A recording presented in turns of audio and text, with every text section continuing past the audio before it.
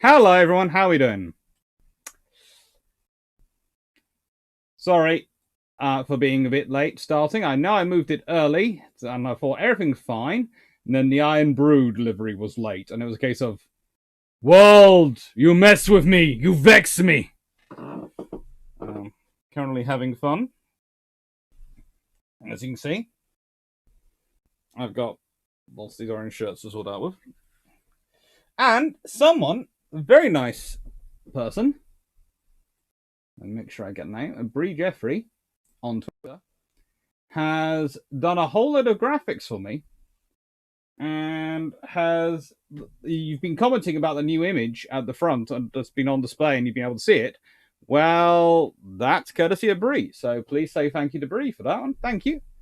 They very kindly sent me all these images, all these things to play around, and hopefully, we're going to get I'm going to use one as a new screen for Bruships at some point, probably from next week. This week is the last time of the old one, and yeah, it's good. Thank you. Thank you, everyone. How are you all doing? Hope you've had a nice time, had a nice Christmas, and a nice New Year, and everything's going well. And I'm going to make sure that's closed down because today is going to be a nice, easygoing answer questions, chat away, and also talk about some books. Books. That's what I want today to be about, and I hope you'll enjoy it. Now, I am quickly, before I say hello to everyone, going to turn on the outside lights because I have inside lights, and I now have fitted up around the office outside lights, which took me a while to get up and get working because I ended up having to get a box.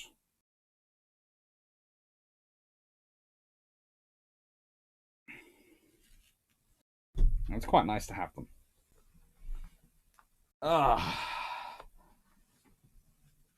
The intro music needs a bit more tuning. Thank you, Team Looker. Is this going to be 7 hours? I'm hoping not, but it might be 6. I don't know. It'll depend. Team Wong. Hi, Alex. You actually have a good voice, just untrained. With training, you'll make a very good bass baritone. I'm a flat bass. Not sure that I called for the bass baritone, but I'm a flat bass. Look, a nice intro picture. That's it. That's Bree Jeffrey. Say thank you, Dan. Tiong, hey Alex, you've repeated that one. Hello, Peter Dawson. Hello, Timo Locker. Hello, Frank Spalato. Frank, if you give some serious consideration as to where and how the idea of Great Lake battleships be built, if so necessary, during the 1900s.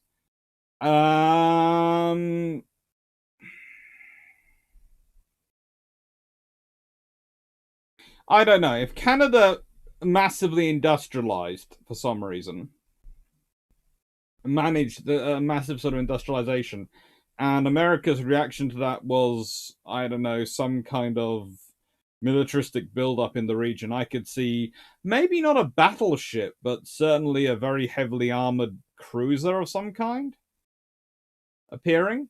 Maybe monitors. Certainly, potentially monitors. Hello, Tasha Suvashal. Hello, Decision.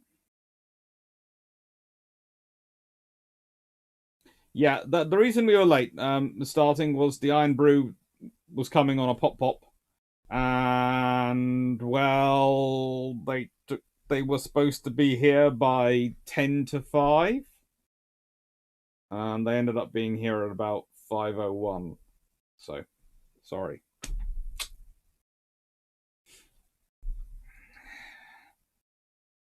Jason, I don't know this tune. Well, it has still rock and roll to me in it. Is the only clue I'm going with. Hello, Vice Wilson. Hello, Jess P. Hello, John Shea.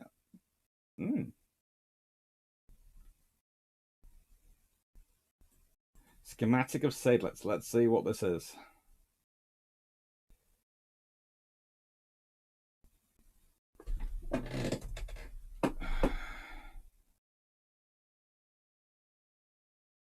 Ah, it's the Wikipedia Commons. Ooh, that is a good graphic of Sadelets. Ooh. That's just not a good looking look for a ship being at that angle.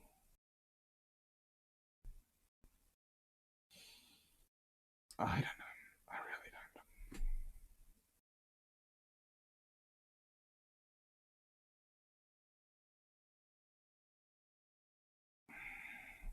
I'm not a big fan of Sadelets and its layout. I understand its layout. I'm not a big fan of it.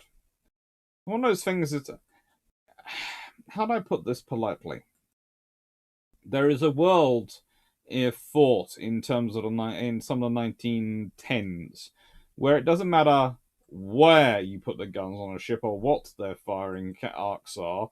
It just matters you have the guns on the ship. And I do not agree with that one. Hello, Bug Guy 829. Hello, Carl von Gasberg. Hello, Jeff Bieler. Hello, George Newman. Hello, Dope Squad. Hello, Rick Vasava. Ooh. Warplan Crimson war game from Avalanche Games about naval warfare on the Great Lakes. Just given how shallow the Great Lakes are in many places, I can imagine how disastrous a submarine campaign on lakes would be.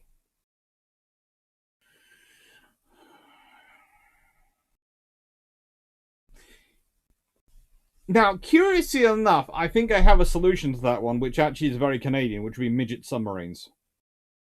Think of them sort of like X-Craft, maybe with 1 or 2 torpedoes.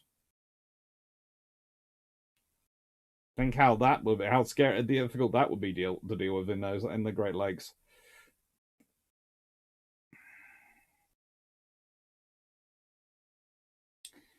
Tasha Sufashel, maybe a difficult question, but could you tell me a couple of books you consider essential reading for the July crisis of 1914?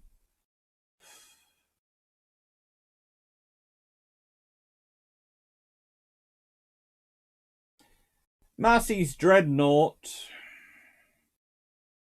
and Lambert's Admiral certainly comes up there, but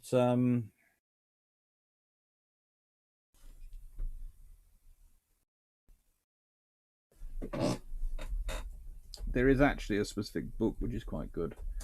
Can I remember its author without either going and pulling it up the pile behind me or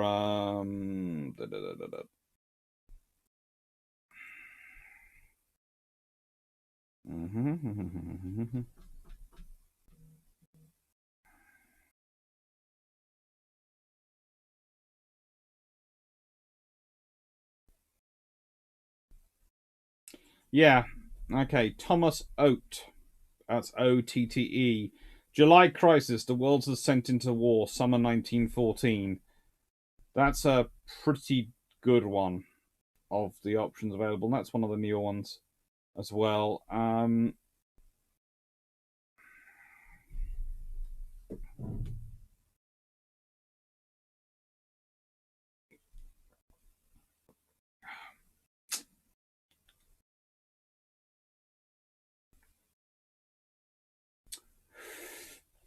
Yeah, that's the one.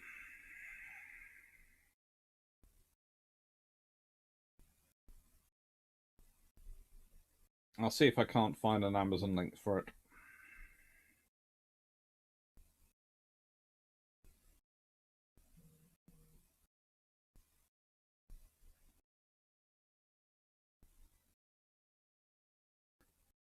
I would severely encourage people, if they're buying it, it looks like, to go for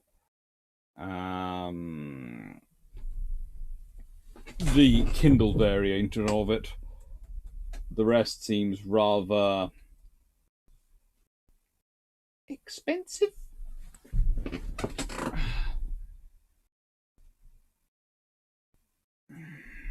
Bum ba dum.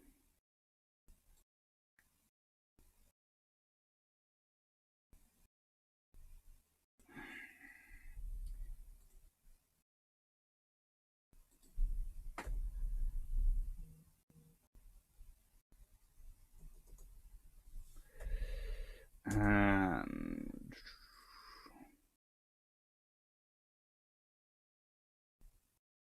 it's a good book. It's now in the description. The link is in the description below. But that's. I always tell people to read Massey as well because that gives you the naval side of it, really, and Andrew Lambert's Admirals gives you the strategic thinking side of it. I would also agree that I'd say the British Way of War by Andrew Lambert is also a pretty good book for it, but it takes it on different perspectives. So you need to have books like Massey and Oates work as a sort of, how do I put this, as a framework picture, and then the Way of War, British Way of War, and Admirals will add colour to that framework. Go Scott. I read that the Royal Navy is going to salvage Make Inert the wreck of the SS Richmond Montgomery. Do you think it's a good idea, or better to let sleeping massive explosions lie? I think if they're actually looking at doing that now, and as far as I understood, they were taking away part of the wreckage, not the whole of the wreckage, then there's a reason for it. In other words, there's either they are fairly certain it's safe, so they're doing it because it's in the way, or they've decided that leaving it lie is no longer an option because it's that dangerous. That's I haven't read the actual reports at the moment, and I haven't gone and done the research because, frankly, I've been having my Christmas and enjoying it. But that is certainly an option.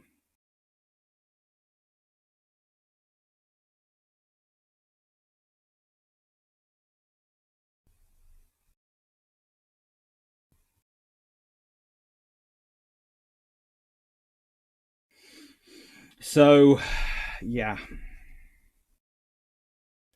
it's an interesting question of whether or not to leave it lie or not. If you leave it lie, as long as you can, there is an advantage there. You hope that salt water renders it inert. But if it's either is inert, in which case good, we're just getting out of the way to make sure there's no more down there needs to be down there. Or alternatively, it's a case of this is not going inert the way we want it to the schedule we want it to, and it's looking quite problematic, so let's get rid of it. And we have to do the more dangerous thing, because, let's be honest, you don't want to play around down there. There are not only people's lives, but the entirety of London at risk. You're not going to do things on a whim.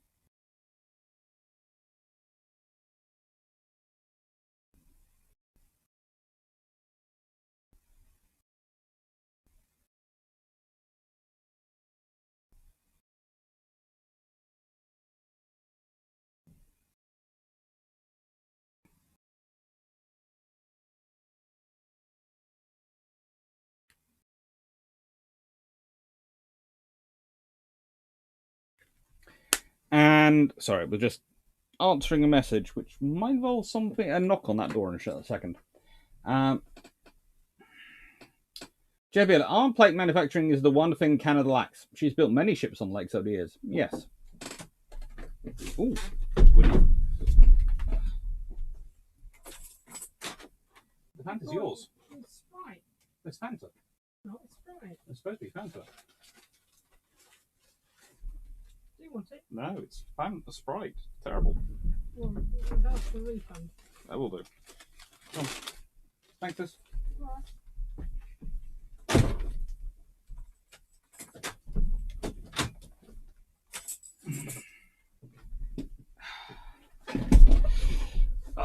Right.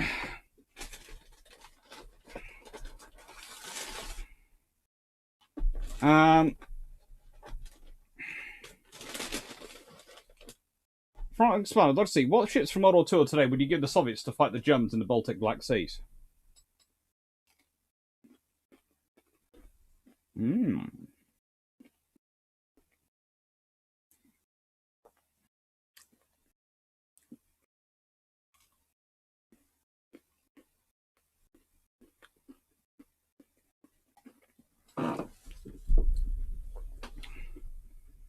a fleet of Visbys. Come on. If you're going to find the Black Sea and the Baltic, you might as well have a fleet of Visbys.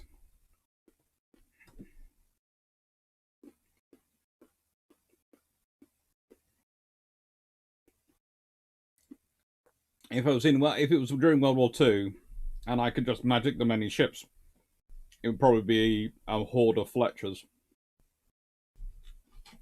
And I know you're all expecting me to say tribals, but honestly, how do I put this? Tribals work well, but they require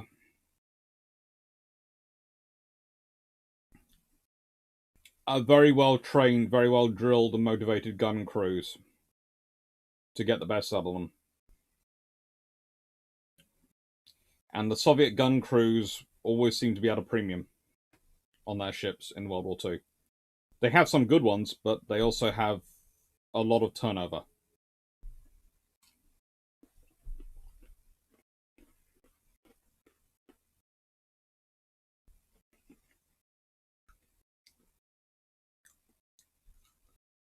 Hello, Snowguts. Hello, Colin Cameron.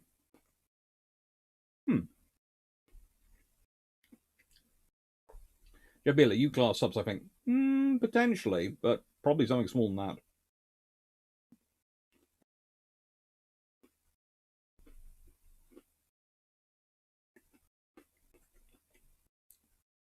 Thanks, Mardo.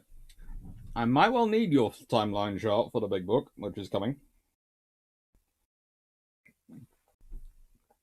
Tribal Band Daring, of course, is out there and is very nicely. And I will do this quick announcement while I'm here. Apologies for eating, but I missed lunch. So, Mum and Auntie have decided to shift the bet, and this is the reason this has got a piece of paper in it is because that paper is actually the next book topic I'm working on.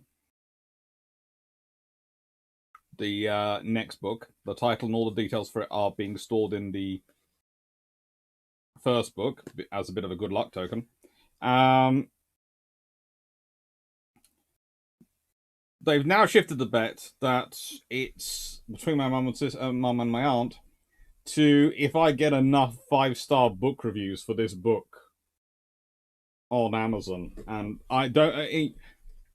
All I will say is I have no idea how many they're requiring for winning, but I do know the stakes are whoever wins gets to pick where we go on the family holiday. Well, that's they're planning for after COVID's over. So I think lots of reviews, please. I don't. My aunt picks weird places for family holidays. I want to go to Centre Parks or Cornwall. I don't want to go to Birmingham. I like Birmingham, but I don't want to go there on holiday.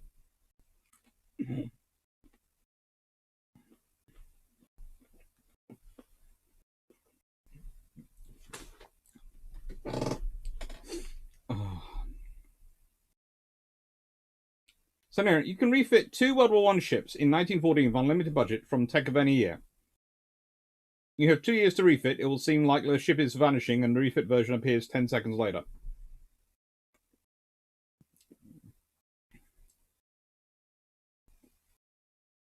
In 1914. I'm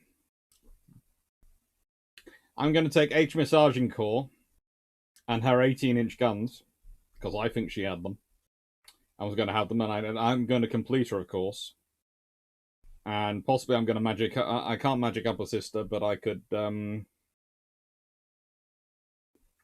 take one of the renowns.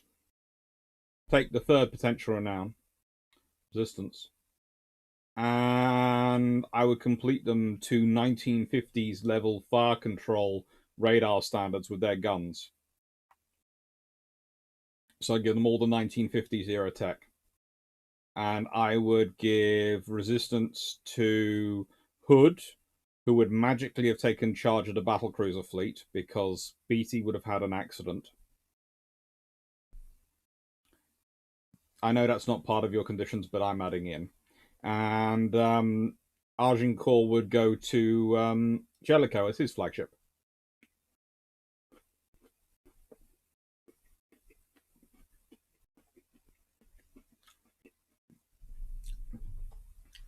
I'm just reckoning 6 18-inch guns and radar-armed fire control for Jutland would just give Jellicoe so much fun.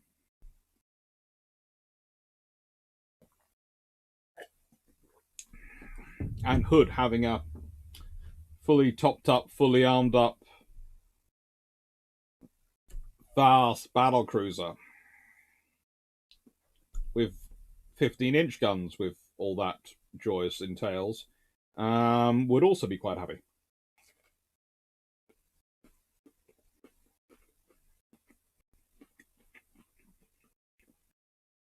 So the tech is coming from 1955, basically.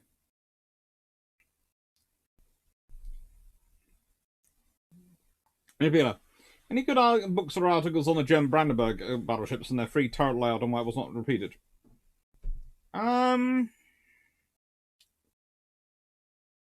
Honestly, there's some good sections in books, but there's not a good specific book I can think of on the class. So there's a good German battleships book which you can find on Amazon by literally just searching German battleships. It's in the same series as Italian battleships and French battleships.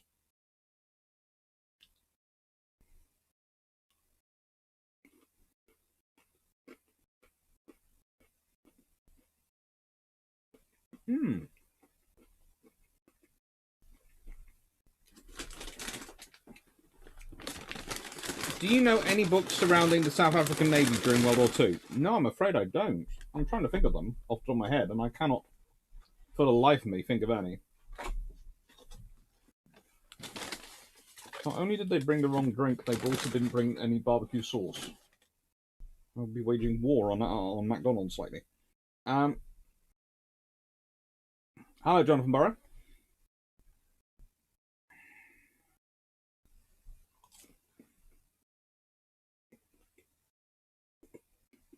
Mm-hmm.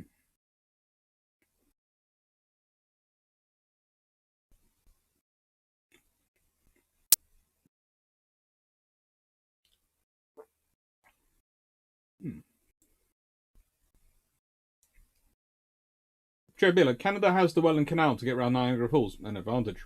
True. Hello, Richard Paul. Hello. Yes, I started early today because I had a feeling it would be going quite a long one.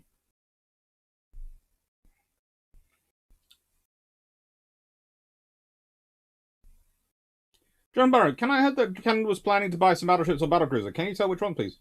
At a point, they were supposed to be looking at buying 3 Queen Elizabeths, which I think they possibly could have done 3 modified Queen Elizabeths, but I have a feeling it would probably end up being a couple of Queen Elizabeth style and a couple of ours. Probably.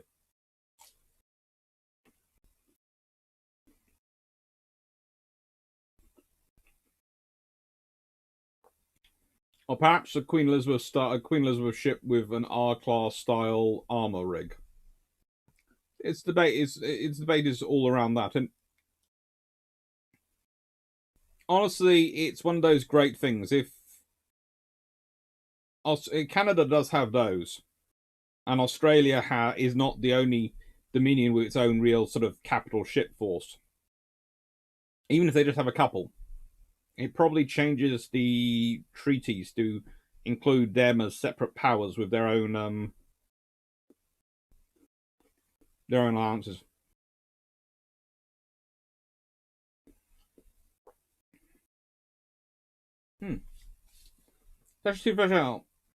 Richard Montgomery is being looked at as the three masts are now deemed unsafe, with at least one close to collapse. Yeah, I think that's probably what's forcing them to actually make a decision. Frank Saunders, Kevin, hello. Do you think people's opinions of historic warships influenced too much by World of Warships? Not really, because there's lots of other games as well out there. I'm just glad people are getting interested in warships and are going and looking at them. It was kind of interesting. I was doing a very nice chat with Haiku, which is out on his channel, on the book. And it was fun listening to him talk about the Daring class, and he was going, well, yes, they're sweet ships, and I command them, and they do it does this and that in World of Warships. And I was going, yeah, that's pretty much close to the ship. And that's what you want. I can't. There is one daring class left in the world. That's HMAS Vampire. There is one tribal class left in the world. That is HMCS Haida. There is no battle class I can find in any set of condition that seems to still be around. There was. I was not sure about one in Pakistan, but it seems to have been scrapped. And this means that these ships are incredibly rare. And as much as I love these ships, and even I haven't managed to get across to Canada or get across to Australia to see them. So, if playing them on a computer game gives you a slightly different idea from how they really were, but still introduce you to 90% of what they were like to command, then I'll take it. If it's 70%, I'll take it. If it's 60%, I'll take it. Because it starts to get you there. It starts to give you an idea and an interest. And yeah, you go read the books and you find out far more colour to that. But it gives you something as an entry point, and entry points are always good.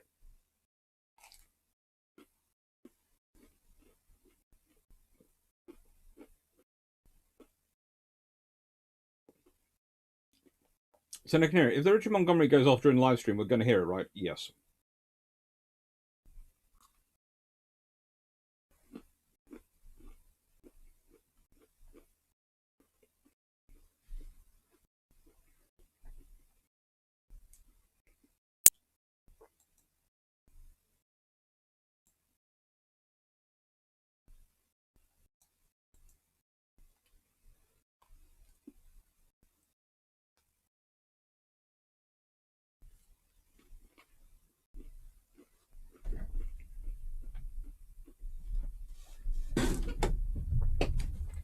So, obviously, what kind of cruiser could you imagine them making in that situation? Probably something with 9.2-inch guns. It'd be something big and heavy. It would be a sort of battleship of cruisers. But not a battle cruiser by any stretch of imagination, because it'd be far too shallow draft. Interesting enough, actually.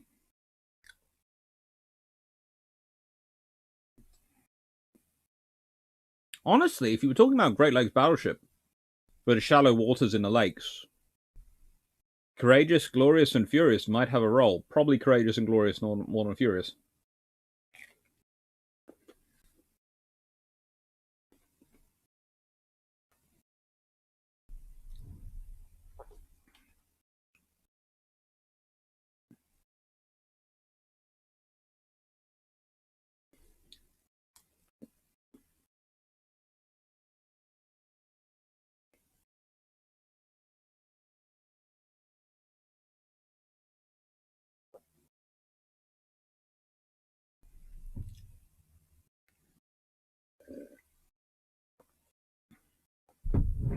Just think, I ordered the book on Amazon, but it may have dropped out given the delay in publication. I'll check it out. JBL, how are the Falklands War at 40 plans going? A gentleman called James Smith is running those for King's College London. He seems to be pushing them ahead fast.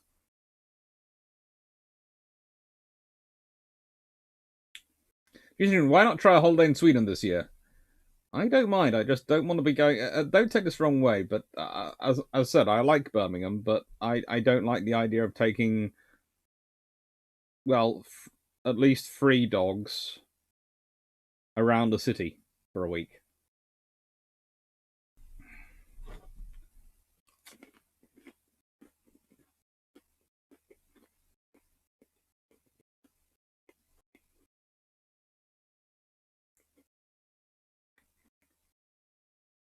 Ian Windsor, the 4th of the Hipper class was not completed. With the losses of Norway, why did Germany not complete it? Resources.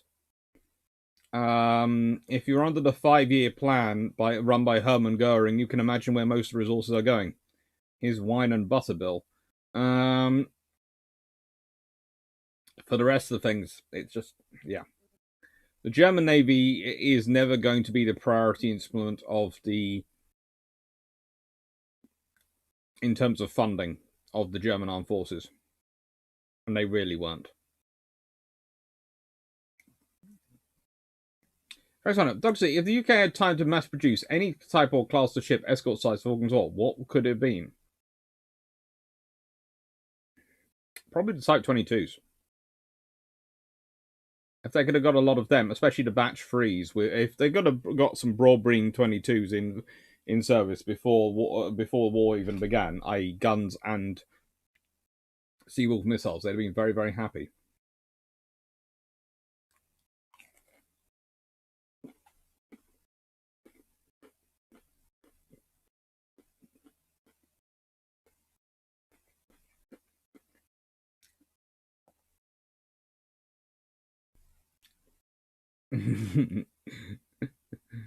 Thank you, Golden Smith. Great to read, fascinating, detailed, yet easily read. Drax pictures are a great help. I'm glad, thank you. Dose Squad.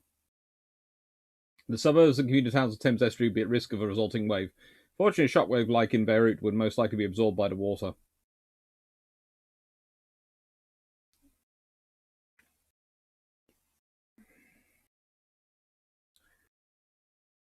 Frank Farner, Dusty, could you imagine 14, 15, or 16-inch mortars? Any good use? Maybe for monitors? Loading them's going to be an absolute nightmare, so probably not. It's far easier to go with the direct fire breach guns, which they go with.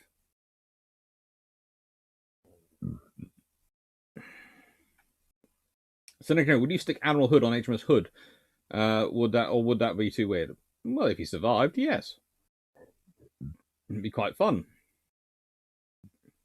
I often speculate what Canada could have built in World War One using the weapons from Niobe. In the end, I think lots of merchant ships was the right way to go. Probably.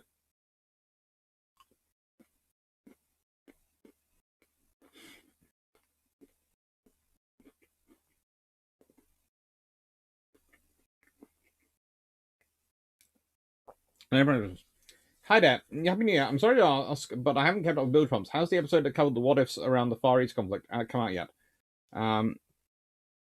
That's an upcoming episode. It's an upcoming special on 4C, and 2 out of 3 parts have been recorded. 1 part needs to be recorded, and I think it's going to be a video which Jamie is currently putting together and stitching together into a nice thing, which is going to go up on Drax channel. We're going to be probably we'll probably be recording Build Trumps another episode in probably next week. Probably. Maybe the week after. We're sorting out when we're restarting. We're going to restart at some point soon, but it's just a case of, what are we doing?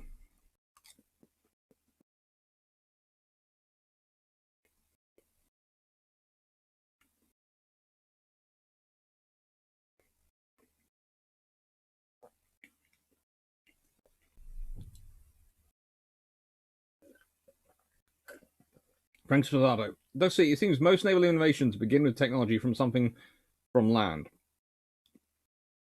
Does any technology get its beginnings from the sea that have major influence on land? Examples? Well, see, the problem is it's far easier to do research on land when you've got tanks. So do you consider technology developed for the Navy to be from the sea, for land, or not? Because I would argue that the dockyards and the factory construction process that we use, the process that they use for building stuff like blocks and tackles, is certainly the sea's influence on land.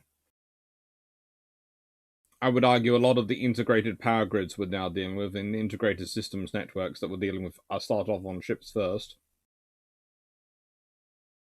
because those environments need them. But most of the technology and most of the developments of those things take place in buildings on land, because it's far easier to reconfigure a building than build a whole new ship to test an idea.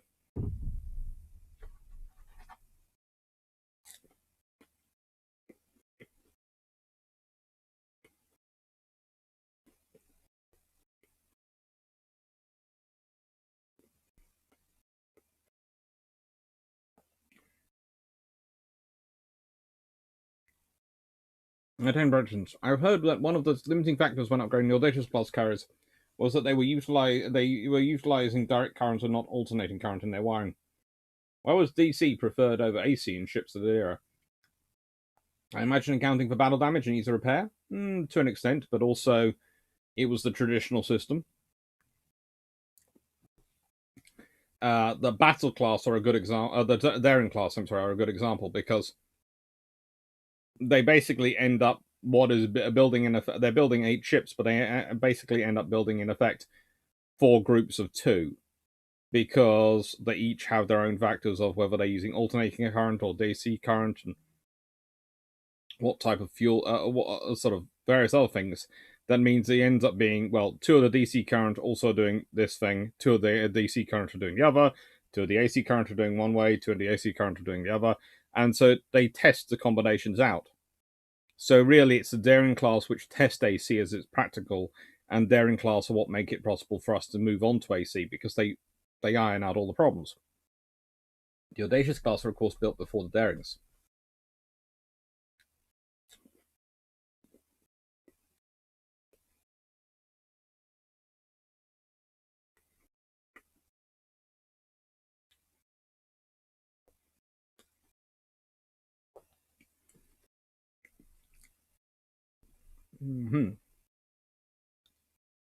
Frank Sarno, let's see. Do you remember when books were published with CDs attached to them? Why was that? And if you ever did with your book, what would you put on it? I very nearly did with my book. I was tempted to stick the tables in an interactive CD-ROM. In my PhD thesis, the appendices are all in a CD because they just don't want something which would actually be about 1,000 pages long. It's long enough as it is, but they don't want the 1,000 pages of data. They're happy to, and that's pretty much most of the reason why CDs were attached. Nowadays, they usually just have a link to scan this code and go to this website.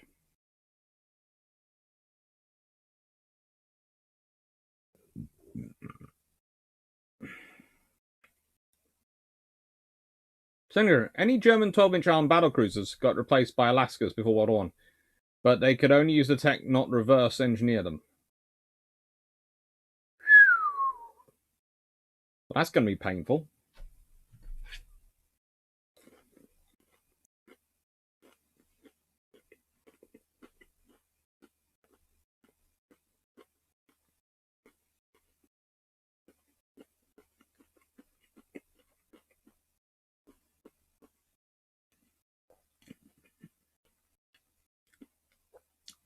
In the end, Alaska's in that role probably ends up meaning with Alaska's end up fighting Queen Elizabeth's. And the Royal Navy might be forced to build more Queen Elizabeth's. Instead of building battle cruisers, they could well have been building fast battleships. 28-knot battleships.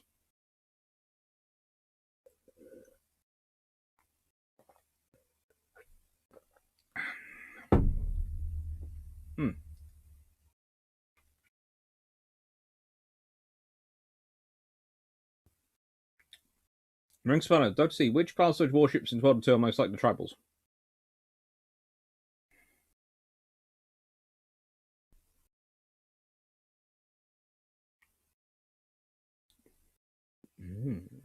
That's an interesting question.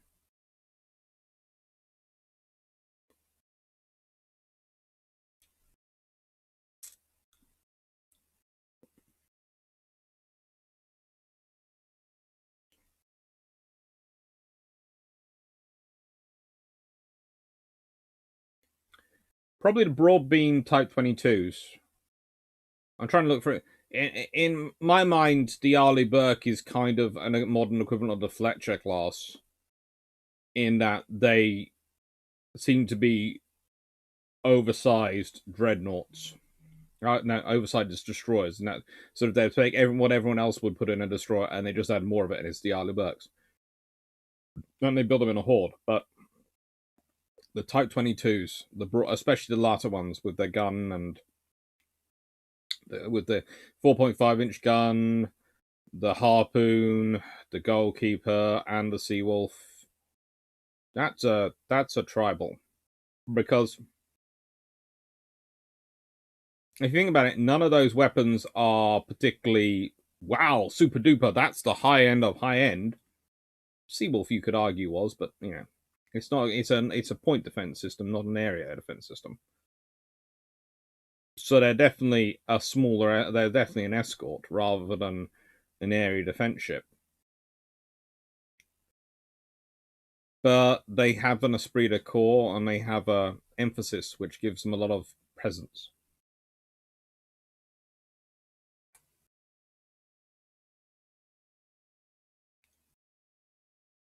Hey, look.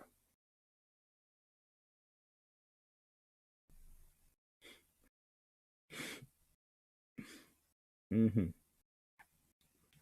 Statue 2 Vashel. Batch 3 Battle Nueva Espada class. Zulia D21 could be around. That's a museum and also sunk. Decommissioned in 1983.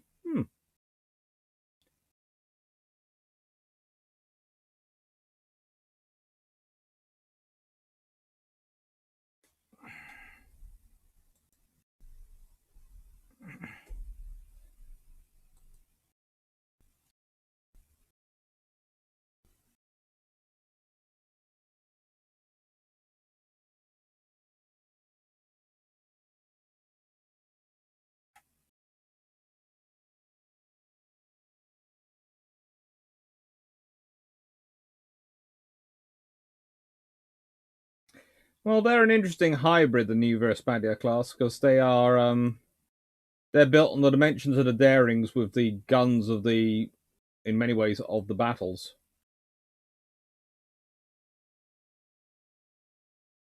But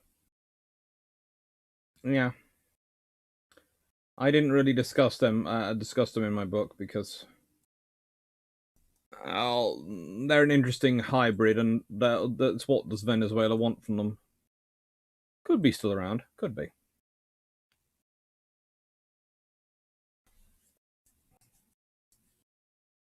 Mm-hmm.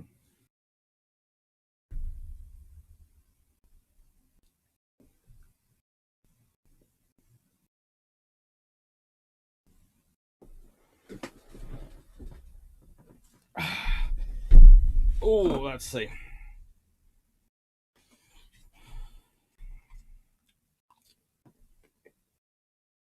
Hmm.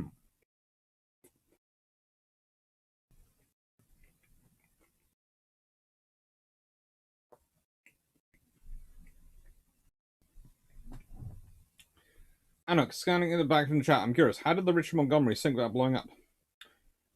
Um. Well, a lot of water got let in, but no fires were started, so she didn't go boom. And that's pretty much it. She just sank so quickly.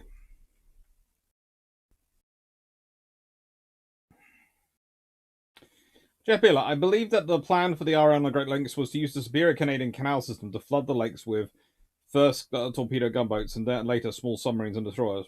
Probably. Um, Frank Sparta, would navigation systems count as an answer to tech on land? More than likely. Let's be honest, most of the navigation systems start out on ships first, then migrate to aircraft, and then vehicles. Seneca, were there any ships named after fictional characters places that aren't Greek, Nordic, Christian, or Roman mythology? Shangri-La? Let me just see if I can find the detail. USS Shangri-La. Named, of course, for that famous joke of President Roosevelt.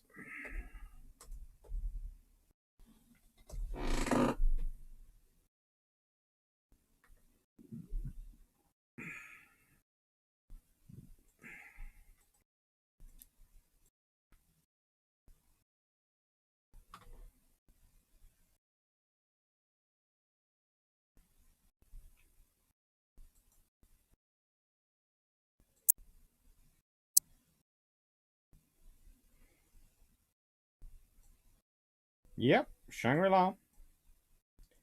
I'd say she counts.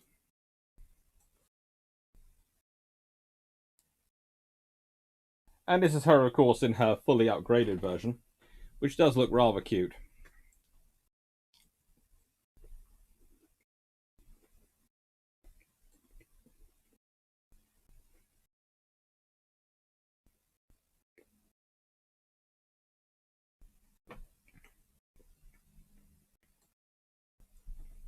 Mm-hmm.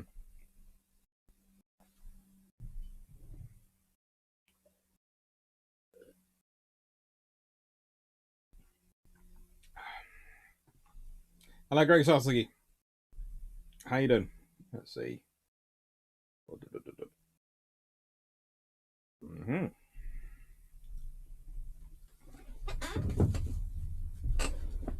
Driven, anyone else playing the Ultimate Admiral Dreadnoughts and not focusing on World War II era Super Dreadnoughts?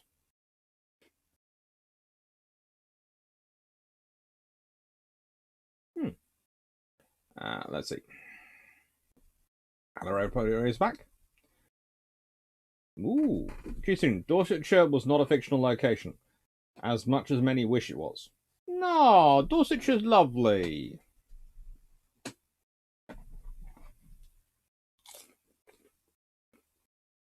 Hmm.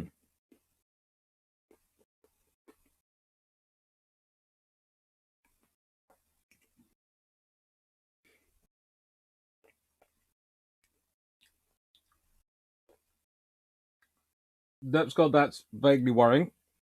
And also, how are you getting in that close to a ship to add that many shells? I'm just trying to.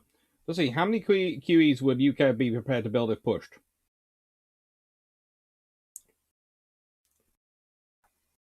If the Germans had announced they were building 8 Bardens, they'd have backed it up. The Royal Navy would have announced they were getting 8 Queen Elizabeths.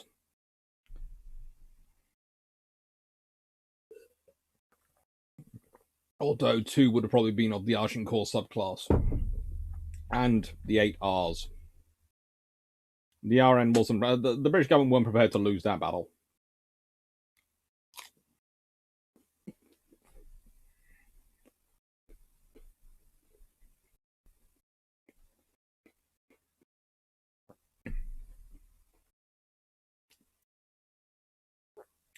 Did town class cruisers and travel class destroyers ever work in concert? Yes. In fact, at the beginning of the war, the RN's grouping the ships together, and you have a group formed up, which is basically the battle cruisers, the town class cruisers, and the travel class destroyers. And it's a case of, so this is our rapid reaction group. Anyone from Germany tries to get out of Germany, this is what we'll be responding to you. No one tried.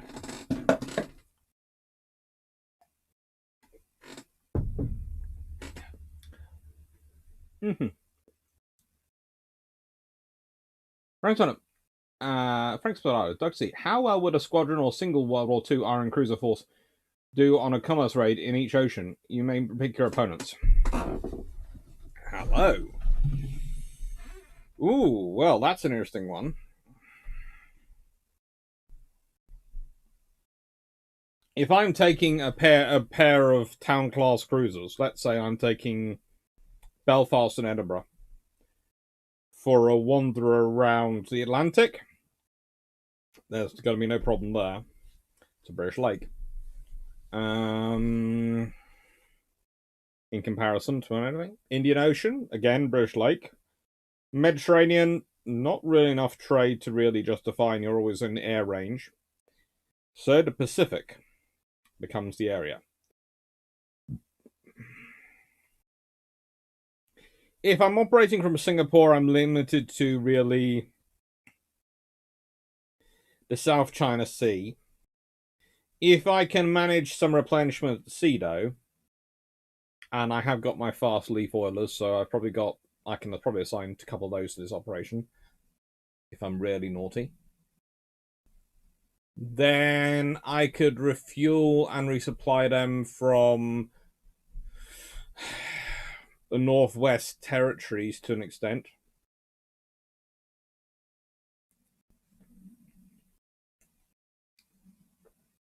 At which point I could hit pretty much anything in the Central Pacific.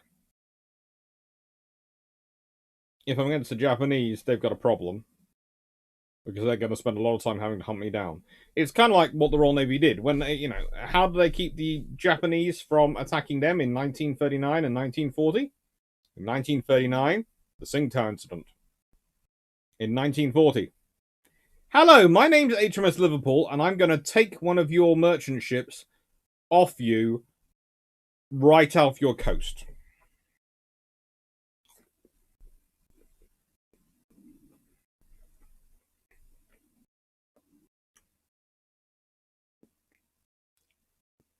It's not nice or polite, but it's effective.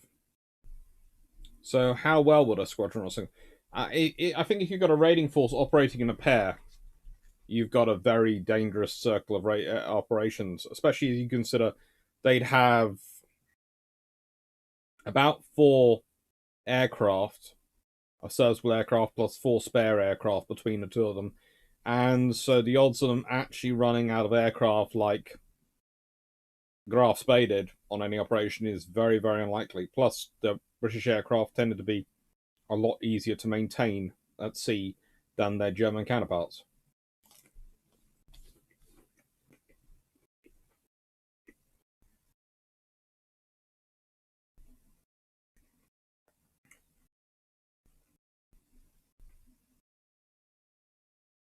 Hello, I'm 16365, and hello, Ian Stradling. Let's go in. Let's say for everyone 28V class, 37U class, 34T class, and 45S class submarines of the Royal Navy travel through time. What did the Royal Navy do to them? Today? Hello. If they travel back in time, when do they travel back to? Right, Fraser, I know you and Drac won't drown if Richard Montgomery goes up, but will you have windows? Depends how bad it is. But there might be a reason why on the north side of my house there are very, very thick curtains on all the windows, which are closed in the evenings.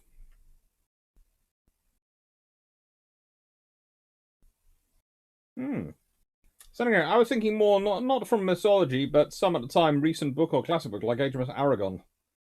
Oh, I'd love an HMS Aragon, but that mainly because I would then use it to justify an HMS Tyrion. Because I want a Tyrion Lannister.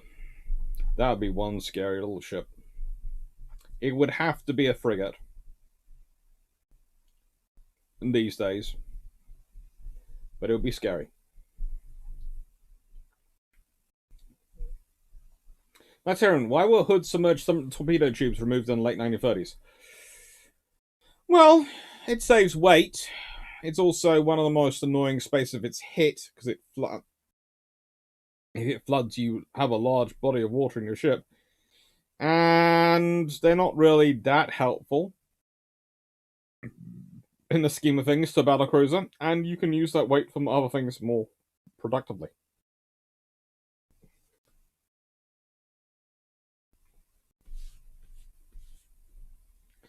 Georgian, actually, Richard Montgomery was anchored in the wrong spot. Ebb tide left her ground on a massive.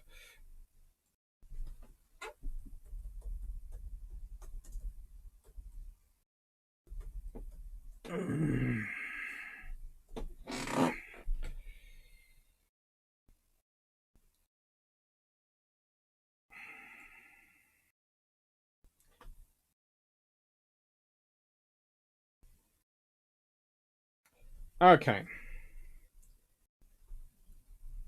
Right then. When Richard Montgomery. Let's see.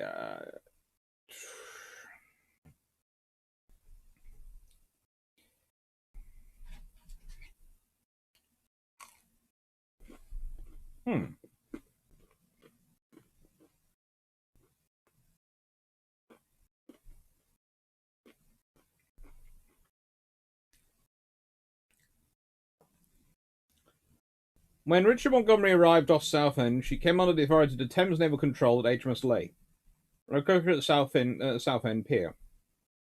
The harbour master, responsible for shipping moving in estuary, ordered the ship to a berth off the north end of Sheerness Middle Sands, an area designated as the Great North Anchorage. On 24 August 1944, she dragged anchor and ran aground on a sandbank around 250 metres from the Medway approach channel, in depth of 24 foot or 7.3 metres of water. The Liberty ship had an average draft of 8.5 meters, but Montgomery was trimmed to a draft of 9.4 meters. As the tide went down, the ship broke her back on sandbanks near the Isle of Sheppey, about 1.5 miles from the Sheerness and from Southend, letting in a lot of water but not starting a fire. A Rochester-based stevedore company was given the job of removing cargo, which began on August 1944, using the ship's own cargo handling equipment. By next day, the ship's hull had cracked open, causing several cargo holds at the bow end to flood. The salvage operation continued until the 25th of September, when the ship was finally abandoned before all the cargo had been recovered. Subsequently, the vessel broke into two separate parts, roughly amidships. During the inquiry following shipwreck, it was revealed that the several ships moored nearby had noticed Richard Montgomery drifting towards the sandbank. They had attempted to signal alert by sounding their sirens, but without avail because Captain Wilkie of the Richard Montgomery was asleep.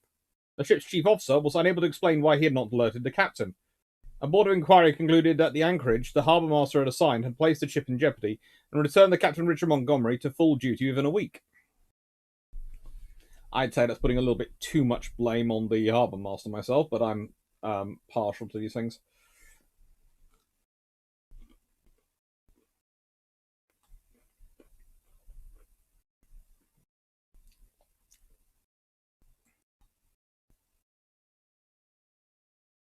Now, Imagine, just quickly on the Darings, was that gun turret seriously what they considered putting on the Maltas? Yes.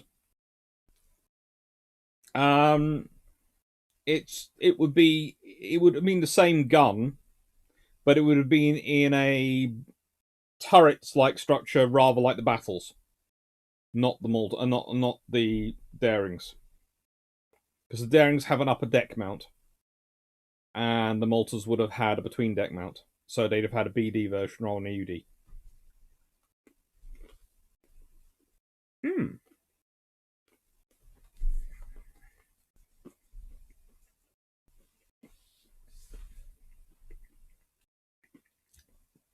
Cody 85, thank you. Secondly, for the super chat, thank you for super chat. Did anyone ever try to make a diving bomb? A bomb designed to be dropped from low altitude, dive under a ship, and explode under a ship, or bop up and impact its underside? How well will they have worked? Well,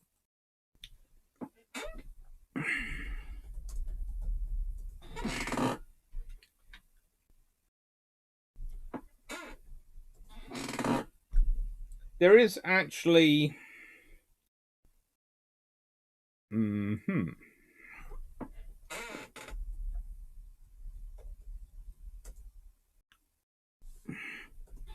A bomb which is sort of like that.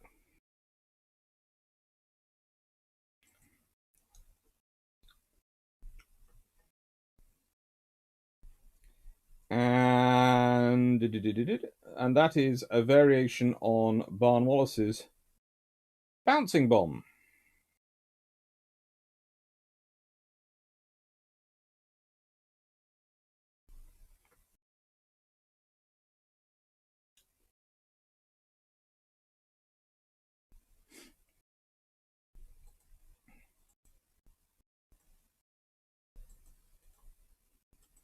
I'm just going to get you an image of it. Bam, bam.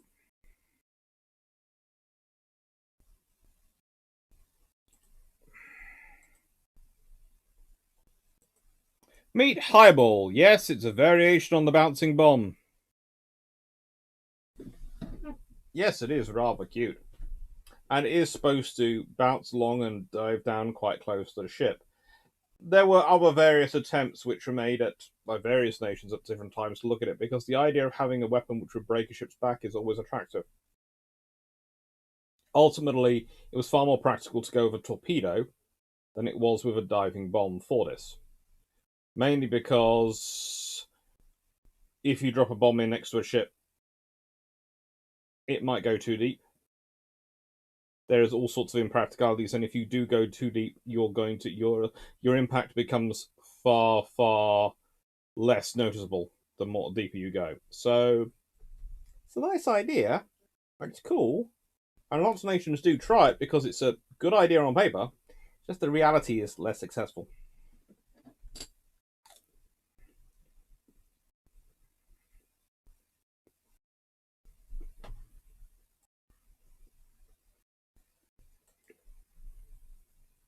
Hmm.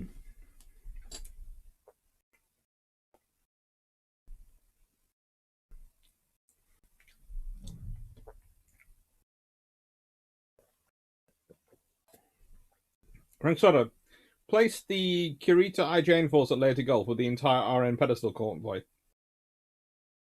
Could they make it at Laity Gulf all the way? Let's see. There is an instinct in me which is going. The pedestal convoy was pretty heavily armed with a lot of good, very good ships. Uh,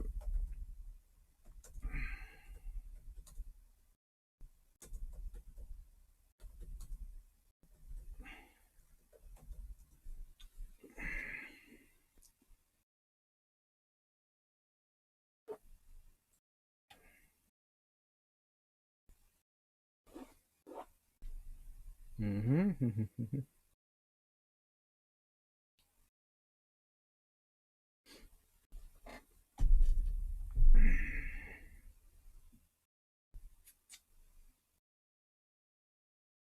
Hmm.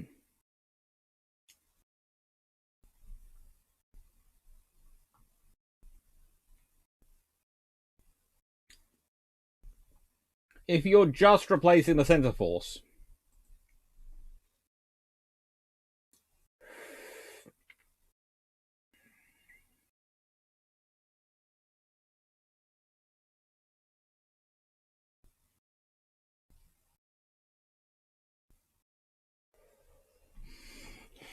well, they have two quite big battleships. What does this pedestal have? Pedestal has more than that, doesn't it?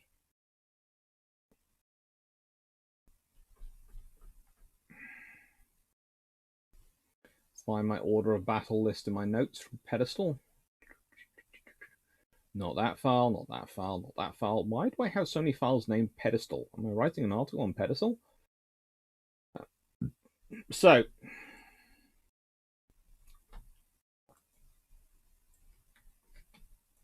mm-hmm.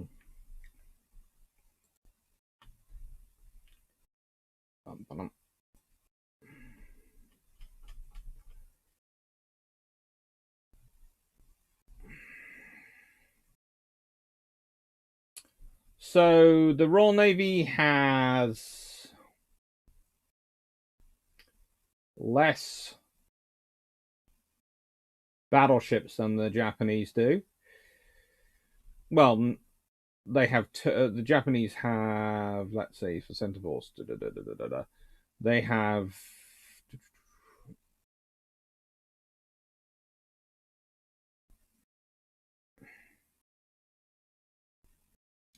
have the Japanese have Nagato, Yamato, and Nagato, and the Royal Navy have Nelson and Rodney. The Japanese don't seem to have any aircraft carriers in center force, but they do have two battle cruisers.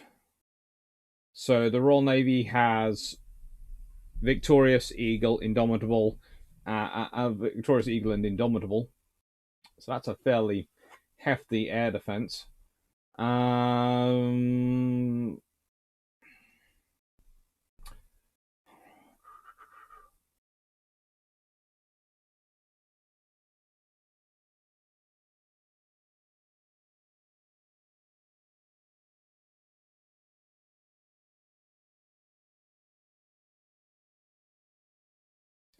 Honestly, I don't think the Americans do well fighting this center force because I'm just looking at the list of destroyers, and for the RN, they've got 19th and 6th destroyer flotillas, which are both pretty worked up, nasty forces.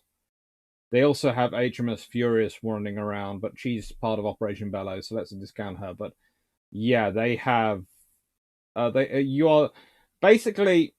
If I give you the list of the destroyer flotillas, 19th has Lefore, Lightning, Lookout, Quentin, Eskimo, Tartar, two tribals. Wilton, Westcott, Wrestler, Somali, three tribals. Now, Wishart, Zetland, Ethereal, Antelope, and Vassinant. And 6th destroyer flotilla has Ashanti, fourth tribal. Intrepid, Icarus, Foresight, Fury, Derwent, Branham, Birchester, Ledbury, Pathfinder, and Penn. So there's 4 tribal class destroyers. Plus, they have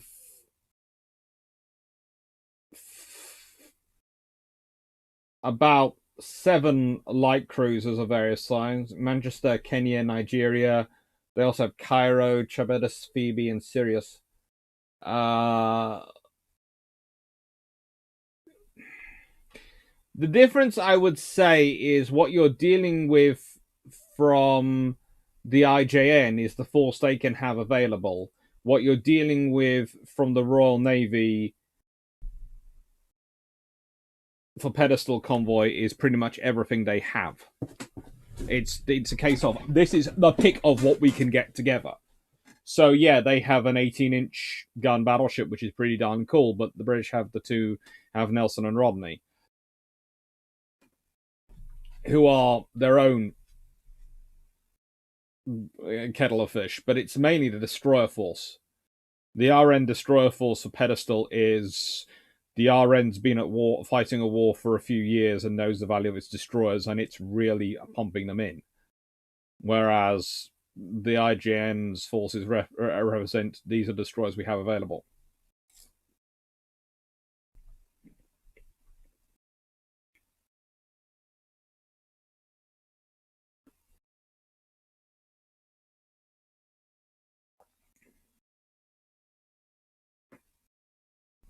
Yes, I would say the Americans have a stronger carrier force nearby than what the British would be taking in with them if they're replacing the Japanese. But on the plus side, the British is night fighting, and it's the British aren't going to play the same game as the Japanese of breaking up their forces. They're going to be concentrated. So you get a more interesting operation. And yeah.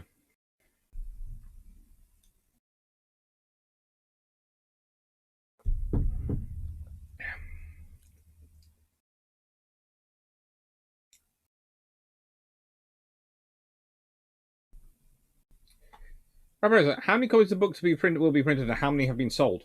As I understand it, as long as people keep buying them, they'll keep printing them. And basically, the theory is the more they are, I'm hoping there's going to be at least another print run. So I think there's been at least another one ordered. I think, from what I understand, I'm not 100% sure. You know, it's the joy of this being quite a lot of my books have been sold during the Christmas period, and then the period in between Christmas and New Year, where no one seems to be really paying much attention to anything. So, you know,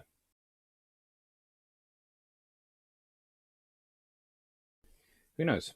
Hopefully, lots. I have a credit card bill to pay off.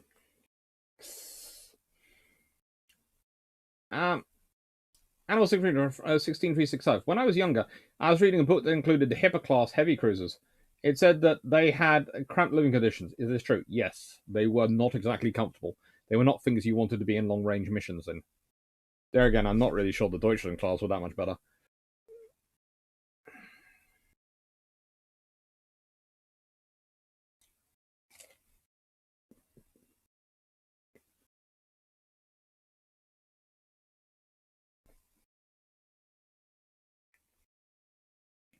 Thanks for that, Dozy. What may you know about the international signal regulations of markings on ships, vehicles, aircraft? Never thought about it, but with all those, but about what all those might actually mean to people who need to know that stuff. There are all sorts of rules and regulations about how things have to be designed out. It's quite restrictive. If you think number plating is restrictive, you have nothing before you start to get into designations of ships and designations of aircraft. All the codes, all the flight, the aircraft designations all mean things, and all have very specific phraseology that goes with them. But that was an entire video with slides.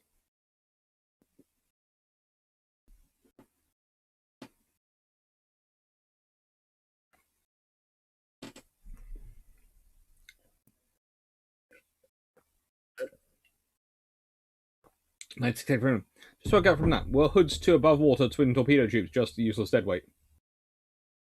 Well, would you want to be anywhere near them if they were hit by a 15-inch shell? I'd say they're worse than useless deadweight, but, that's just me.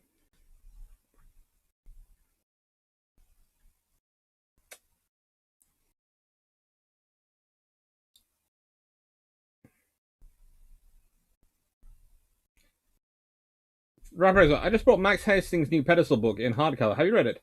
I forgot how expensive first-run non-fiction is.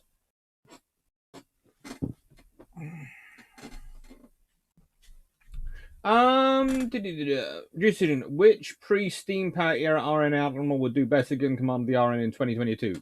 Collingwood. Always go for Collingwood. Good. Frank, obviously, do you know where the Dover guns came from? Apparently, one mounting Boschbuster was a foreign 18-inch Hauser. What's up with that? Well, the tradition is you get the guns from wherever you can. So, if you have a gun barrel available, well, hey, that'll do.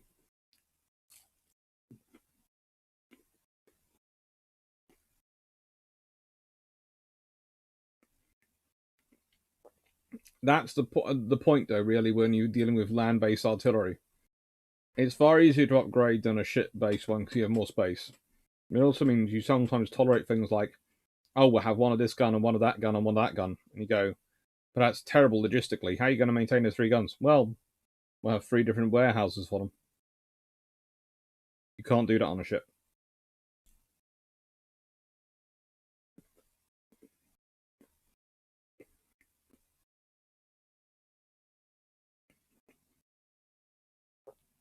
Lieutenant Branderton's. I think I may have asked this before, so forgive me if I have. How much would block building have improved shipbuilding output in the UK during World War II? Assuming only we and later US have it, so as to make this shorter scenario isn't at all fair on the axis. Well, you could have probably... Well, that's the thing. If you can do block building, you can build whole sections of things like Flower-class corvettes and float them down, and they could be built a long way away from shipyards in isolated factories that just connect to the canal network and floated along the canal on a barge. So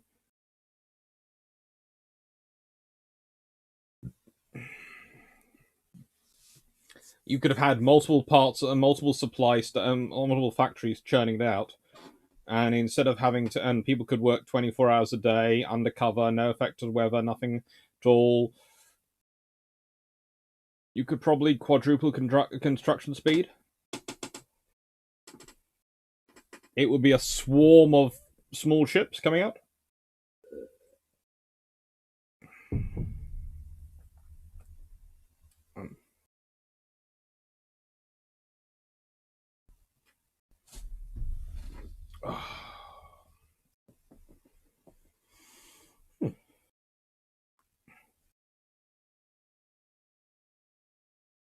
Why is that vibrating away?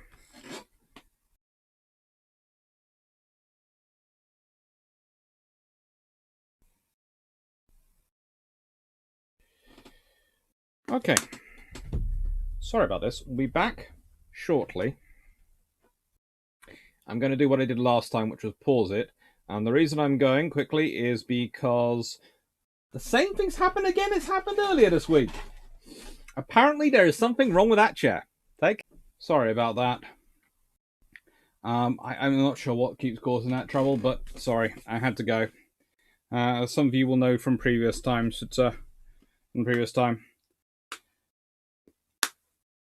Mum has one of those chairs, which is supposed to help you when you sort of recline a chair and sort of look after your back, and it's very good. But for some reason, getting in and out lately, she's been having issues. And this is the second time it's actually happened during a live, but yeah, I keep looking at it, wondering if there's something wrong with it or something wrong with the way something's changed. Nothing I can see, but Anyway, I've talked about a block building. I've answered that question. I do apologise about then having to disappear off. Hello, Yickers, Mitchellites. Memory serves, there was an initial idea of a magnetic detonators on torpedoes to detonate the loader, keel, and break ships back. Yep. That's what the magnetic detonators were for. Karen, if the UK had forcibly incorporated Alaska into Canada before the sale to the US, would there still have been an Anglo-Japanese alliance? If UK had fought a war against Russia and had taken Alaska, let's say during, when is the Alaskan Purchase?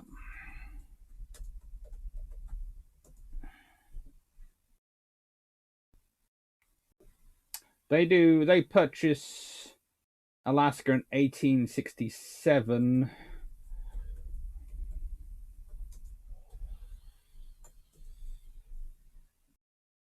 So let's say as part of the Crimean War, the British take Alaska.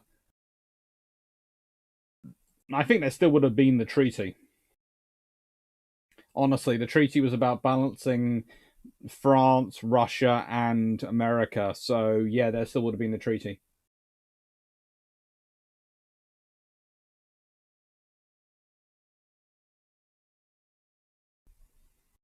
Ben Gargan, why does 304 seem to be the most widely used prop configuration ships? Why not more, considering there doesn't appear to be a lack of space and more shelves on more per ship? Because the rest of the stuff takes up space. It's not the shaft. Well, the shaft takes up quite a bit of space, but it's the power generation, it's the gearing, it's all the other all the things which drive the shaft, which take up the space inside the hull. And you don't have limitless space, Ben. So expected to change if things go for pod propulsion. There could well be. I think pod propulsion could end up 6 or 8. That's the standard configuration. That's good. On an Aegis sail ship, what is the poop deck for?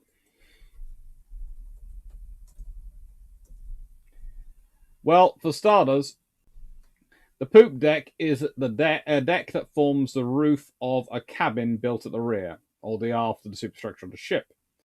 It actually doesn't originate from where we often think it does. It comes from the French word for stern, which is la poupe, or from the Latin, which is pubis. Puppis.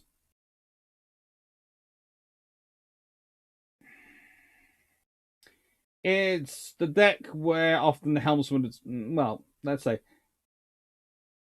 often the helmsman is steering from the quarterdeck, which is immediately in front of the poop deck.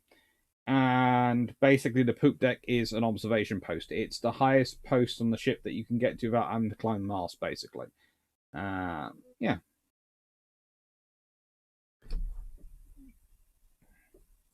It's sort of a forerunner in a way of the bridge, I suppose, but not quite.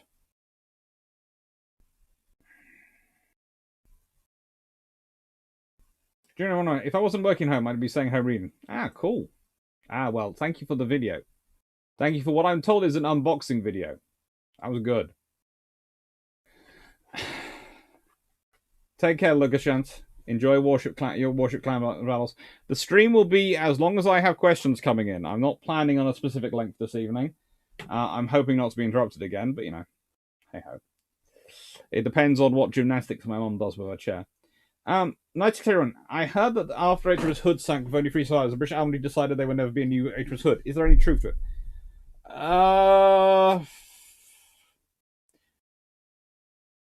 They don't make decision there won't be another future HMS Hood, but they do make decision that Vanguard will not be changed to Hood.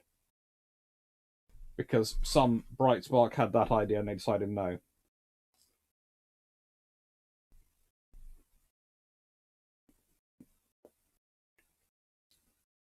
How does the weapon class compare to the battle class in terms of cost effectiveness versus capability? Well, that's the trouble. The battle class were bigger and were able to take more weaponry. But the weapon class are a new intermediate class destroyer. So basically the idea was, oh, we'll have small destroyers, medium destroyers, and big destroyers. Well, big destroyers can do the cruiser role, or the intermediate destroyer role. Small destroyers can do the standard destroyer role, or some of the intermediate destroyer role. The intermediate destroyer can't really fit in either of those categories, because it's too expensive to be, and especially as you're trying to get basically a large fleet destroyer capability from a small fleet destroyer hull, it's very expensive to build. So cost effective wise, the weapon class don't meter out. The idea was literally it's a way of maximizing yard efficiency. So there are yards which you can't build multiple small cruise destroyers in, but you also can't build a battle class in. So let's build a weapon class.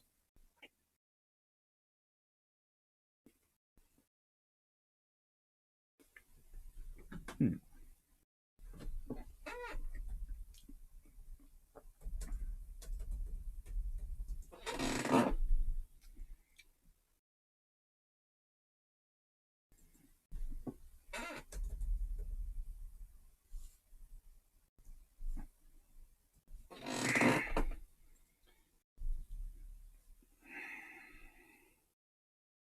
Let's see. Mm-hmm. Well, basically the Mark 11 or XI pick a destroyer, pick any destroyer in the Royal Navy, and they're pretty much using the Mark 11.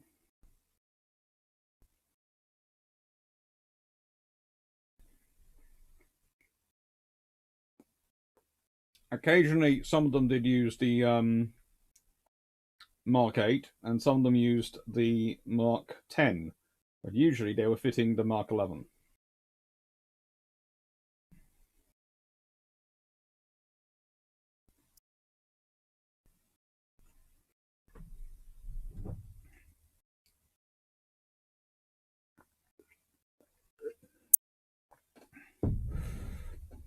Which is a fairly good weapon.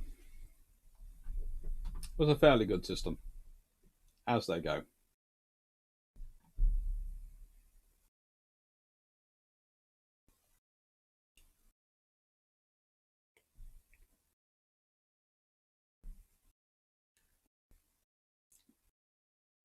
Thank you, George Newman.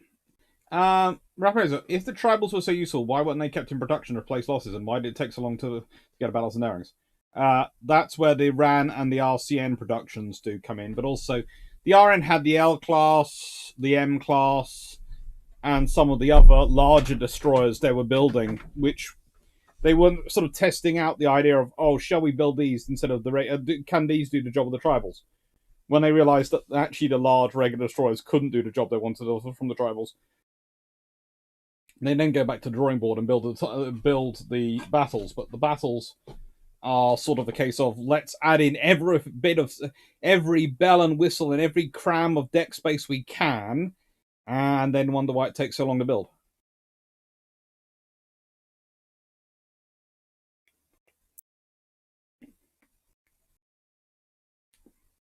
Thank you, Sean Mac, and good luck.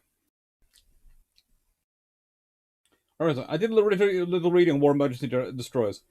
What compromises were made in their construction? No real compromises, but they built everything off already existing tech, so nothing had to be proofed out. It was pretty much, this is what we have already in the design bureau. We know how to build it. We will build this.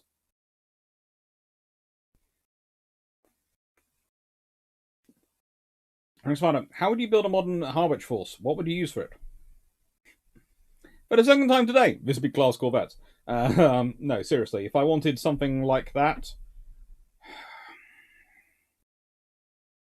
there isn't really a modern ship capable of doing the Harwich force role.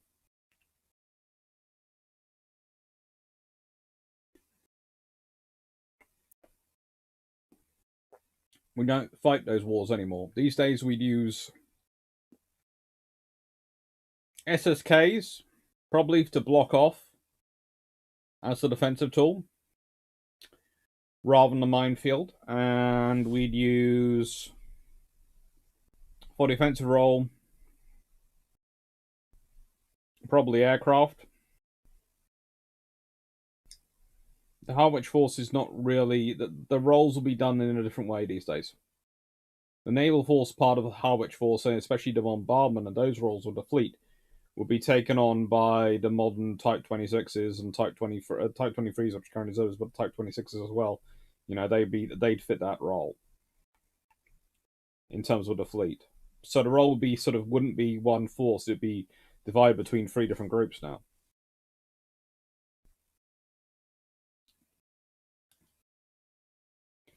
Shamak, I have to ask the question again. What did they use the weight on Hippo for? Seriously, they are closer to Des Moines than the Treaty class cruisers. Where did the weight go? Well, let's see. If I remember correctly, their armor is not exactly much to write home about, but let me just check. No.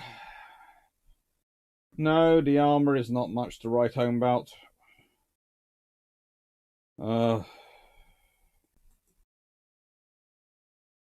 Okay, let me just put it this way. The Hippo class have one of the most hilariously inefficient turret designs I think I've ever seen. From the stats I have in front of me, because I've got... This is going to sound strange. I have a post-war Royal Navy summary of ship design, or the archive document, which is all their reviews of the enemy shipping, what they got hold of and what they'd evaluated and looked at. And I brought up the page which has the Admiral Hippo's class review on it, and oh, that's rude.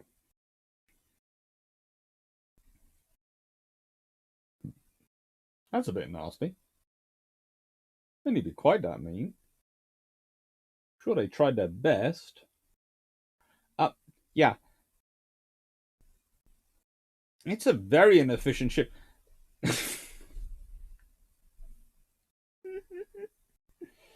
Oh.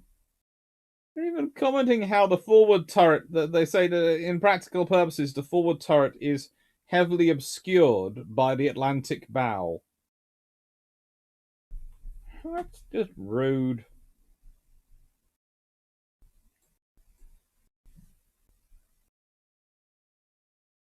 I know. They do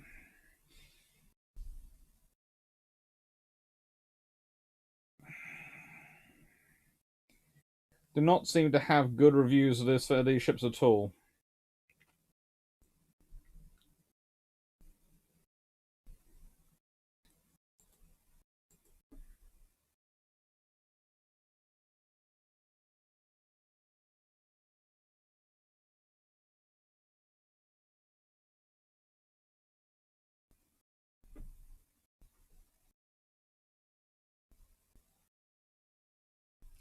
And the fact they were planning on converting poor Sadelets to an aircraft carrier just seems rather absurd.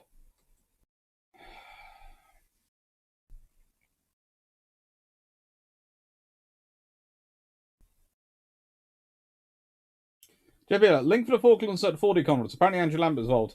www.kcl.ac.uk/research/Falklands 40. Yeah, there's a lot of discussions going on about that one. Right, I have to ask a question. What did they use the weight on Hippo for? Seriously, I've answered that one. Hello, back again.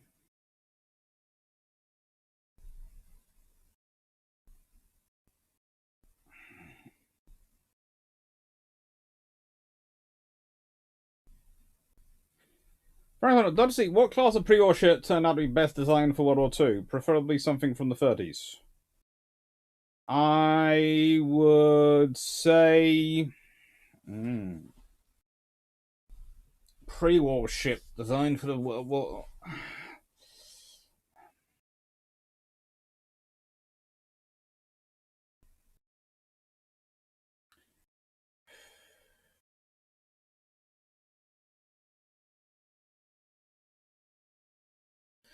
Well, I'd say it'd have to be one of the carriers, so it's either got to be the Yorktown class because of the service of Enterprise,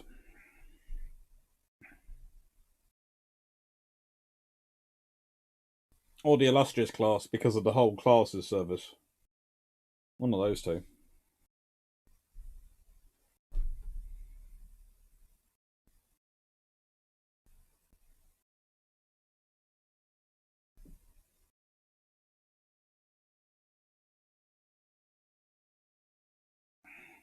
Very fact. Dr. Clarke, reading your book is an interesting experience. Usually I hear my own voice when I read. This time it's you and Drac trading off. Yeah, that's not surprising.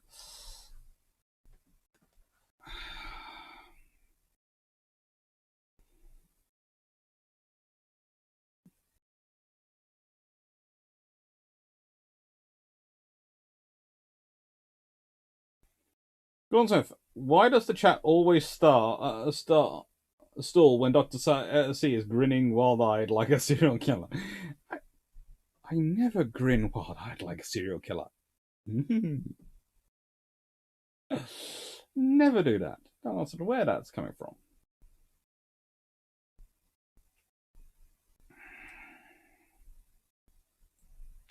Next one. There are three ways a society learns through history. A nation teaches young. 2, they let their young learn. 3, the young must relive history for themselves. You really don't want the last option. But guys, to know. How much welding versus riveting did the UK do to its ships in World War II? Battleship New Jersey channel showed the Isles were a mix of them, and that the last two that weren't complete were supposed to be all welded. The RN was pushing for welding, but it was slowly getting into plosives in the 1930s. And the thing is, you still have a lot more experience in 1940s in riveting than you do welding, and riveting is people know it. They know how to do it. They know how to do it well. So I would say the smaller ships get more quickly and more heavily welded. By the end of the war, there are lots of water destroyers which are coming on, which are entirely welded. The Royal Navy itself was welding large chunks of ships to save weight under the treaty tonnage in 1930s. So that has an impact. That does have a real impact.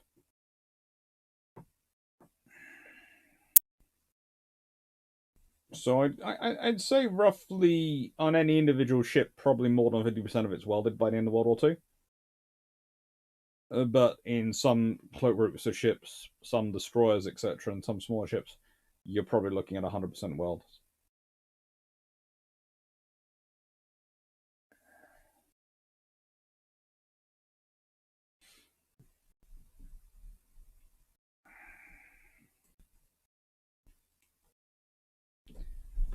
Frank, let's see. All the Fletchers versus all the Illustrious and Unicorns.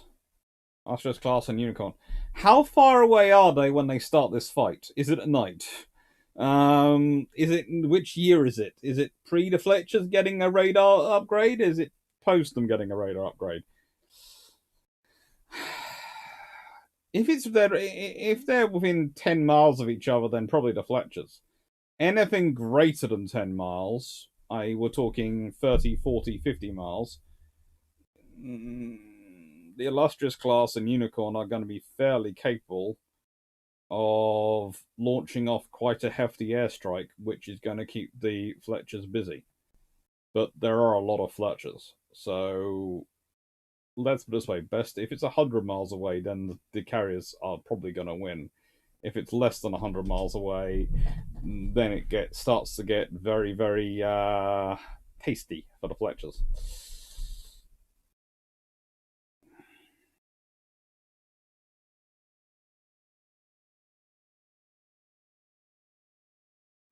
John, do you play Azure Lane or not?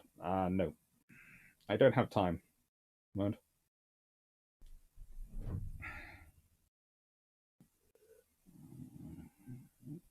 9681. What is the UK equal to the Fletcher class? Probably you're looking at the L's.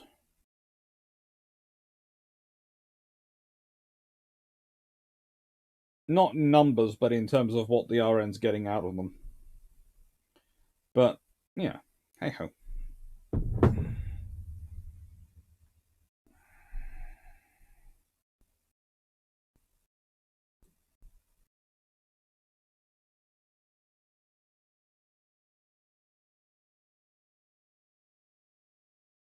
Karen, what is this European history? To talk of there is only British history and world history. It's sort of the bits that will happen when no Brit was around. History happens when there are no Brits around. You shock and horrify me.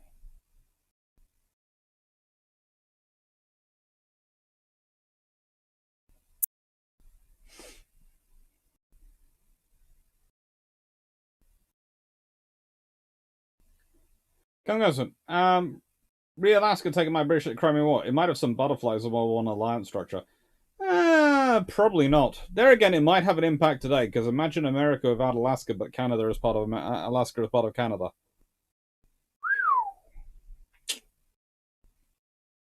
Nice security. So there could be a new hood at some point. Could be. Geogang. Euro history is how we have crop armored plate for British ships to shoot at. And it's also how the British have various versions of crop armor as well. John Barrett, Dr. Clarke, most unusual name for a warship, you know. Pick any dozen of the basically any of the Flower class sloops from World War One or the Flower class sloops from World War Two. Pretty interesting. They're named for some very interesting flowers. Happy New Year. I'm enjoying the contact and looking forward to counties. So am I. Jason, riffing off your comments on the video of the alleged Vickers 40-40-inch, if the Admiralty were to fully unleash the RN design team to go full mad scientist on one ship, what would they try to build?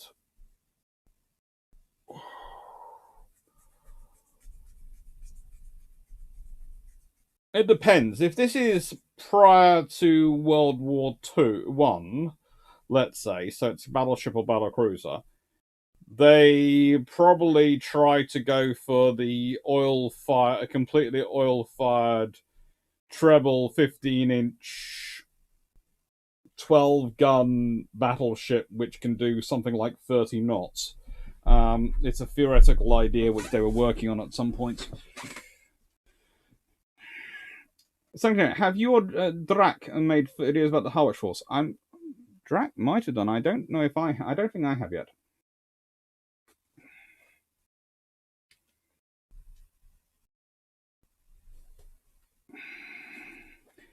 Right, Dusty, do you have any good pre-war stories about the RN and Imperial German fleets and the various contingents they cordon engagements they had with each other?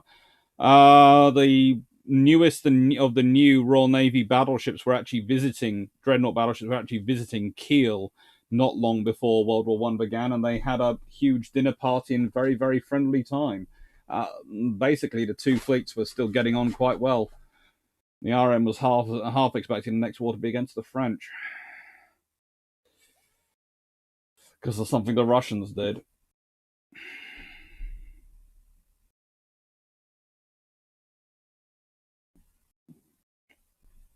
Ooh.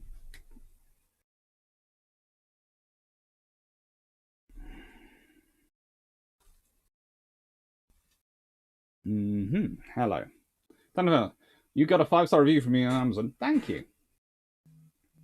Bud Gator Tony, would the Iowa class still be built if the Alaskas were built alongside the North Carolinas, or would they go with the Montanas? Hang on, why is my phone vibrating again? Sorry.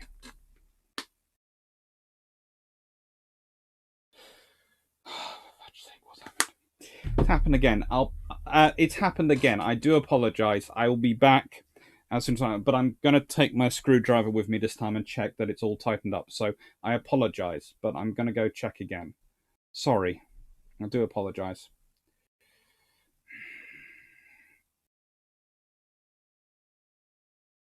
Thank you.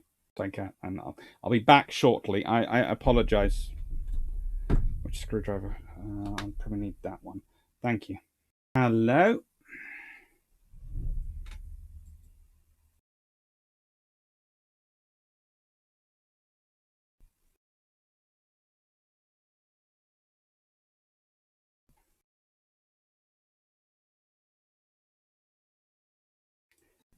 Right, I'm back. I apologize for that one. However, how can you really tell that my mother is my mother? Well, I get in there. I get the message from my sister. She's stuck. Okay, so I go in. I expect to see my mum in the previous position. Oh, no. My mum used the fact that my sister was out the room and I was, of course, back here to decide to go and investigate her chair herself to figure out what was wrong with it. So my mother had got onto the floor. I'm still not quite sure how she got down there. She's not really supposed to. And had decided had tried to crawl underneath her chair to have a look and see if she could figure out what wasn't working. And after not being able to see anything, like I hadn't been earlier, she was having trouble trying to get up again. She was being aided and abetted by two fluffy research assistants. who were on the floor with her, trying to assist her.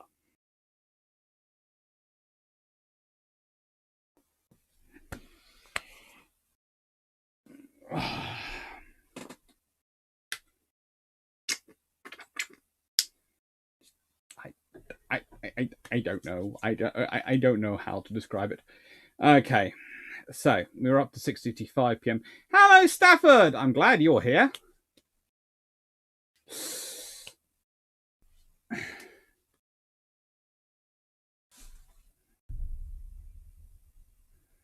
Hello, Desert Fox.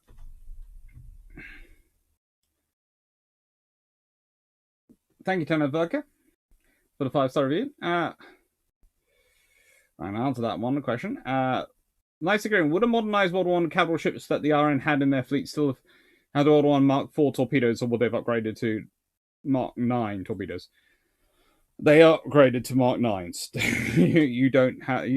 That's one of the reasons why you stick to 21-inch to keep, so you can upgrade and fit something into the same gap. I'm sure about what if the tensions in South America kicked off on instead of said how do resources alliance in ensuring global shake-up affect the Russell belligerents, shipbuilding orders and commissions in 2 world navies? Well, you see, there's very nearly is an instance with the Germans in South America. And I think you'd have had the British and Americans on one side and possibly actually the Germans and French on the other side. There's a very real possibility of that because both the Germans and the French were trying to enforce militarily loans being paid back from various South American nations. And neither, well, Britain felt it impinged on their commercial interests and these loans, and the Americans, well, of course, they have the Monroe Doctrine. So yeah, neither side's that keen on the idea. What does it change to World War One? Well, if World War One breaks out that way, then you probably end up with a World War One which is very much global.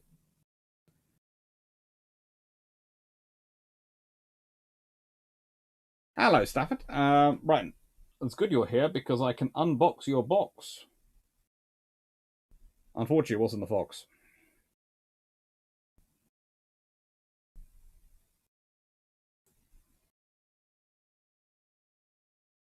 What is this chair drama that requires immediate attention? So, my mum has a tilty, basically one of those chairs which you have for arthritis, and it comes up recliner sort of chair. Anyway, so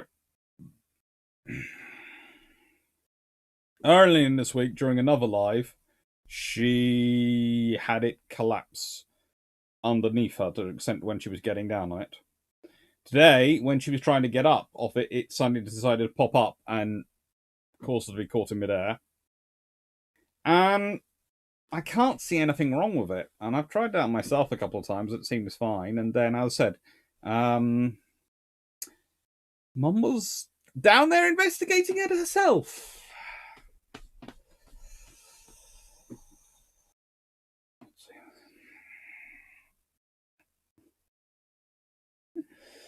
I think this might sound strange, but I think what I will do is if I've answered all the questions by about 8 o'clock this evening, I might cut to this evening short and actually not do a 6-hour long one or whatever long one because I might be going in to just spend the evening toolkit in hand examining a chair. I've already done it twice this week. I took the thing apart at one point.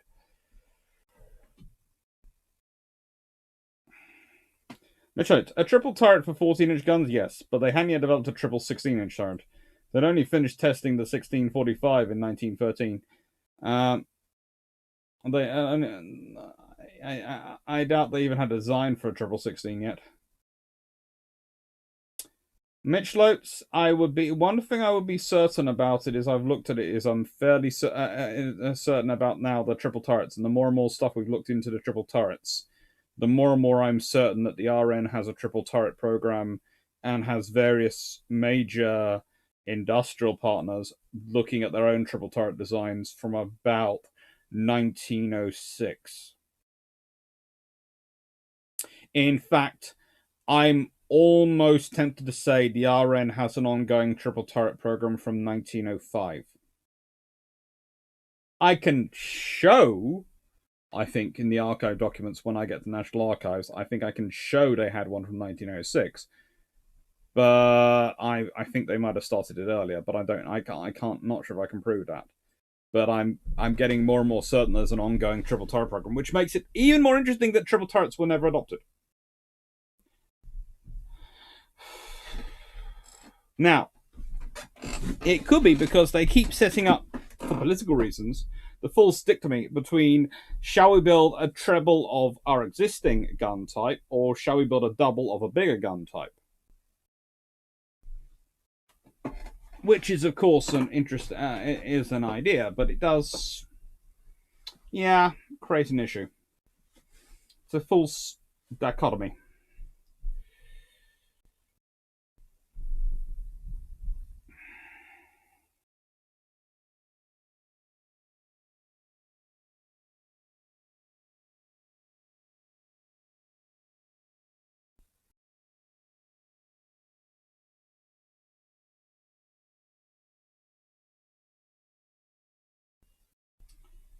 Hmm.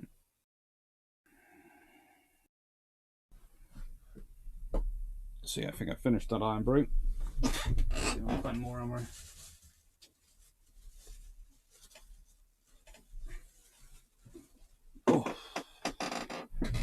Oh.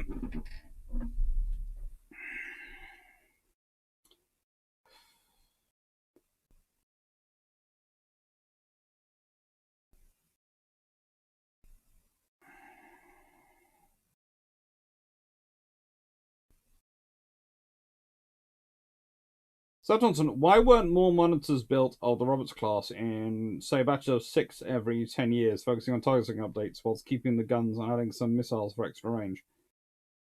Honestly, because they would, as you point out, they would have been really handy in Korea, Nam, and the Falklands. They would have been really, really useful, but no one thought to put in the money. And let's put it this way: a carrier gives you 70% solution, and again, can do a lot of other things. A monitor is a one-stop shop for one thing. And liking an idea, Juicy Susan. Looking at Dr. Clarke's jumper gives me an idea for merchandise for next year. Christmas-themed warship sweaters, like 6 tribals pulling a sleigh, Rudolph with a signal light for a nose. Hello, Gordon Smith. Hello, Shimmy. Hello, Juno 19. You just got to work. Hello, Desert Fox. So,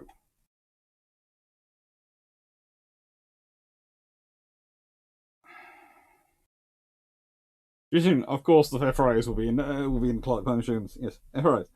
FRAs. No. Basically, Mama. Oh, no. She's very careful on that one, Mama. We're never quite sure what my sister is in the family, but I'm Papa, and apparently Mum's Mama when it comes to the dogs. And my poor sister just goes, and I'm just the one who gives them their breakfast in the morning. Yeah.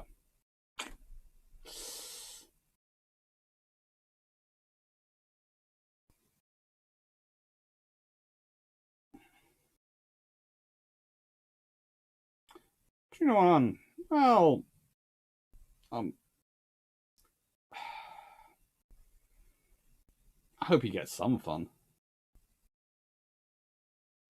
That's good. The Darnells were just a mess. Battleships or monitors makes no difference. No. But it would have been fun to have more better ships there.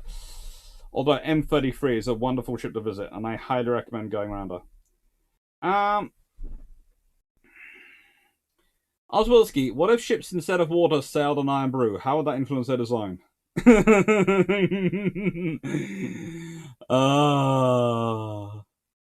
You think salt water is corrosive? You have no idea the damage iron brew would do to a ship.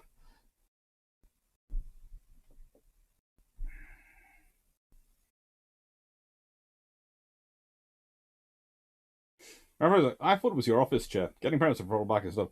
No, my office chair can't. I have designed this office so my office chair can't fall over.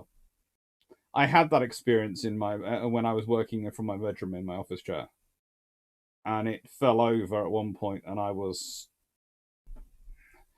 how'd I put it?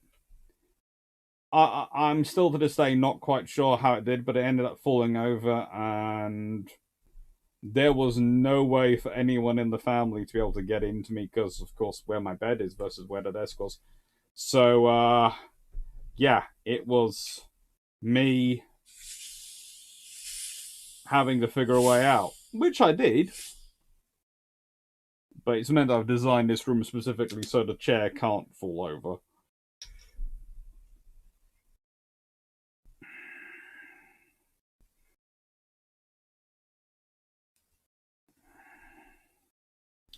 Richard, what stupid name would you like to see on up on a ship? Whose ship?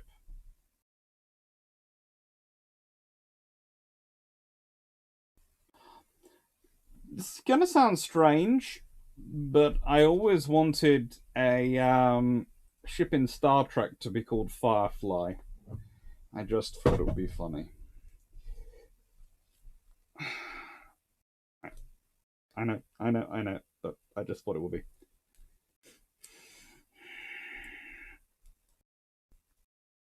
HMS Tickler and HMS Frank exchange reviews. I think that it has actually been an HMS Tickler. Alright, shouldn't your sister, the engineer, be the one examining chair?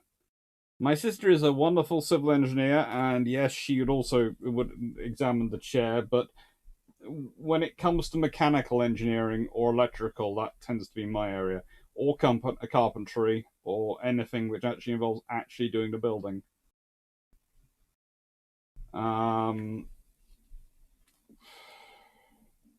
She's very good at painting. She's very good at. My sister is a geotechnic civil engineer. So, if you want your structure saved and to know where to put the concrete, you talk to her. If you want your. And actually, I've been trying to talk her into it. And this is the thing: if you think it's a good idea, please do comment below a history of sea defences book, which actually looks at. I'm not talking about the castles etc. built around the coast. I'm talking about the sea defences, as in what we put on beaches, how we build ports, how we build all those things that we sort of put in to defend, walls, etc. A history of them and their design, and how they've been implemented around the world. I think it'd be a really good book. And I keep trying to get her to jointly write it with me. Because she is the absolute best at that. She will get phoned up by government departments from countries around the world. Will phone up my sister at Kingston University and go, "Hello, Dr. Clarke. We have a small problem. This is happening to our coastline, or this is happening to our area near our big city, which goes near a river. It's disappearing rather quickly. Do you have any suggestions for how we might fix this?" And my sister is the one who will figure that out. So my sister is an amazing engineer. However, there is a reason why every single one of her IKEA desks and IKEA pieces of furniture in her building and in the entirety of this house have been built by me rather than her. Because give her a complex landmass to figure out, she is amazing. Give her 24 bits of doweling, 20 odd screws, and 10 to 15 pieces of wood, and she'll be looking at you going, well, let's put it this way. There is another reason all the hammers in the house live in my office. All the hammers in my house.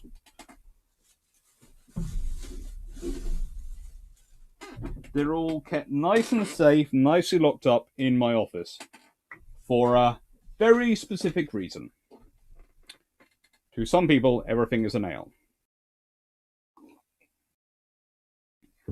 Thank you, VCH. That's Vintage Car History. I have seen it, and I will be responding to it.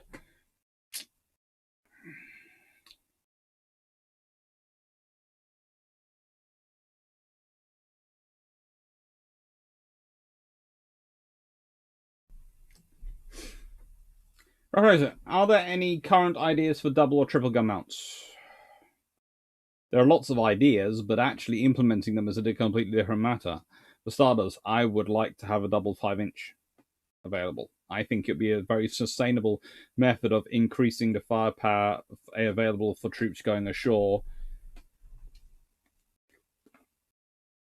from multiple navies, and I think you could design a very good one quite easily.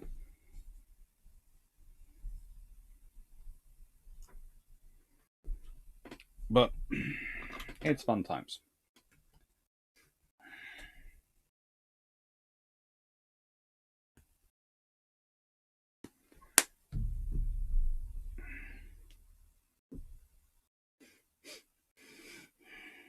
As Gazma points out, the Russians really do like their dual weapons. They are really good. It's just they are really interested in them. And one of the things that I often get from people is going, "Oh, well, the Russians like those because their guns aren't that good." And you go, "Really? Are they half as good as our guns?" Well, no. Are they 60% as good as our guns? No, they're probably better than that. 80%? Oh, probably 85. 85% is good, and they have twice the volume of fire. So yeah, that sounds to me like it's about 160% solution. They're making up for their issues they might have in not having quite as precise targeting by doubling their rate of fire. That works out.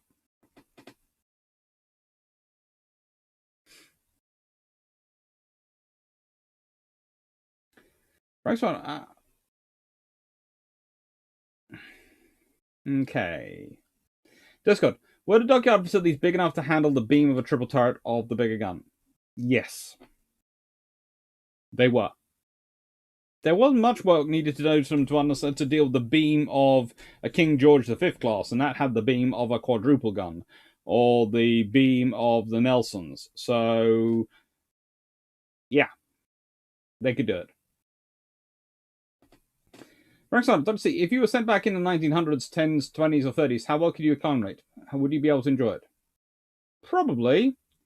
How well could I acclimate? It would depend how much money I had. Honestly, that's the thing. If you go back in your dirt per, you're not going to have a good time. But you can try and find a way and a wage. And being able to talk like I can, and linguistics I can talk about, and the history I can talk about, I could probably find a job somewhere. I'd probably end up trying to go and track down Julian Corbett and having a conversation with him.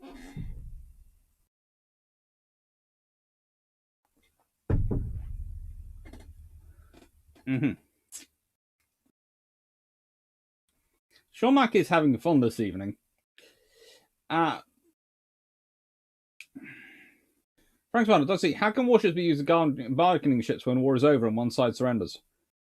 Pretty much they tend to put them against the cost of any war indemnities, i.e., what's the scrap value of this ship or its in-service value to you. Deduct that from our costs, the amount of money we have to pay in reparations. Iron Shredding, paint submarines orange as Iron Brew camo? Probably.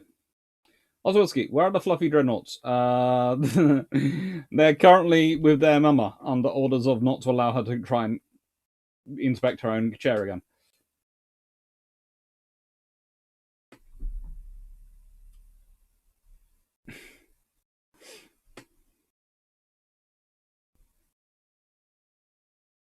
Sorry to hear your family, including yourself, has the flu. Thank you for sending the homework. I'll check it all through VCH. Scott. Ships in Iron Brew would have to have a sacrificial outer hull in the same way ships have zinc blocks to stop galvanic corrosion.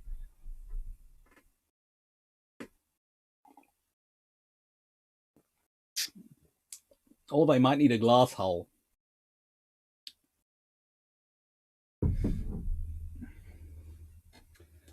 Which Iron ship is the embodiment of Terminator? Which one is Robocop? Probably Robocop is Warspite. Terminator.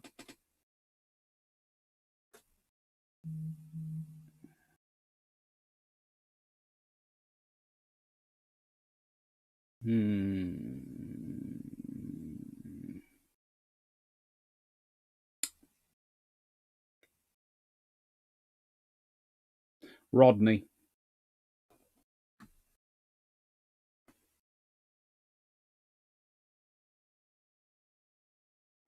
Mitchell, it's a Star Trek ship named Firefly. I'm sure the copyright lawyers would have revealed that. I'd enjoy watching them. The Shell. They were wonderful name ships like HMS Spanker and Pansy. Yes.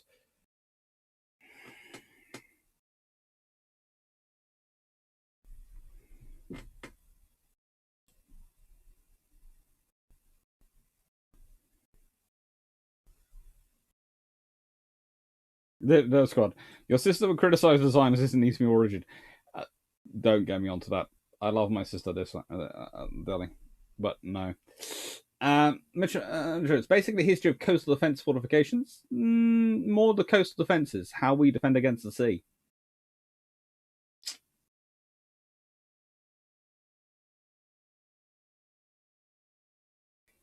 Caron, USS Firefly NCC 1601 was a Burke-class frigate starship, according to the Star Trek Expanded Universe. Wow. Andrew, sea defense sounds like a very good idea, considering the various strategic consideration that such defenses entail played over the years. Yep.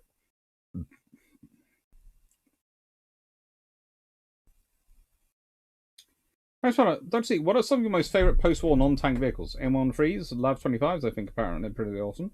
I do have a soft spot for the LAV. I have also a rather large soft spot for the Warrior for some reason.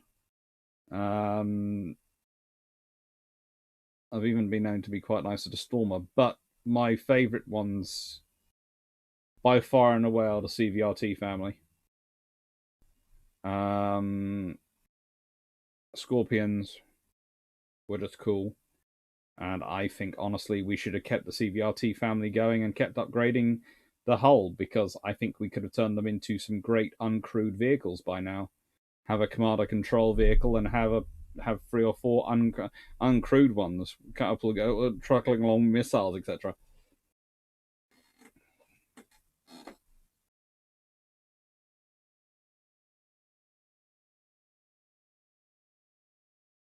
Jermac, I'm not even going to pronounce that. I am not even going to pronounce that. Next one. Also, what were you saying about releasing your book earlier? Not sure.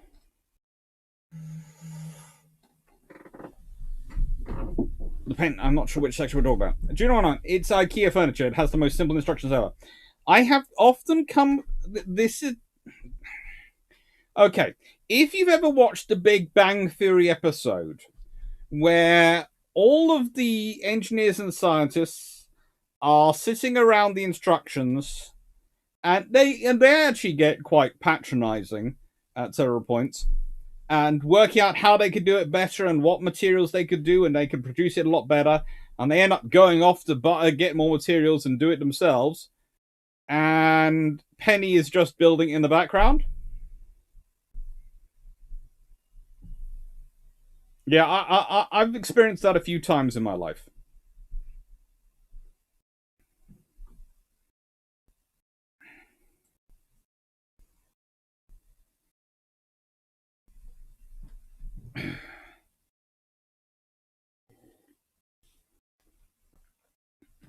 Interesting.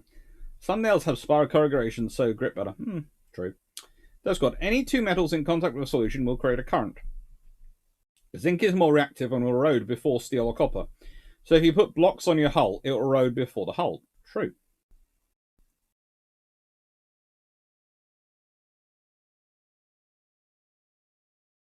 CH. Actually, I made most of the furniture in my house. You wouldn't suspect it's homemade. I like to try and make the furniture myself. As you can see, shelving behind me, which still needs to be finished off, etc. But I'm planning on taking some time off. Well, let's put it this way. What I'll do is I will have a load of recorded videos go live, probably in February at some point. And I'm planning on emptying out the office, getting everything out, and then finishing off all the building and painting. Finding a week in February, I can do it.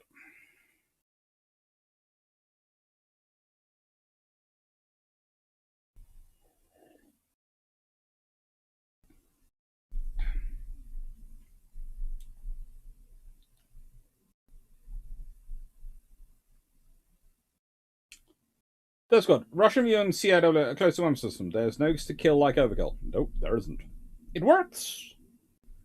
Let's be honest, what's important? X how many shells you expend, or whether you lose a ship? This one. So expend as many as you like and just make sure the thing's killed. Kavgazwood, read Russian tube artillery. On land, their systems are generally regarded as superior, with the important exception that apparently lack in guided shells. I've read that the recent cruisers only went to double turrets or triple turrets post World War I was due to the rate of fire issues. What was the problem that they needed to solve to enable them? The RN at several times do try and work on quadruple turrets. It's not so much rate of fire issue as its space and its complexity. It's let's put it this way. If I have 16 6-inch guns on a ship, so let's say as they were planning Belfast and Edinburgh to be, with 4 quadruple 6-inch guns, that is great. But how quickly am I going to get through my stockpile of shells? How quickly am I? How much spare parts am I going to carry? Whereas if I take that same sized hull and I drop it down the trebles, I've still got an impressive rate of fire, a very impressive rate of fire.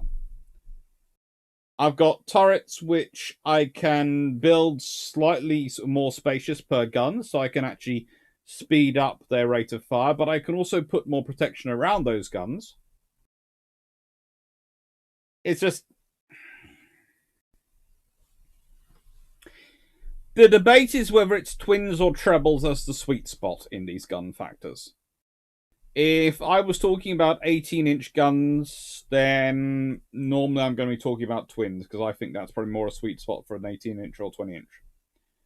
But I would say for 15, 16, and 14-inch, you're probably looking at trebles being good. If you're talking about battleship guns, or if you're talking about cruiser guns, you are probably looking at 6 inches are going to be trebles. And anything above a 6 inch is probably going to be a double.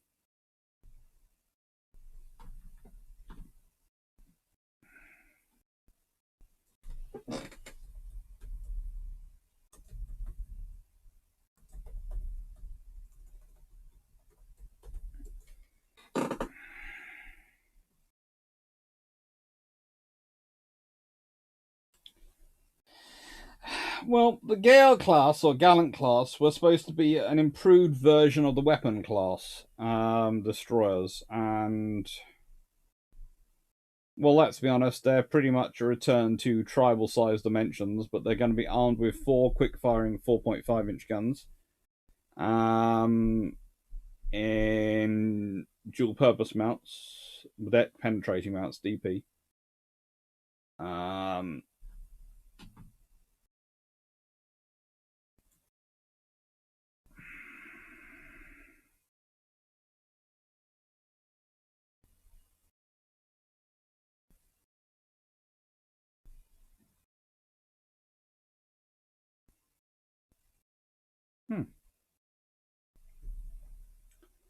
And a loss of 40mm AA and 2 quintuple 21-inch torpedo tube sets. So fairly capable ships, but and they were planning Gale, Gallant, Gauntlet, Guernsey, Glowworm, Grafton, Greyhound, and Gift.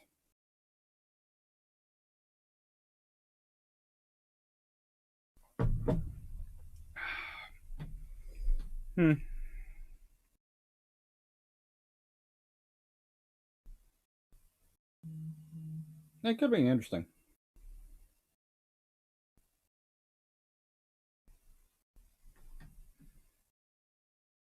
But myself, I don't think there was much space in the intermediate destroyer for a future.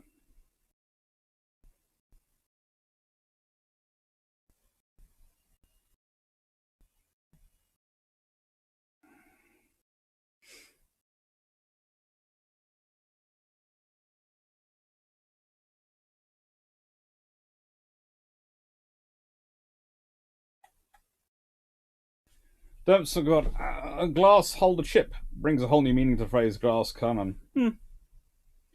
Mitch writes, are we seriously talking about glass bottom boats or fiberglass? What's CVRT? CVRTs were the Scorpions, the little sort of tanks. Combat Vehicle Reconnaissance Tract.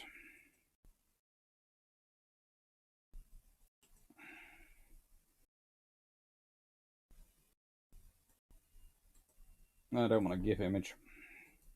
I can't use that in XSplit.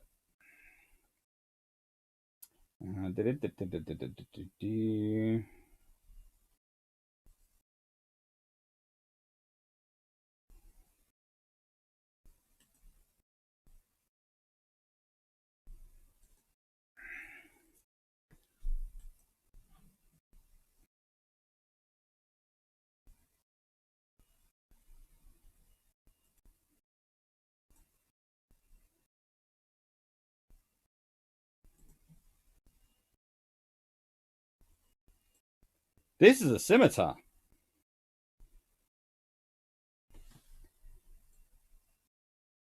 It's what I would tend to refer to as cute. Look at that. Isn't that a cute little pugnacious thing? Doesn't look friendly. You just want to give it a hug. And they are nimble. And fast little things as well. And light.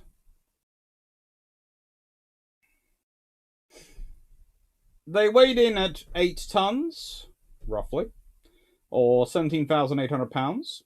They have a length of 4.79 meters, a width of 2.23 meters, a height of 2.1 meters, and different sort of variations could take 3 and 7 depending on the variant. There were Scorpions, Strikers, Spartans, Samaritans, Sultans, Samsons, Scimitars, Sabres, and Stormer.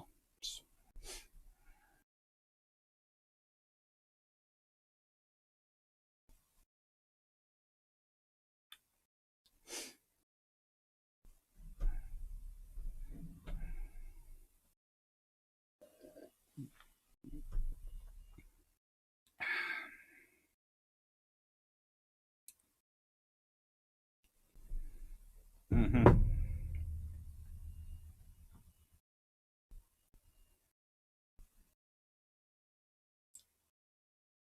The Stormer variant would be used for both carrying Starstreak missile anti-aircraft systems and shield and mine laying systems, which were kind of cool. It's basically a very cool little light tank.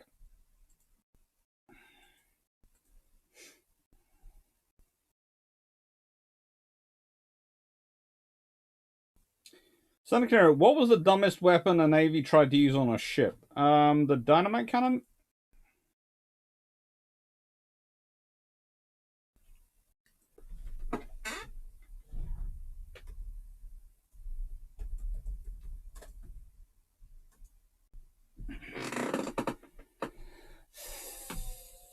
Okay. How do I put this politely?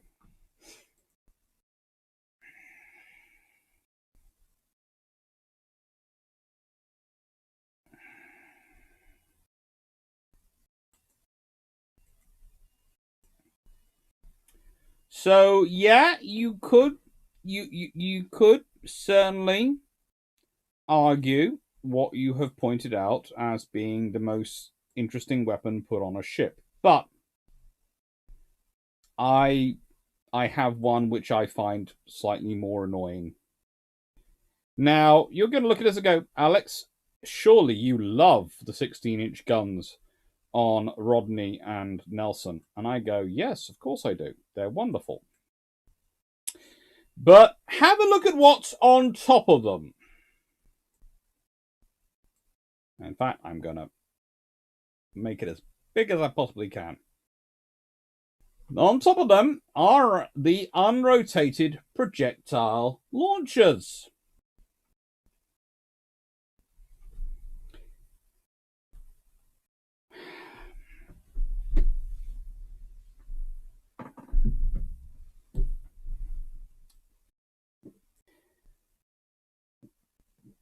I'm not sure which bright spark had the idea, but there are few weapons in history which have both managed to fulfill the criteria of being pointless at conception, pointless at implementation, and pointless in entirety. The unrotated projectile, the idea was that they would disrupt heavy bomber movements coming in for level bombing of ships. The point was, by the time they were actually conceived and implemented in 1939,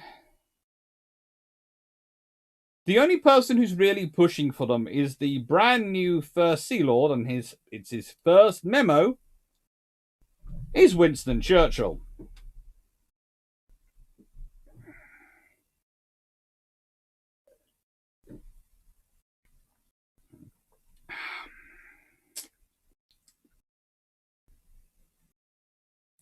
The rockets proved ineffective.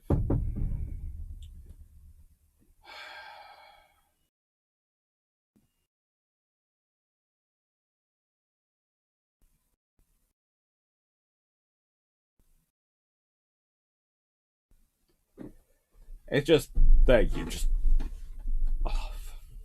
just so bad.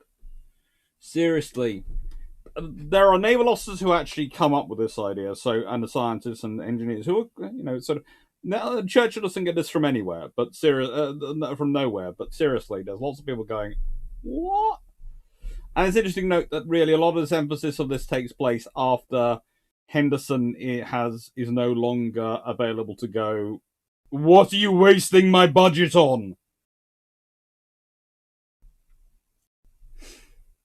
Shimmy, one was watching a stream a few months ago of Silent Hunter where the stream put a few torps into everything that was in New York shortly after the US ended the war, then shot up the Statue of Liberty with a deck gun and yelling at the King how poor USASW was at this point in the war. Would you have gone a telling off for shooting up the Statue of Liberty or given a medal? Given a medal. As long as he wasn't a sort of US Navy. If it was the German Navy, he'd get a medal. If it was the US Navy, they'd probably execute him.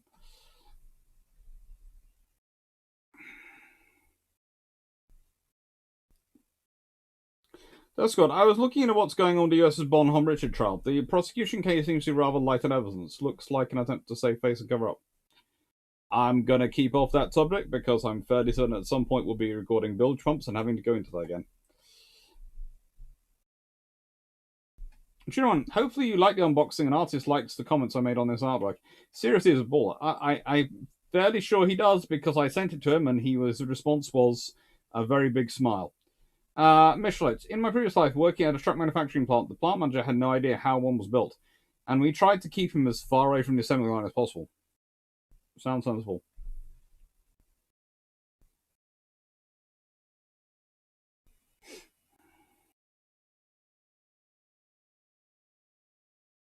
That's it. What was the Gale class destroyer intended to replace? It wasn't really supposed to be intended to replace anything other than older, smaller destroyers. Right, sorry, Dr. C, honest opinion about the French. What do they build right? In every generation, they will build one class right. What that class will be is completely random, but in every generation of ships, they build one class right. They build about 3 or 4. Oh my god, but they build at least one class right. Geoguy, when did the stern castle and forecastle of a ship cease to have their military function?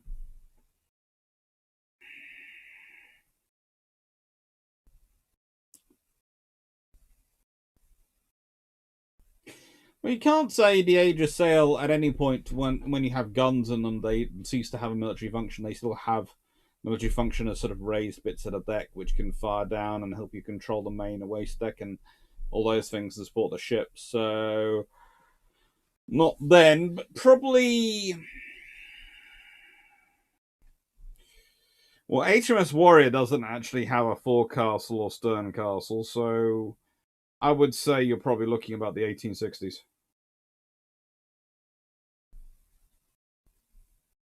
Take care, Juno on. And Reynolds, anything new about the early triple turrets, or is that an ongoing project? That's an ongoing project. That's going to be a long ongoing project.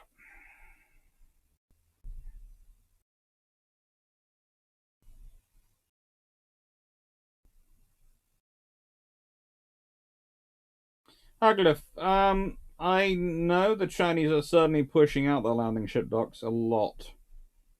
That does make me wonder about them, but they look fairly good, and the technology and engineering behind building a landing platform dock has been around for quite a while now. So I think everyone should really be able to build a decent one.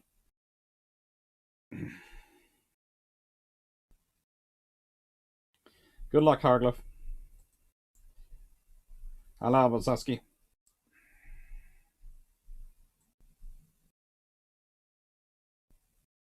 Amphidio Benums. I retracked another storm last year. Cool. Team Loco. He looks like ready for some cross-country skiing. Hmm?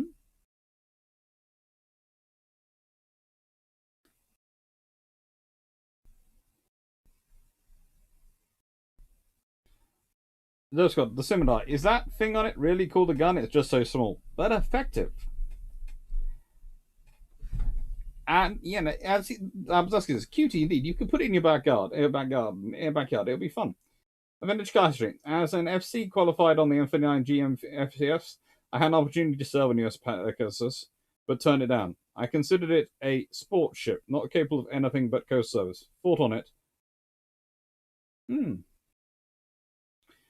Bangarian CVRTs are the world record holder for the fastest projection track vehicle that's ever been just for service. Yeah.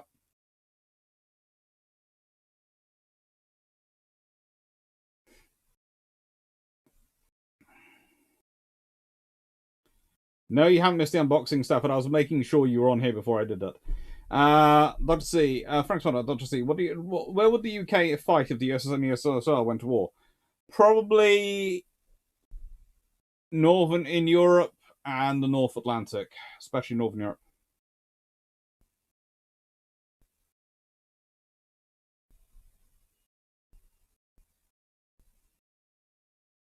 They're just no. The unrotated projectile is just no.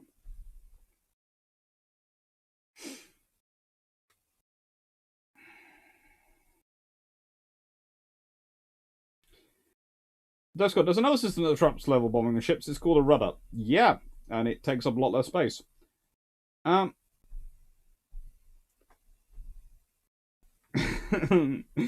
Shumi, I did a quick search for unrotated projectile launcher for model kits. I got one hit, and even the scale modelers don't want them as something interesting on their ships. You can put so much more interesting stuff on your ship than these.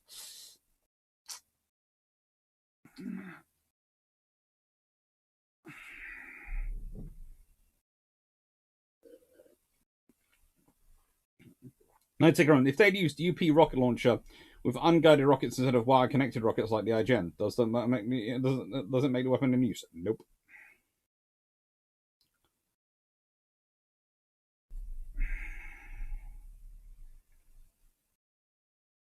Ian, if he was German Navy, would he still get a medal for shooting up something American from the RN anyway? Probably not. They'd probably send him a note, though. Maybe a nice box of chocolates. Say, thank you, you've brought the Americans into the war.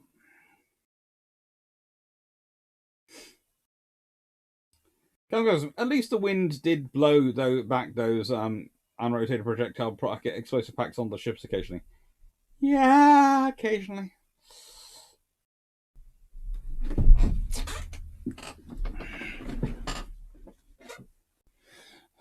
There's Fox. What happens to the Great Wall torpedoes of all navies? Were they kept in reserves, recycled, or scrapped? It's a mixture of all three and sold on to other nations. John Shea. Why does it look like that if the UK develop at the same time as this IR Seeker heads, like an AM9 or semi-active array, would it be a precursor to the RIM 116? Potentially. I mean, the thing is, they have no they are unrotated projectiles, and their guidance is just terrible. But if you actually had a guidance system, they'd actually be useful. If you could turn them into beam riders, was the idea which I came up with, and that's technology which is not necessarily too far beyond their capabilities of creating a beam rider. And if you could have created a beam rider rocket system, that could have been very useful for air defense, especially in the early days of war, and would certainly have been a big problem for the larger attacking aircraft to deal with.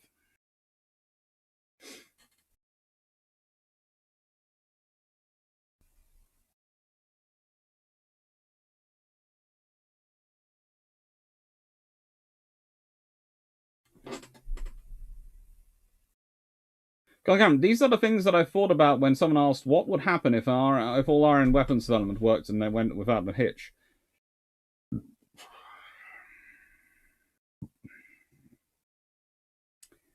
Sorry, the mere concept of that is giving me making me weird. RN weapons deployment. Royal weapons development is never going to go without a hitch. The RN tries too many interesting things. Sure, treaty cruisers, they decide why just not to put why not until someone says don't be stupid, and then they make the Algeries. John, why does this look like the UK developed at the same time? Answer that one. Vintage Car History. Have you ever fired the guns on a warship? If not, use your connection to do so. It was my job in wartime, and every time the trigger is pulled, you will get. I'm not reading out loud, but yeah, I know what you're saying, VCH. And it's fun. I do know what you're saying.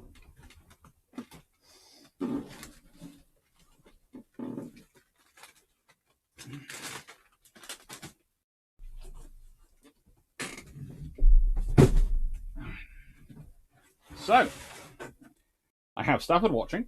That's good. And I have some unboxing to do.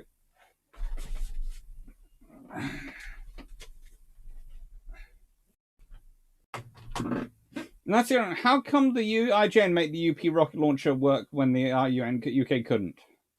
Mainly because they kept going at it because they wanted to, whereas the British went, we can find a 40mm, which does the job. Fine, go for it! And plus, they had a couple more years of peace.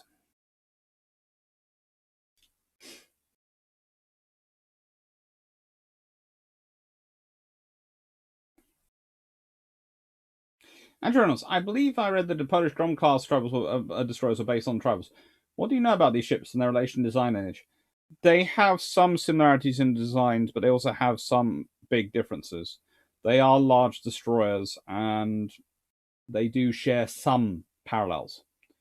But I would say they are Polishized to an extent that the design is not. Well, if I get one of what you'll see.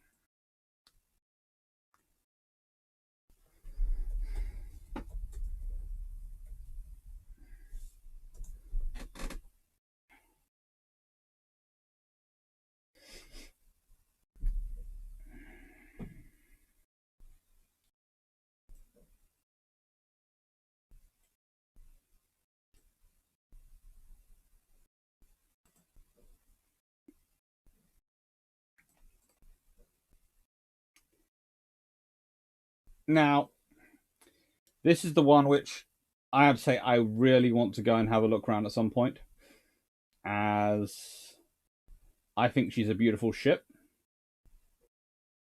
and I'd love to see her in detail. But I haven't yet managed to go visit her, which is annoying. But I will rectify it. Now, they do look similar on certain parts, and you can point to it and go, well, as built in 1937, they have 7 4.7-inch guns in 3 double mounts and 1 single mount. They have 4 40mm guns in 2 twins. They have 8 machine guns in 4 twins. And they have 6 21-inch torpedo tubes with 2 triples.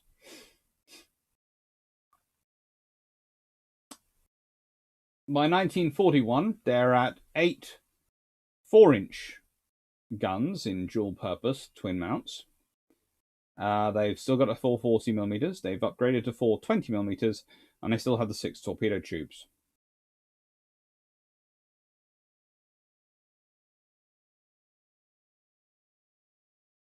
They are lovely looking ships and very capable designs. They're not tribals, but they're not. They have a very similar basis because, in many ways, they're looking at a very similar concept. If you're looking at fighting in the Baltic, you're not thinking about, well, you've got your torpedoes for trying to deal with larger ships. For most of the time, you're thinking about fighting destroyers and smaller ships, in which case rapid firing guns are your main weapons. And destroyers don't fight other destroyers with torpedoes. There's no value in it, and it's just not sensible. They'll dodge.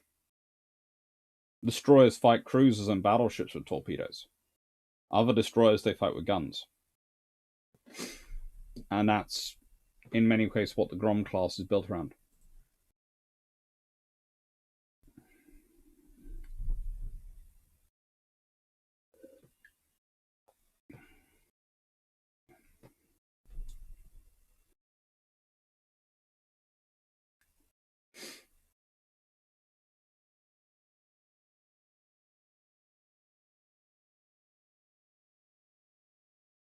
Mm-hmm.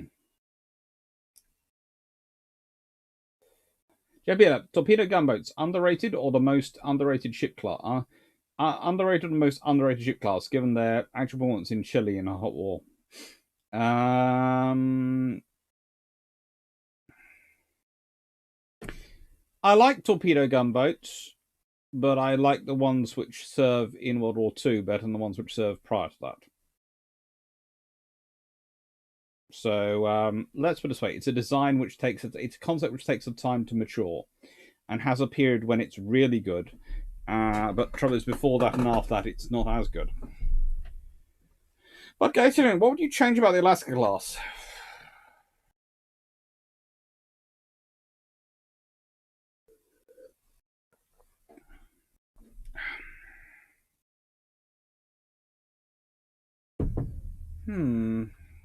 Quite like the Alaskas.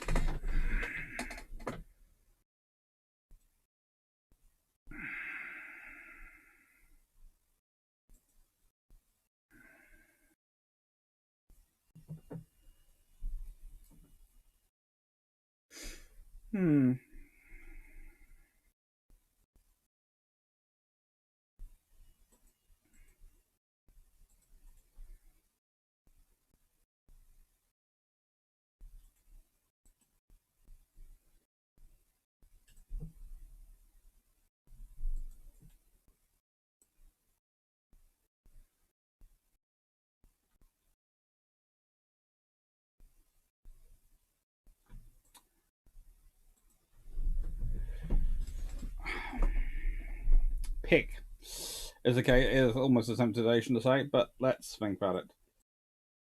Alaska class and Iowa class. What would I change about the Alaskas?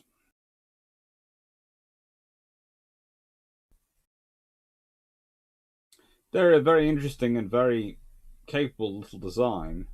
Honestly, if I was going to change anything about the Alaskas, I'd change their service entry date. If you could have ordered them earlier and had them entering service in 1941, before the war kicked off, they could have been incredibly useful to the US Navy because they were really short of fast carrier escorts, and the Alaskas hanging around would have meant that you could do a lot more operations, a lot more viably. Could well have had an impact on the post-war scenario as well, because if they'd done more operations, they would have been harder to get rid of. But there again, if you have them in service at the beginning of the war and they're doing all the stuff they're doing, then you might not end up with the Iowas being built.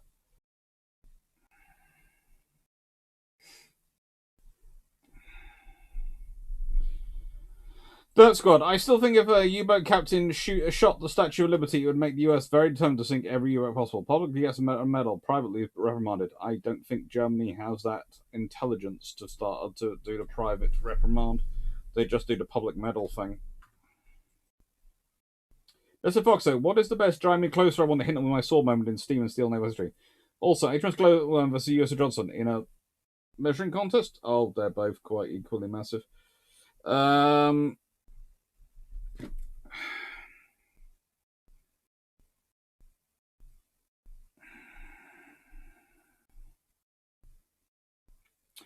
I'm sorry, I'm going to go for the Outmark incident on both sides because the way the Outmark tries to bash HMS Cossack and the way HMS Cossack and Philip Vian are behaving, it's just, yeah, that's just getting as close as they can. There aren't many times, there isn't any other time in World War II I can think of where people literally swing from ship to ship on ropes like Pirates of the Caribbean.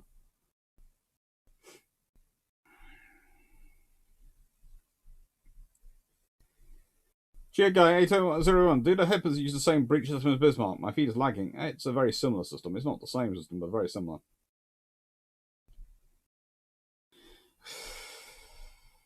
But guy 8001, what is your opinion of the US Mark 71 8-inch 555 cal? If I remember correctly,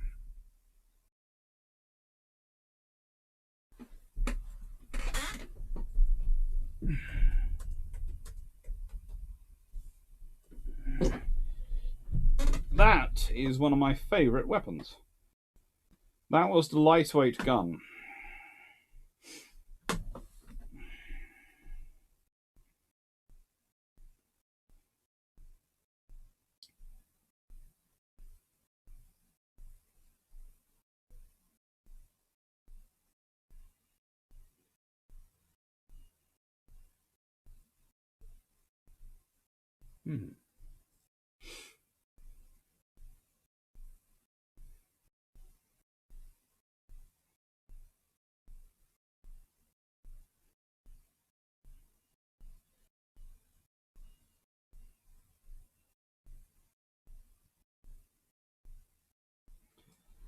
I think it's one of the great what ifs of our time because I think if the USN had decided to go with the 8-inch gun on all their ships, then you might well have got an upgunning of NATO ships as well to 8-inch gun.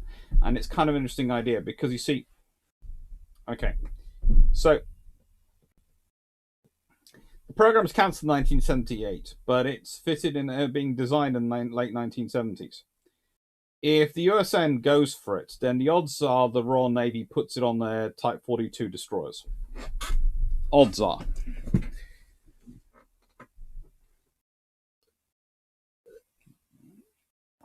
Which are the only class being built at the time in the RN who are designed with guns.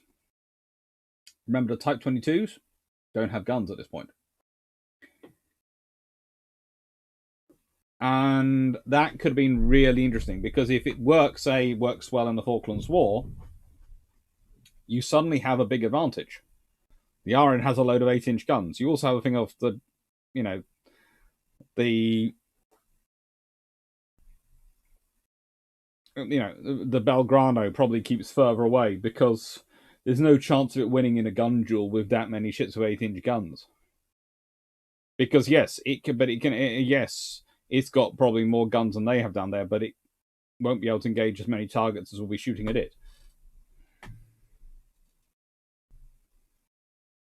So yeah, I think it's one of the big missed opportunities, and I think we'd have a lot less issues that we do today if we were standardizing on an 8-inch gun. I think we'd now be looking at a lot longer range projectiles, a lot more variety of longer range projectiles. Let me rephrase that. Plus, navies would have maintained their traditional firepower advantage over land forces.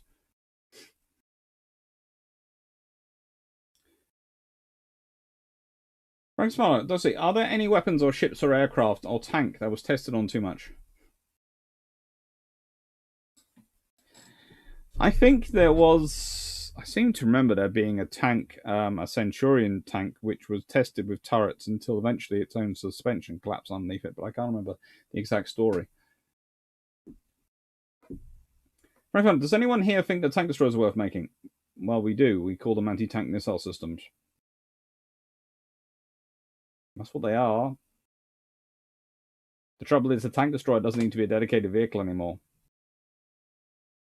It could be a Land Rover or a Jeep or some other kind of little 4x4 with a crew of 3 in, driver, gunner, loader.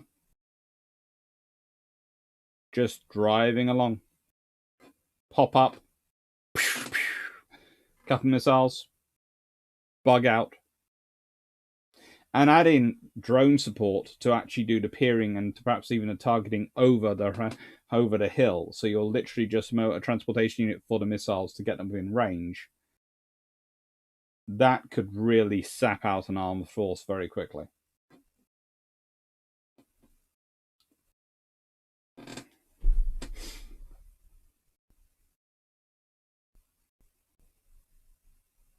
So anyway, all the Fletchers get replaced by the Bucks. How much does the war change? It's over and within days.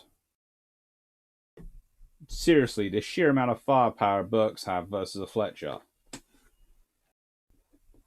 There's literally, you know, radar alone would just go zoom. Georgian, by the way, is there another turret in front of this super firing turret in this picture? Yes.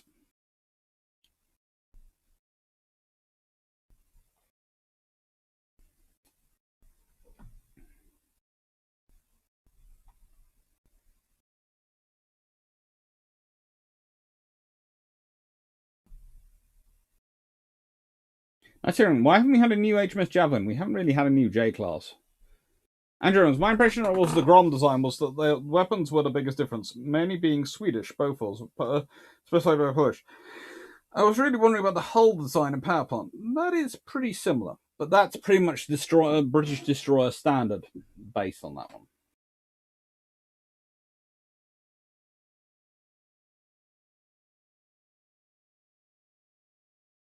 Hmm.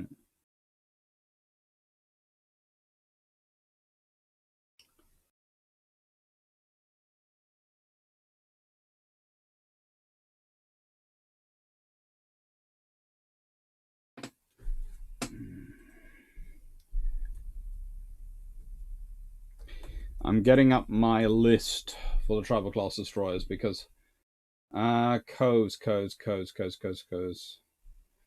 No, none of the tribes are built by coves. They're all built by Vickers, Denny, Fairfield, Scott, Thornycroft, Stephen Alexander, Stephen and Sons, Swan Hunter. The Australian ones are built on Cockatoo Island. The Canadian ones are built either by Vickers Armstrong or Halifax Shipyards.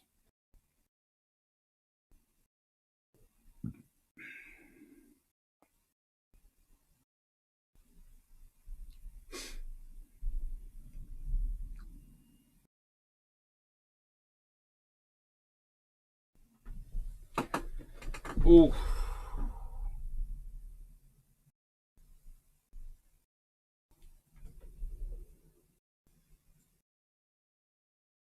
Are there plans for a JDF Pikachu in the works? Potentially. Right, actually, while I'm doing this, while I remember, I'm going to do this because. Okay, I must admit, I have used the scissors on this to open it. Well, I didn't. Thrak did, because the lovely Stafford sent a box to me and to Drakenfell, which had some things in it. And so I'm going to unbox it and say thank you for it on air. Because, let's see, what have I got? Ooh!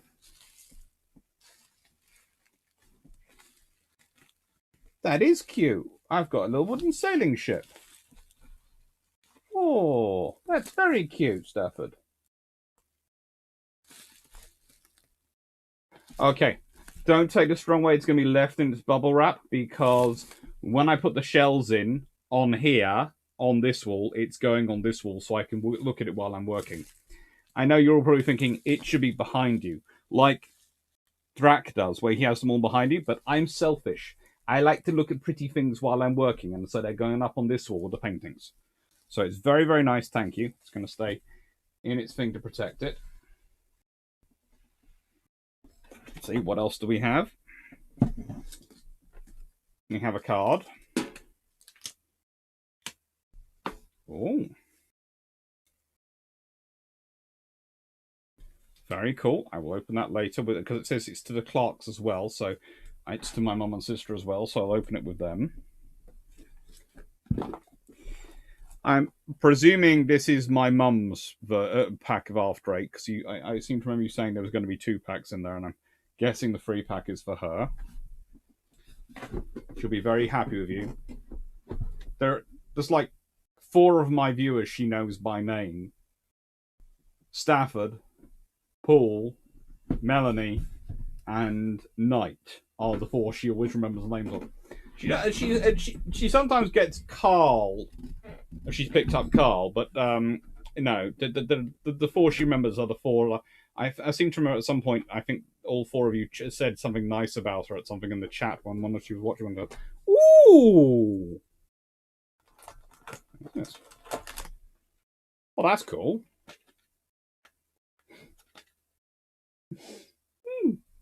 A dancing flag. That's cool.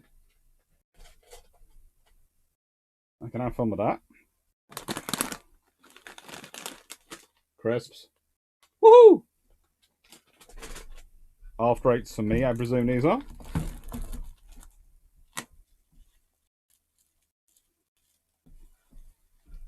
This is well wrapped up, whatever this is. Oh! A little Canada badge. Some fiber optic, some little stars. Oh, they're cool.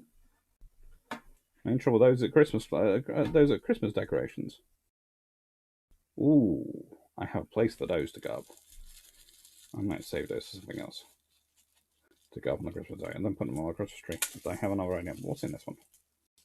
Ooh, hello. What's this?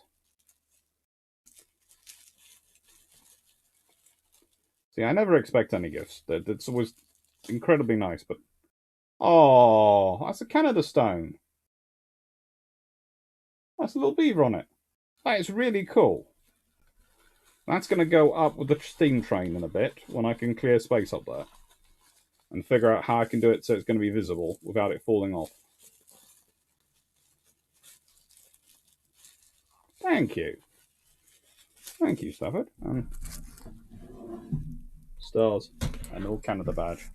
The Canada badge will be worn. The Canada badge will be worn. Definitely. Actually, I spent much of yesterday digging out my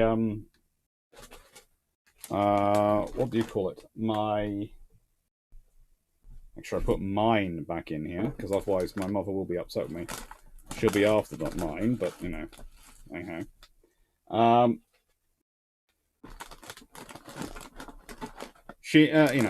It's a case of I spent most of yesterday digging out my passport. The reason I've been digging that up. Ooh.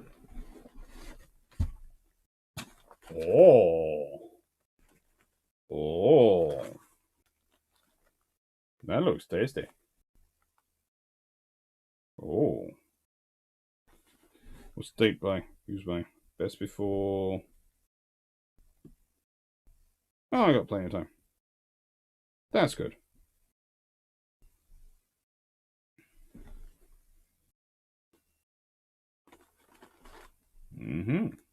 Yum.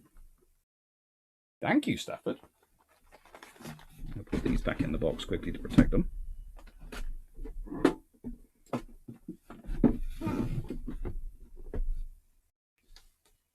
Thank you very much. But no, it's a case of I spent most of yesterday hunting through and checking on my passport and things like that. And the reason is, I was sort of hoping.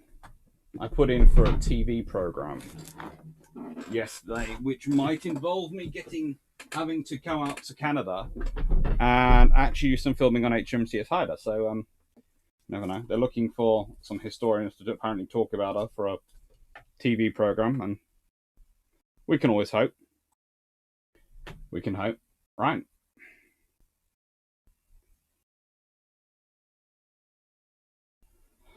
Okay.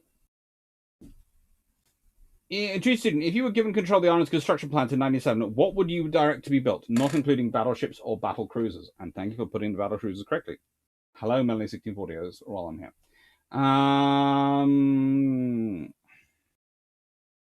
Probably some big and powerful cruisers. I'd be working on destroyers, but also be working on some big cruisers. I'd want some. I'd be looking at cruisers with double 6-inch gun turrets at least. I would be trying to build things which, well, had at least four double 6-inch turrets.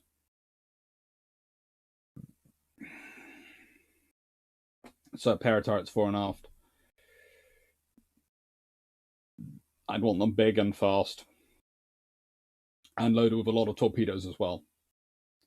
And I would be trying to churn them out, because my theory would be those would replace most of the ships on foreign stations for me.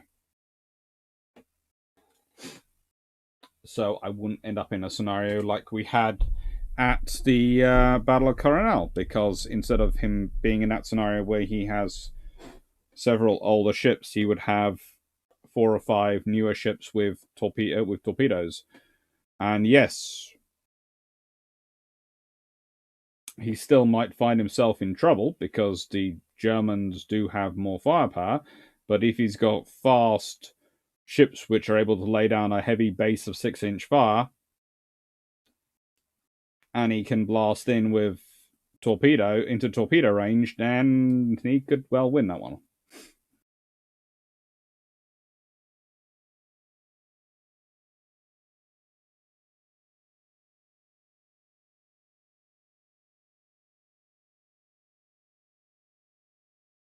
Ooh. Frank's I'd love to see. If you had to sacrifice both yours and Drax's entire YouTube channels, I'd feel a bit cruel sacrificing Drax as well. If it meant any 4 ships of your choice could be brought back and turned into museums, would you do it? We could restart the channels. Yeah, there are a few ships I'd like to bring back. That'd be the debate. The debate would have to be between him and me on what ships we'd have to bring back. Because if we're sacrificing both channels, yeah, we'd have to have a debate about it in discussion. One, we would basically have a rule that we could both pick one ship each that was unquestionable, and then we'd have to agree on the other twos. I'm fairly certain he'd pick Warspite for his ship, and I'm fairly certain for mine I would probably pick. Oh, if I could bring back anyone. Oh.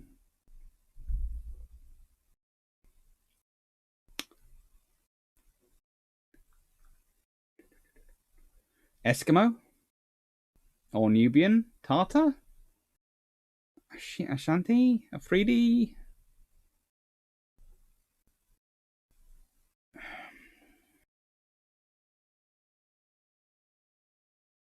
Probably end up going with Tartar. Probably Lucky Tartar. Because they're just so much. Oh, there's also Nubian. But probably Tartar. And then it would be a debate over what the other 2 ships were. I'd want an aircraft carrier. But which one? That's the question.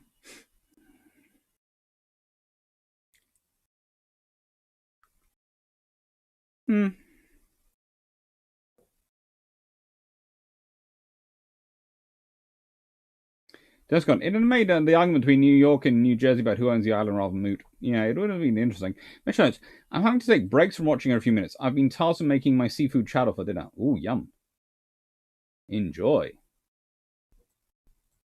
This Voxer, if the RN had the treaty capability in World 2, could they replace Renowned Pulse with better ships for the same role? Or is Renowned the best design when modernized for a role?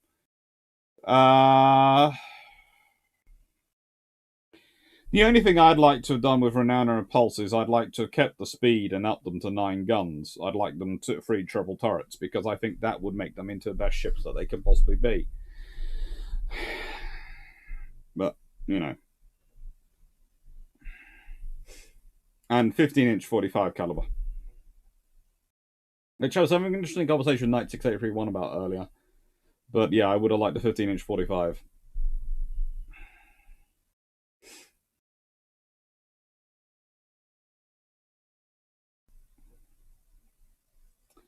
Wonder, would you consider reviewing James Holland's Brothers in Arms? If I get it sent to me, yes.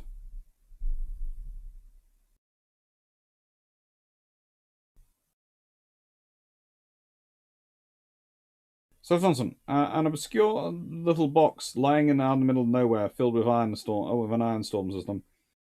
Hmm. Sam, what would be the World War II equivalent of the Burks?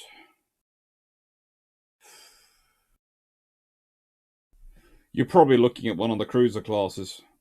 Probably the Atlantas. Capability just in oodles and oodles.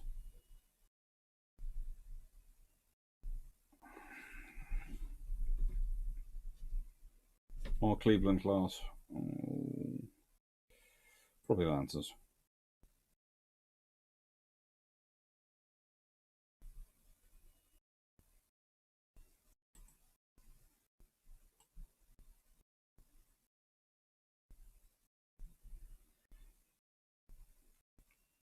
The problem with German TD tank destroyers is that they're purely defensive doctrine. They don't have a way of starting a counterattack with the big heavy tank destroyers. No.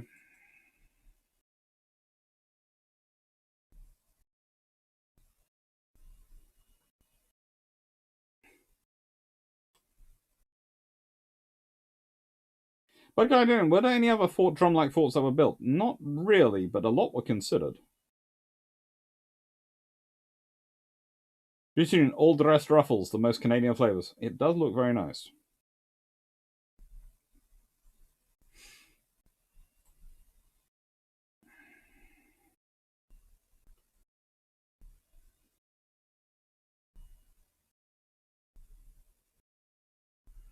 Seriously, one of your family knows me. Yeah, my mom.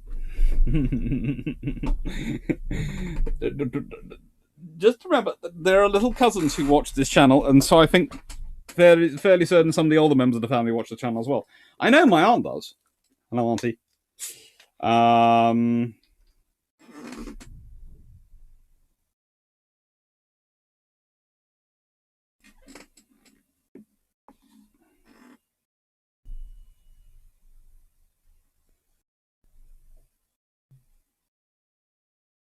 They're fun. It's fun things.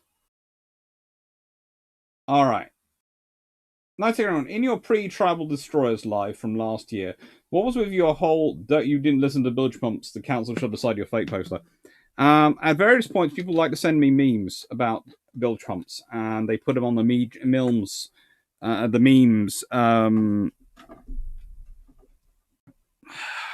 meme into the memes room on the server, on the Discord server, and basically sometimes I rip them off and stick them up on if I really like them. I haven't done it much recently, but I'm going to get back into it. If I really like them, I stick them up and put them on into the slides and just go, yeah, this is the Bill Trumps advert for this week.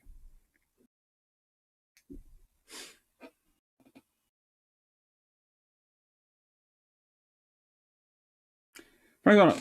Follow the Fort John question. Look up the Vosalek Bataria. I will look it up.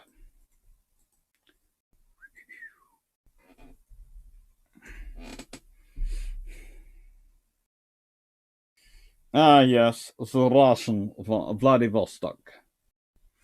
Yeah. Hmm.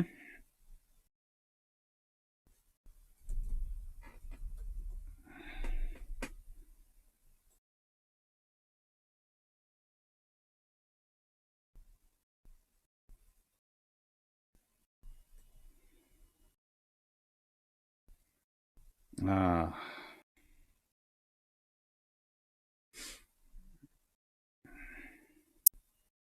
If in doubt, you want a big turret. You want a big treble turret sitting above Vladivostok. It keeps people at bay.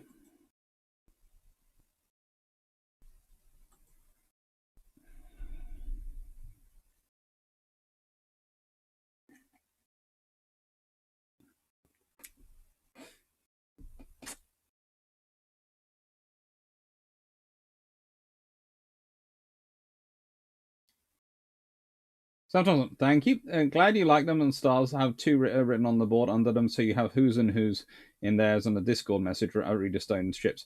I guess that's why I haven't read. I've been avoiding your Discord messages until I've flicked them but haven't read them properly. till after I open the box. So I'll open up, I'll go read from and check them through. But thank you, Stafford. It's very nice of you.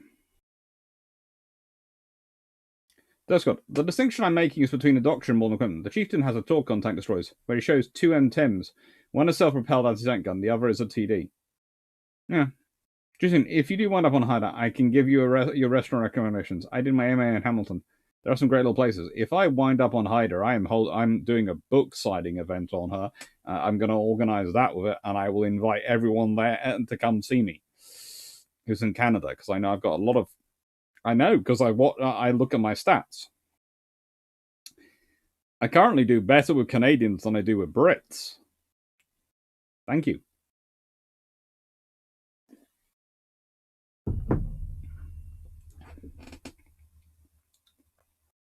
Let's see. Would you ever be willing to go over what your family did in the wars and maybe what happened to them?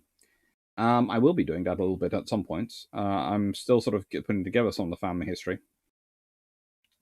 And of course, there's the fact that there's my great aunt who. Yeah. Let's put it this way, that lady had one hell of a war. But judging by the reports.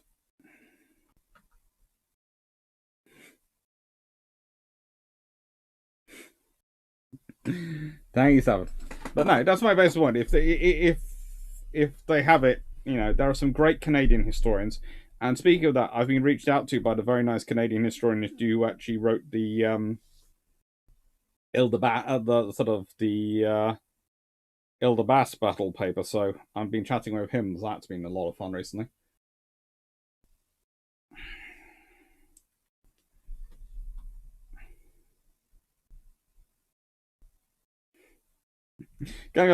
Please pick SMS this van.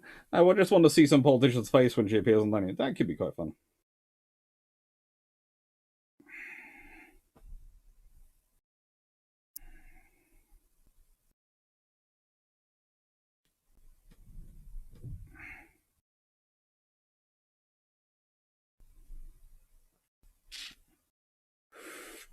Well, you see, Reverend, you're saying the doctor you want is Enterprise, the carrier you want is Enterprise. I know, but bear with me. There's also HMS Formidable. So, whilst Enterprise is a very, very cool carrier which has an extensive career, the debate would be between Enterprise and Formidable, because Formidable is the carrier which decides it's going to engage in a one of the largest battleship actions since the Battle of Jutland in World War II. So, it's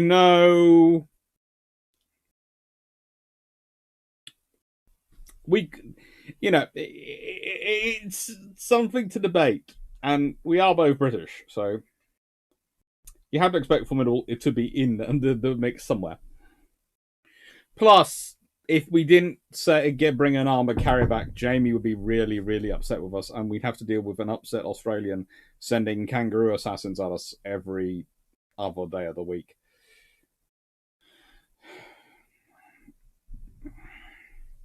JP, what were the Tribal class role equivalents before the Tribal class? British destroyer leaders and the Brett class from Giant Lead? To an extent, the C class cruisers before they were turned into AA cruisers.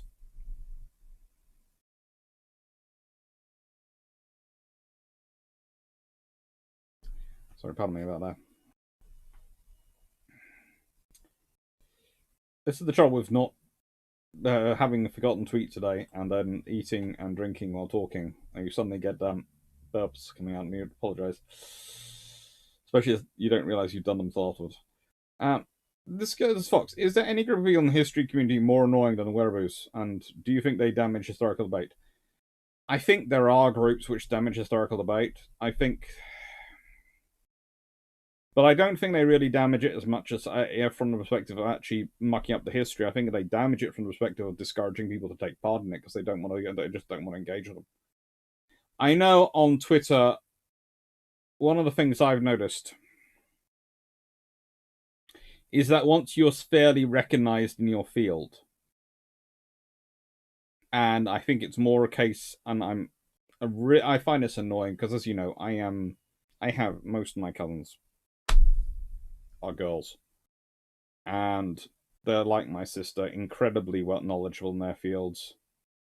Yet, in comparison, the amount of stick I have when I talk about my field and my expertise and what my discuss stuff in my area versus what they get is absurd, and I just don't understand it, and it just doesn't make sense to me. But leaving that to one side, before talking about those particular children, anytime you have a group in a debate who will only accept one view on anything, you stifle debate, because you either the people who actually engage it will either be the people who are incredibly stubborn or are already big enough that frankly you aren't going to worry them,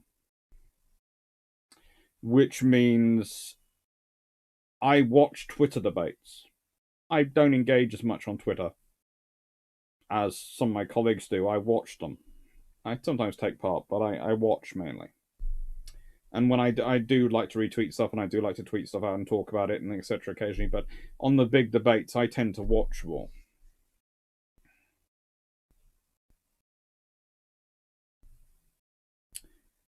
And the amount of times I watch as anonymous accounts basically dive bomb onto a young academic, male or female, but more often not the female ones, I'm basically going, no, you don't know what you're talking about. Just go away. A, they do know what they're talking about. They've probably done a lot more research than you ever done. And B, they have to. They'd have had to, because they'd have to deal with two supervisors for starters if they're doing their PhD. And they need to be able to understand them, so they need to do a lot of research to start off with that one. And B, and this is the academic in me, I can understand people who work in, but it never seems to be those sort of people. The people who work in certain high profile fields, like Jamie, armored carriers. He was armored carriers for years. He kept that separate from his Jamie Seedale account because he didn't want people to associate the newspaper he was working with the history he was doing, because he knew the newspaper, despite his quality and his thing, he knew that some people have a certain perspective on certain newspapers, and he didn't want that to lead to the armored carrier site being attacked. And I can understand that. But also, Jamie is never going to be the type of person who's going to start a slugging match with someone from his anonymous account. It's not his way. If he's going to have an argument with you, and trust me, he will, if he disagrees with you, he will have it to you face to face with his full public profile. And that is the point at which you start to get problems. And that's the thing. Twitter could be a wonderful area for people to have these discussions and have these debates. But the reality is, actually, in the end, YouTube is better. Because in YouTube, I can have the conversation with the audience. I can chat away with the viewers. And I can answer your questions and I can talk back. And we haven't done many books today, but that's honestly because I'm still getting over New Year's Day and all the stuff that's been over from last week or so. It's been nutty. And I wanted to answer questions about all the long patrols I've been doing. And I can do this here. And I have the wonderful assistance of Sean and Stafford adminning the chat to make sure Russian bots, etc., don't get through and keep advertising porn. Sorry, YouTube. And all those things. So thank you. But it means that we can have a conversation. We can discuss things. You can't do that on Twitter in certain topics. You just can't in history. Because certain groups will come out. And it's not necessarily the topics you think. Because there are people who usually try to ascribe it to groups. Oh, it's the people from that side of the political spectrum or that side of the political spectrum who come out. No. It's the people who've read exactly one book, usually written by a popular author who's usually a journalist who's turned into a historian, who's put together a book which has a lot of interesting facts and a lot of interesting things in there, but hasn't got the full context and nuance because they are often trying to churn out volume over nuance, and it takes time. And sometimes they don't actually do the research. And the thing is, I don't mind those books.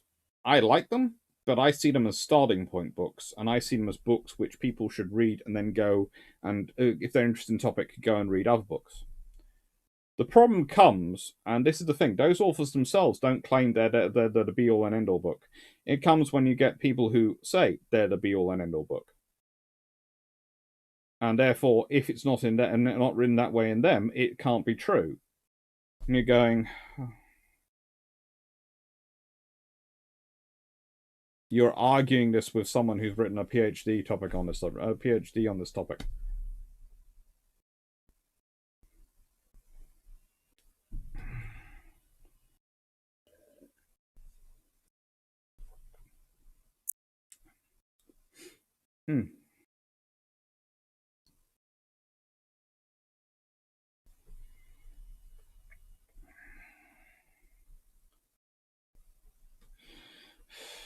Rapper is the Atlanta class an exercise in how many 5-inch guns can be packed on a cruiser hull?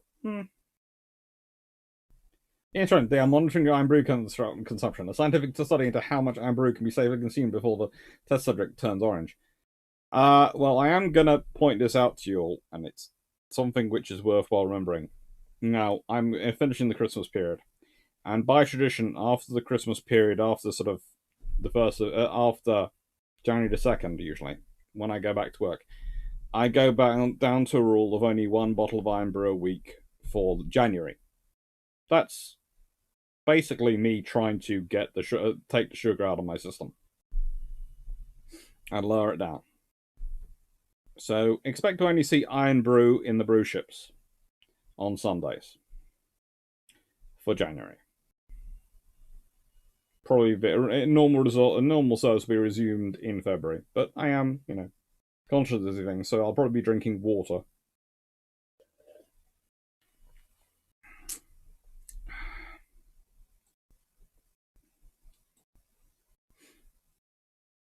Mm-hmm.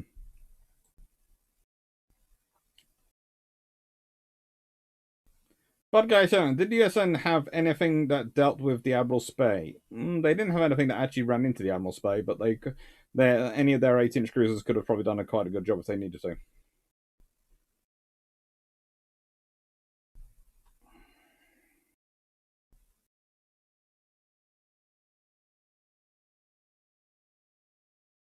Oh, please don't, sure, Matt, please don't bring up the T-boos. Oh, they're even more annoying. But they're more annoying because they sometimes try and say that me and Drac are one of them. And the thing is, yes, I do a lot of corrective history where I go to people. I actually had one person the other day who tried to tell me that the Royal Navy didn't have naval aviation in World War II and didn't have aircraft carriers, and I was going, have you read a book? Luckily, it wasn't on Twitter. Ton of, but it was a case of, are you trying to wind me up? No. Dr. Clarke, when the KGVs were being designed, why didn't anyone look at the lack of freeboard, especially at the bow, and think, sea, weather, and changeable, and come to the conclusion that the project people at the front might get damp? They did, but they came to the conclusion that that would be extra weight, and they didn't have the weight spare. You have to remember, the KGVs were designed with all sorts of compromises in mind for the treaties. How fast do you think Taiwan can mine the straits if they had to? That's an interesting question. And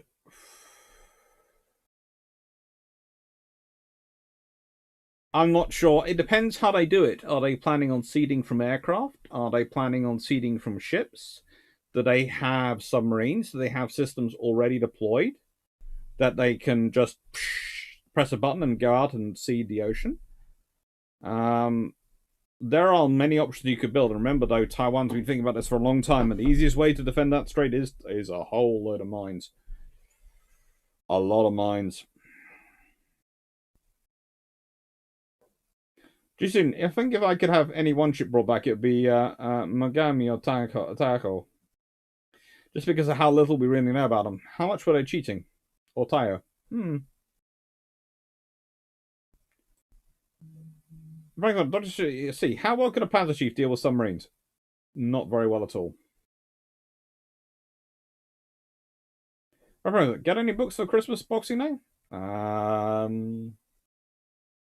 Yes, I did. I think I've shown it to you guys.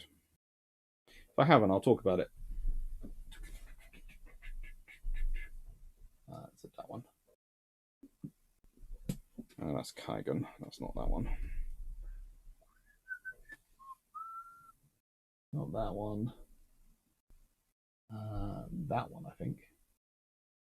Please don't drop something out of my head. Yes. I'm not sure if I've shown you this one.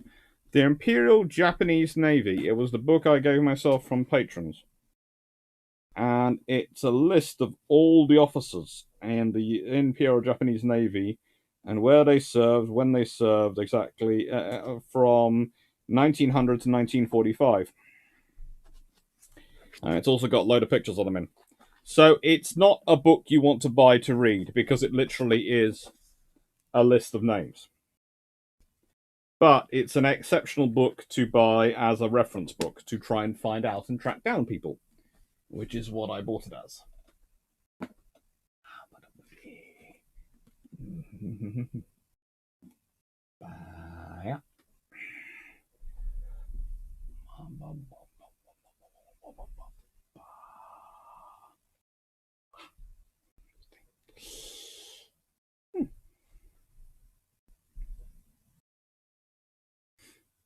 I'm now watching the pillar behind me.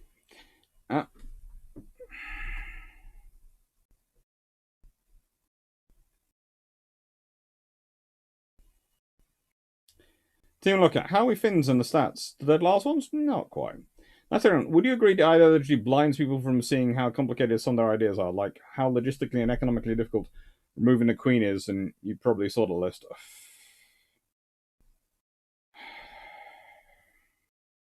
I think more importantly, it blinds people to the fact that they need to ask themselves, is it really popular? And you always have to remember there is a difference between the vagrancies of the surface popularity, which goes up and down, and the deep popularity. And what I mean by that is that there are probably there's probably, if you take republicanism in the UK, judging by actual party membership of the Republican Party and how small it is, I would say you're probably looking at single-digit figures in terms of percentages for how many people in the UK actually support getting rid of the monarchy. And as in actively can think it's worthwhile doing. You are probably looking at, I would say, well into the 40s percentage of population in the UK who would really not want the monarchy to go and would be prepared to actively campaign and do a lot, possibly more, to maintain it. And then you have the vast majority in the middle who quite like the monarchy, depending on the day of week, depending on what the latest news stories are, and otherwise don't really care and don't really think about it because they have their own lives to get on with and it's not particularly of interest to them. And that's the reality you're dealing with. It's kind of like the armed forces and funding them. There are a percentage in the population who would like to get rid of it. They're small and tiny. Boisterous, but small and tiny. There is a larger group of people who would like to maintain it.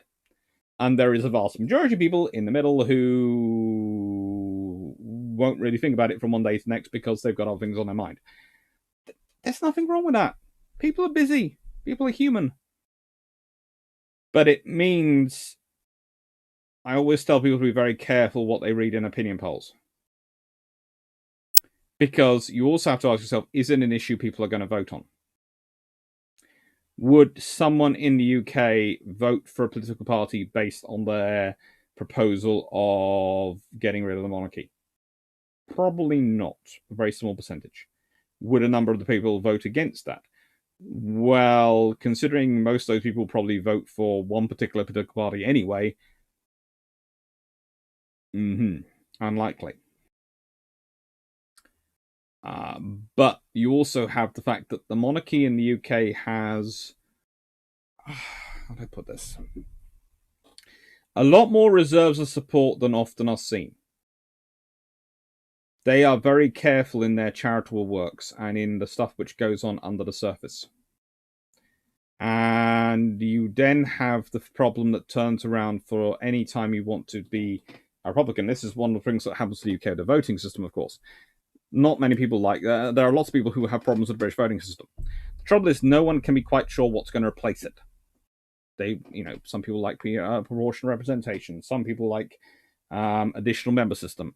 I myself think a variation of an additional member system with the second chamber being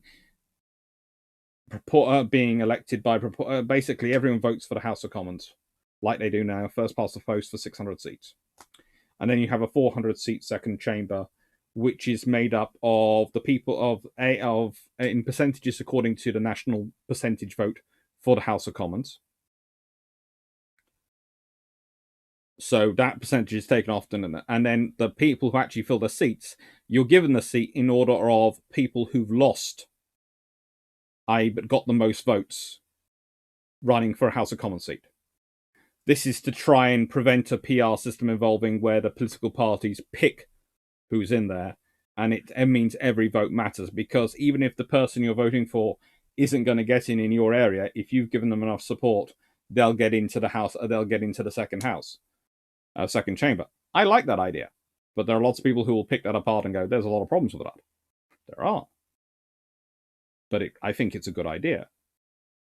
But the trouble is with two elected chambers is you don't go, well, what happens if the political party in the House of Commons, which is in the majority, which probably forms the government still, what happens if they can't command a majority in the second house?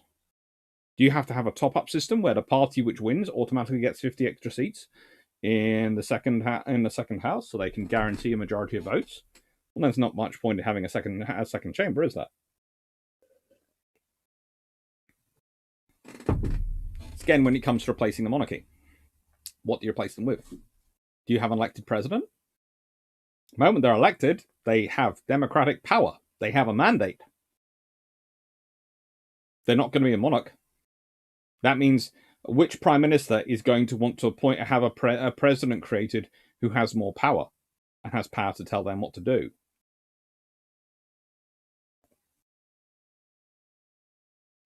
So, ends up with the prime minister will get even more power. That's the reality of it.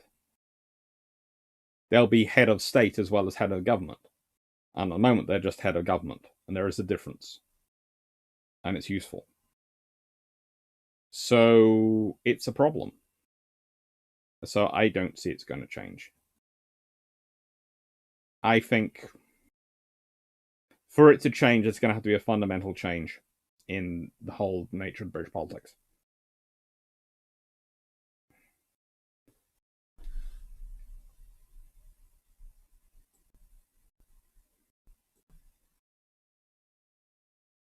Just be like, you should look into opening something master when you're in Canada.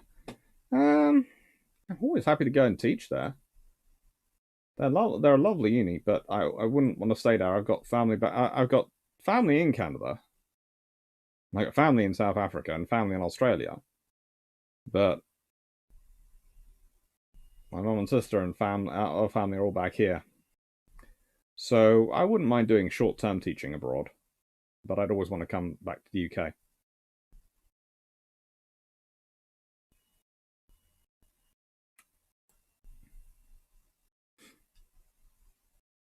Tian Wang, I sure hope Lianlang or Shadong will be preserved eventually, or both. I doubt they will be, but I think the Type 003 might be. If that was going to be my bet of which one would be preserved, it'd be the Type 003. Because it'll probably survive long enough. Whereas I see those two being got rid of quite quickly once the Chinese have bigger carriers involved and new ones in service.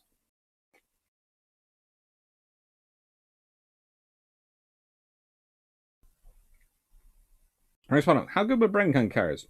Excellent for carrying brain guns. Justin Nielsen, I listened to your last Bruships and heard you talking down BT. It's until 2/3 of the way through that I figured out you meant BT. Anything that sounds close to that name has no good connotations. No. It really doesn't. British Telecom is not a great name.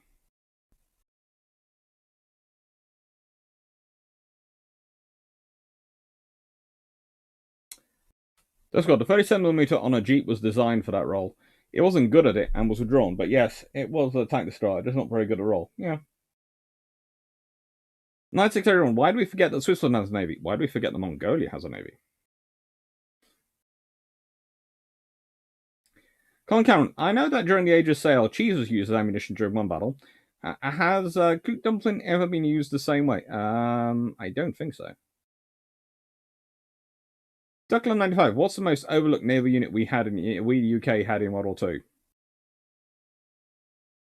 Oh, by a long shot, probably the U-class submarines. But,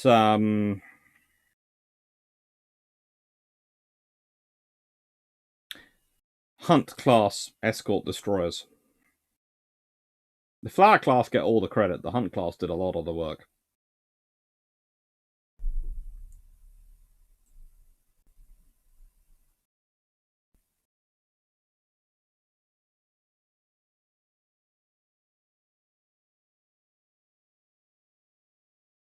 I'm glad your see-through chatter turned out well, Mitch Oates. Interesting. I like older books, like World War II histories written before the mid-70s by people who knew how and why something happened. But the intelligence behind it was still officially secret. Yeah, that's fun. Some of the more recent stuff is pretty good. Hello, Kenrick Johnson. I saw in one newspaper that SS Richard Montgomery, the cigar box carrier, is having its mouse removed. Yeah, that's gonna be fun.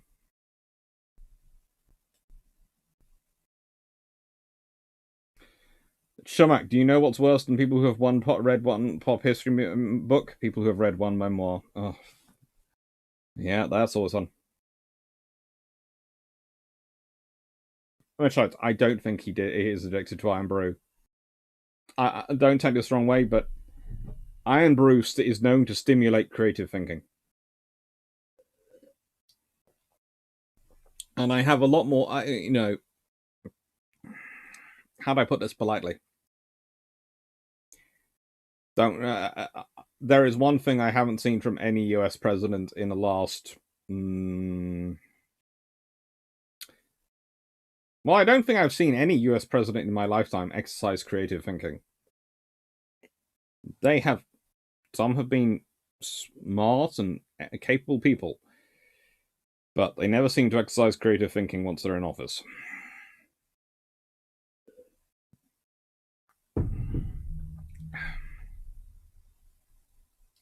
There's got one bottle of brew a week for January, one a day for February. Yeah, maybe. Frank Spanner, what is the name for the French weeaboos? Weeboos.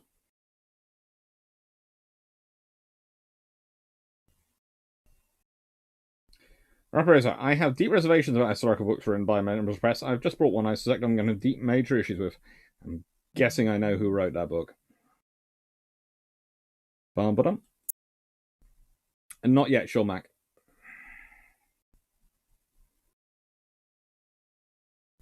Well, one of the things that often, we don't talk about is look at some of the debates about Poland going on in the British Parliament in 1938 and 1939 about Poland. The fact is, Britain supports Poland, but they have reservations about Poland. but they support Poland because the vast majority of the Polish people and the vast majority of the Polish government they quite like and they think are nice, but they don't think they're universally. They are getting complaints. Actually, interestingly, coming by from the Ukrainian population, I think it is, which are talking to the Ukrainian population in Canada, who are complaining to the Canadian Parliament, who are passing on the complaints to the British Parliament, who are then acting on Canada's behalf and passing on the complaints to the Polish government. The way of the world. Bud Guy Sigmund, did the USN have anything to do with the World War One Admiral Spree's force? Not. Well, they'd probably had to bring in their own armored cruisers for it. So yes, they did have stuff to it, but they'd have to actually mass them up.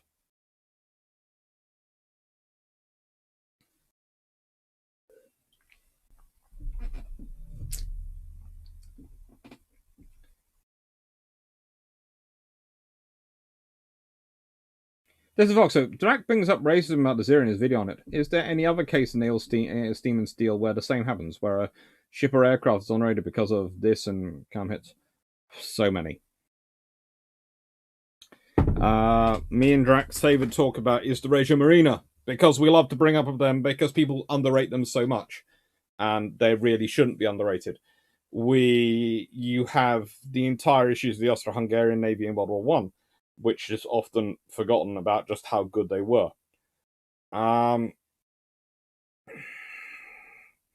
Japanese Navy as a whole in World War II can, depending in the same book, can be the most feared, ruthless killing machines known to mankind, and then on the next pages are imbeciles who understand nothing, and you go, really? US Navy, either overly aggressive or tactically cautious. It's almost every single Navy. You can find some books somewhere which basically fall into a stereotype pattern of this is what our perception of them. And you have to be careful. Always be careful about anything which closely agrees to a single stereotype.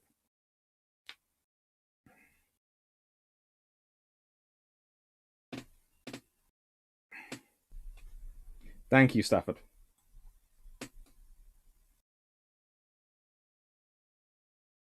In Training, a battleship uses destroyers to deal with the submarines. Although the Panzer Chief is not a destroyer, it's not a battleship, it's a heavy cruiser. And again, it's supposed to use destroyers to deal with submarines.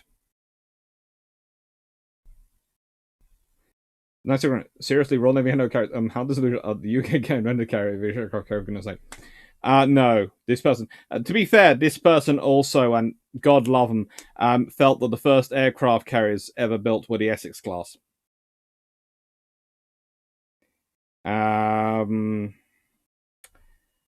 Which was a really interesting thing, and sort of going, well, Pearl Harbor happened before any of the Essex class were in service, and they went, couldn't have done. Essex class were the first aircraft carriers. I was going, what book have you read? Have you actually read a book? Okay, let's start from the beginning. I don't think, no, if they took away anything from what I taught them, that they ended up shaking my hand when I left and promising to watch some of my videos. So if they comment back on the videos and they actually found them interesting, and go see Drax videos as well. That was my advice for them. And Jamie's.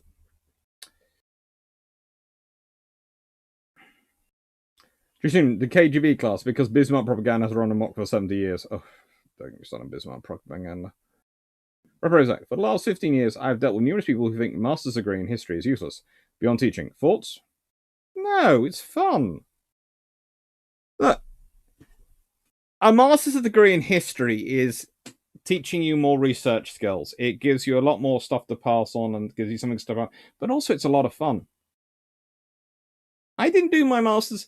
This is one of the things that came out when I was talking to Haiku in our interview. I did my bachelor's, then I did my master's because I just felt I'd do the extra year, and then I did my PhD, and I had reasons for doing that, but the master's was useful. The master's was useful in itself. It's a good thing to have.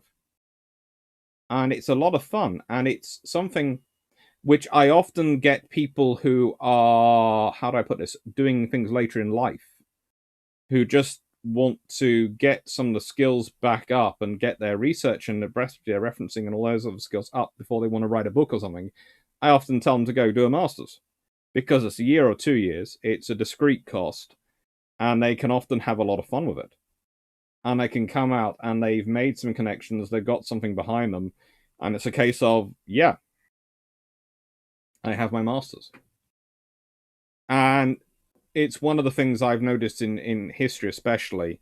There is a definite policy that if you have got a master's, then if you are doing it later in life, then that's your equivalent of having a PhD, as far as many of my colleagues are concerned. I, yeah, you're not going to waste. You're not going to go to a PhD. There's no point in you putting the time in, but you want to have the academic qualification before you go and write a book, etc. Masters. If you just want the research skills, you just want the fun. Masters are fun, and they're something which do set you aside on your set you apart on your CV.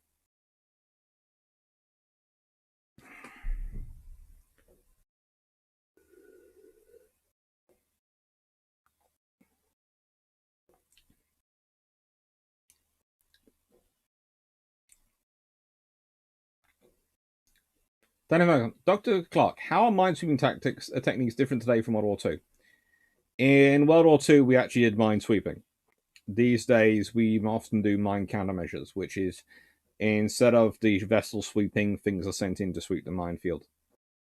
So they try and disarm the mines. They try and use other systems to go in and take the mines out. They don't try. They don't try and go in and sweep the channel like they did in World War II. So in World War II, think of it more as a lot of fishing boat trawling techniques being used. In modern forces, think of it more as a sort of distributed guerrilla warfare in a way. Dirt Squad, please don't say those things out loud. You'll get them to come out and appear. Weeboo. Freeaboo, I think, is the US one. Teaboo is the UK, and Weeboo is the French. And I'm trying to remember what the Russian one is.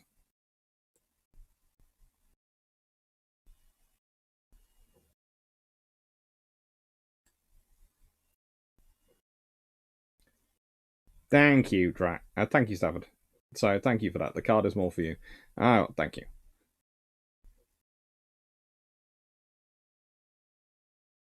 Carlos, and these percentages will change interestingly when the Queen got to say that the parts. Will they? You see, there is often the assumption that they will change if the Queen depart or when the Queen dies, but will they? There was a large number of people in the late 1940s who predicted that Britain wouldn't want a monarch, wouldn't want a female monarch, and the moment the king died, there would be it would become a republic. A large number of people predicted it. After war, we are now a nation of egalitarians. After 2 world wars, we don't want the class system. We're demolishing the class system. Da da da da da da da da. It didn't happen because let's see, when a monarch dies, what happens? Well, inexhaustible things start happening. First of all, you are going to have laying in state. Then you're going to have a funeral where there's going to be a lot of outpouring and sympathy and a lot of stuff going over that previous monarch's life. And then you're going to have a coronation. You're going to have the debate in the UK over whether it's Charles or William who ends up taking the throne, probably. It's going to be a debate, probably, possibly. Especially, and that's all presuming that Charles outlives the Queen. There's always the option Charles goes before the Queen. Let's be honest, the men in the royal family tend to not live as long as the women. So there is the very real option. We don't wish for it to happen, of course, because no one wants to outlive their own children and their own husband, so we don't want to wish that on the Queen. But there is a very real option that Charles might go before the Queen. In which case, it passes on to William, who is, of course, the son of Diana, so has all that sort of goodwill, has his own source of goodwill. if he'd lost his father, lost his grandmother, all these things. That's an entire base of goodwill, and then he steps up in the role, and he does it quite well. Remember again, the job satisfaction for the monarch. What is the monarch supposed to do? Basically, smile, wave, and act as a focal point for good. At which point, the Republicans are going, but. Well, there's pictures of the new princesses and the princess and the princes. Charlotte, George, and the children, and Queen Catherine, all this, or it's Camilla and Prince of Wales. But then, of course, after and Charles. But let's be honest. Then, of course, after Charles's coronation, if he's made king, there is then the anointing of William as the Prince of Wales, which will take place, which will be another ceremony in Wales. So there are a whole process of things which the country will be going from one to the other to the other, and I don't see it stopping.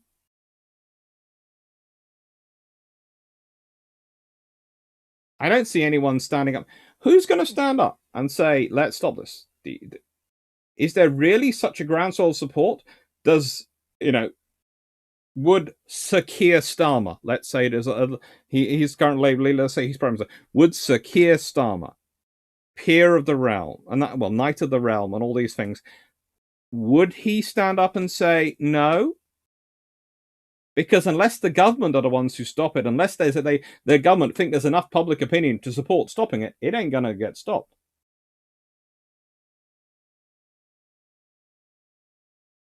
And that's the thing. So the world can change very quickly, but don't count on these things which are. I know there are people who are very passionate about the Republican movement in the UK. I work with a few of them. I know a few of them. They are part of the very few numbers of people who are actually actually members of the Republican Party in the UK, and they are very passionate about this. But basically, everything comes down to when the Queen dies, no one wants the monarchy to continue. And I go, what's your base in this? Well, we know it's going to be. Why? Where's the data? Where's the evidence? Where's more than your articles and your self-fulfilling wishful prophecies? And then I'm called a monarchist, and I go, yes, I am. And look at me and go, eh? Because, sorry, on the base of it, I'd prefer maintaining the monarchy than having a newly elected president, who could be President Tony Blair, or having the Prime Minister get even more power attached to their office.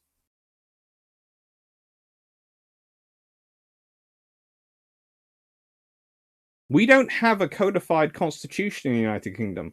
If you get rid of the monarchy, all that power, all that stuff goes straight to the Prime Minister. With no limitations.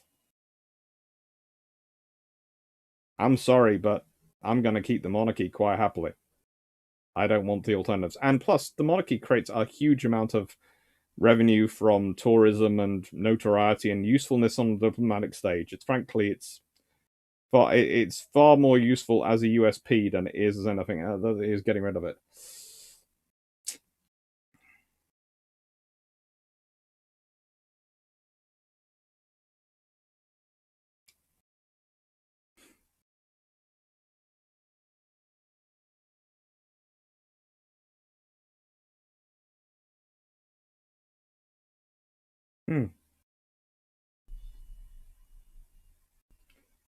Dave Scott, the French just ran away in 1940. Belgians didn't exist. It's always fun.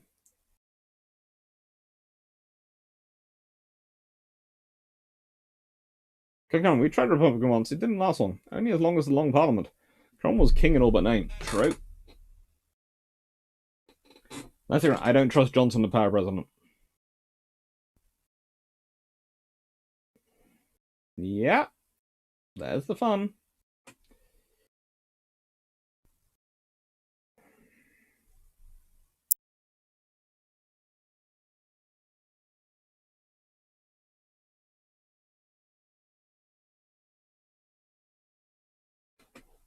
I remember that I saw a book the other day. It's older. It's older. The Jutland scandal. Was there a scandal I missed not involving Beatty? Nope. It's all about Beatty and all about how he covered up the Jutland reports.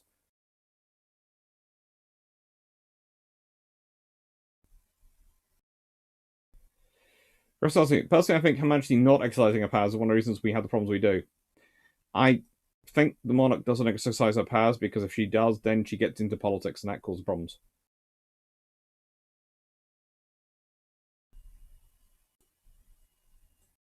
But there is the thing that it does cause a experience because I think, in my experience from what I've listened to of PMs, it's kind of interesting what happens in the conversations with the monarch.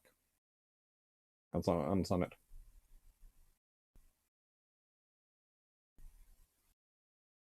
Rosa, if you could write a ship history, which do you do first, second, third?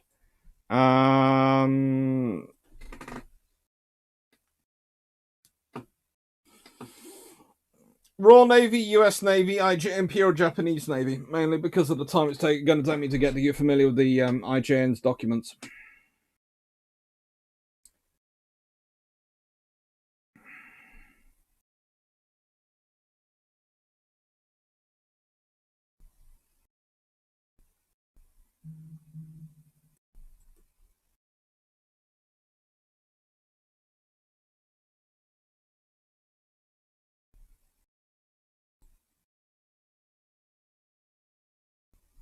Gloria Hunniford was on the Masked Singer. Good lord.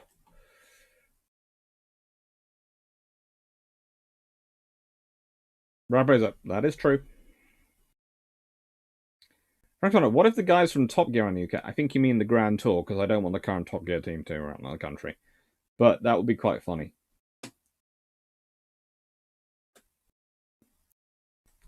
Nick Thuckland, did the USN do a lot in Mediterranean in World War I? Not really. The Japanese did more. Frank Espada, what is an Italian weeaboo? I've never met an Italian version of weeaboo. If I ever do, I will call them. So I will ask them what they call themselves.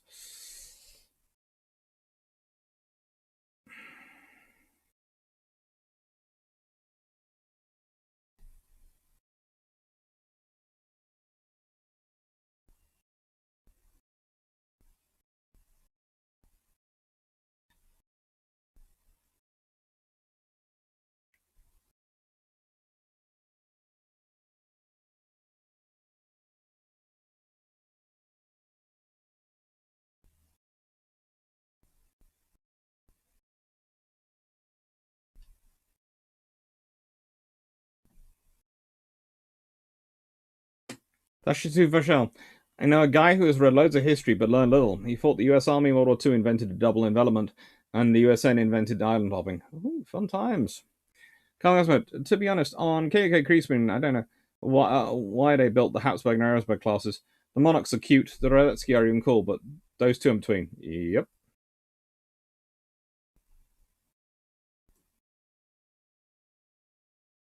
How much trouble was the USN in losing 5 aircraft carriers in 1 year, and were the British in a similar situation in 1940?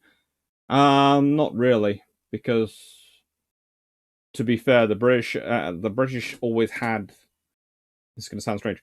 The British always had other options, and always had the infrastructure to support. And pretty much the fact their two principal opponents in 1940, the Italians and the Germans, could not get major units out into the Atlantic Ocean without getting past the Royal Navy, no matter what the Royal Navy lost.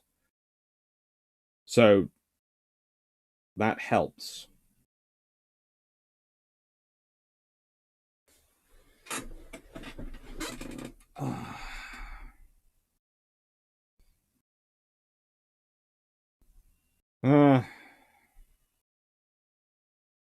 Cameron Johnson, let's see. Would you do any videos about more modern ships from 2 present day? Yep, probably will do.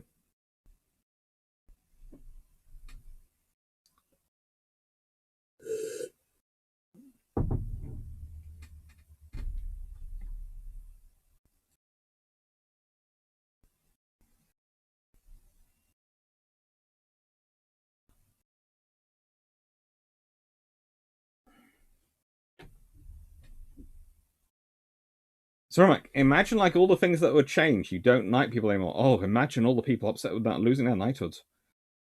Besides, both me and Drac are wanting knighthoods. Come on, arise, Sir Drakenafel. That's gotta happen. And I'd mainly like a knighthood because it would be one title my sister hasn't got before me. Although at this rate, she probably will get there before me.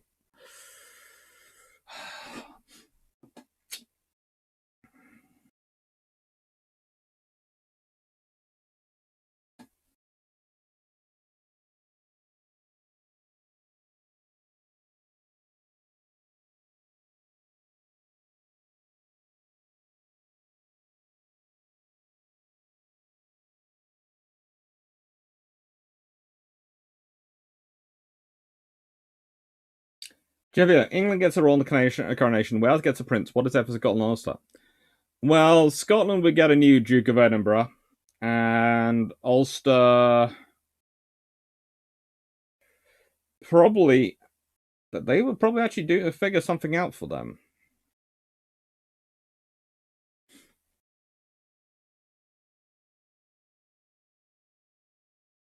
That's got the best argument for keeping monarchy in the UK is: would you rather have insert politician here with powers of head of government and head of state?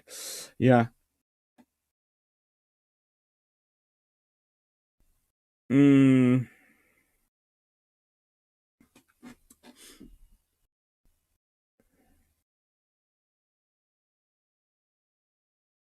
Then read Republic of UK question. Dr. Clarke demonstrates critical thinking to a nicety.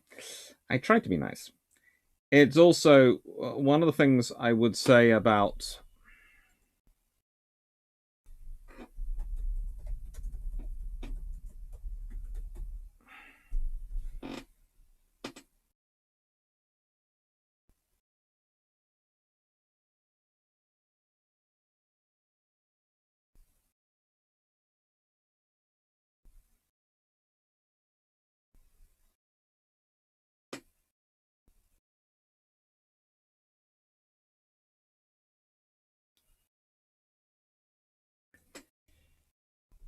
Hmm.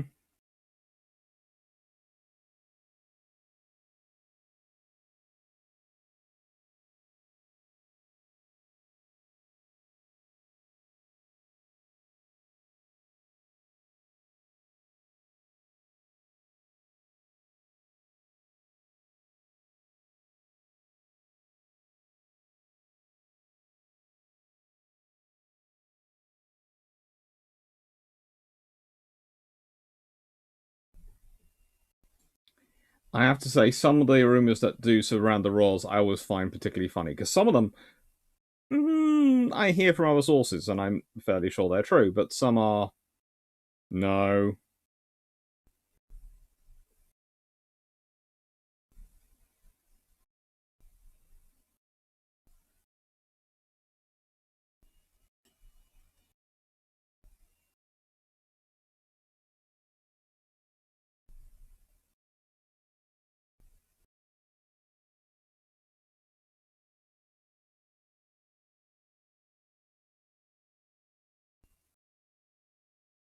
Jack Ray, does Belgium start this week? Not this week. Possibly, and possibly we'll be recording at the end of next week, and so it'll start the week after that.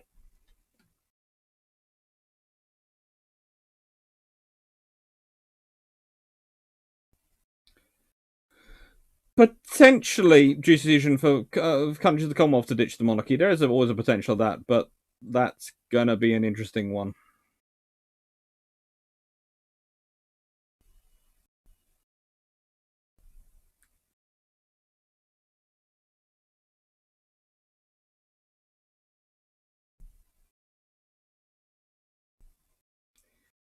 But guys, did the USN and RN ever work together before World War One? Yes, during the Boxer Rebellion and a few other issues in the Far East, the USN and RN often worked together, and it's arguable that the USN worked more closely with the RN during the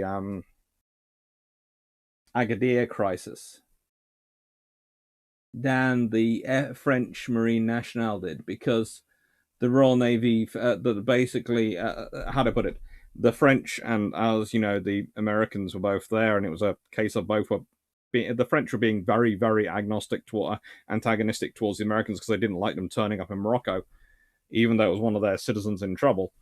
But the British basically said to the Americans, keep the other side of us and just leave us in the middle, and we'll try and keep this peaceful. And the Americans did. And basically, they didn't, whenever they were provoked, they didn't move. Whereas the French kept trying to edge. And the British basically sent boats out to go, hello, Monsieur Lieutenant, whoever the frick you are. What are you doing coming out here in your boat? We are, for the honor of France. Get back to your ship now.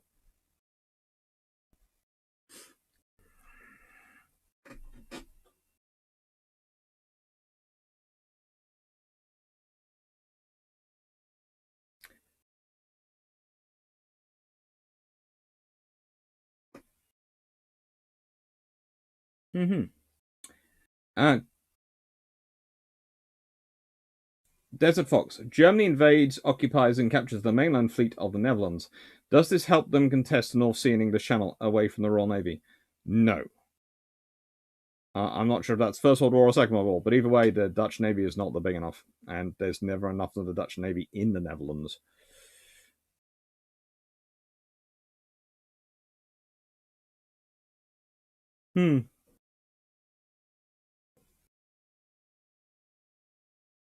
Sorry, I haven't seen the list of factors that sank Hood yet. Nights one.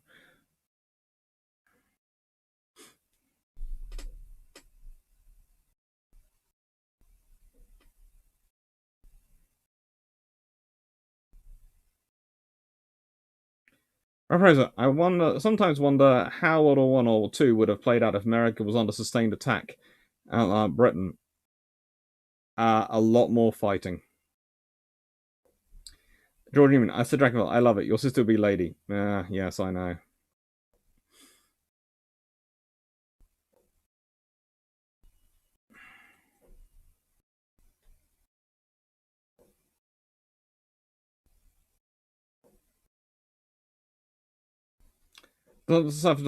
Odds the first one ship you feature would be Peter the Great, Kirov class, or Albion. Probably Kirovs. I'd like to do the Kirovs. What if they offer you HMCS Haida instead of the place of knighthood? Hello, Haida!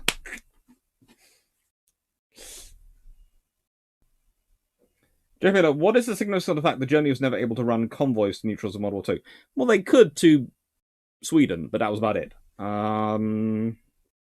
It basically limits their trade and cuts them off being a part of the global trade network. So it means that Britain still has access to resources from South America, from Africa, from large chunks of Asia, and Australasia, and North America, and the Germans just don't.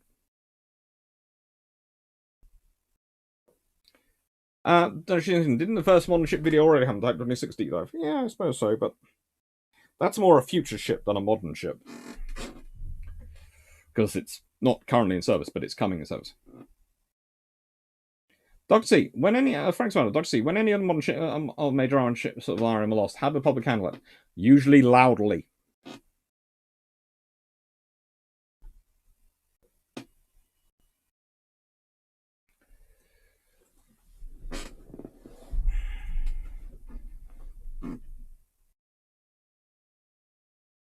Mm-hmm.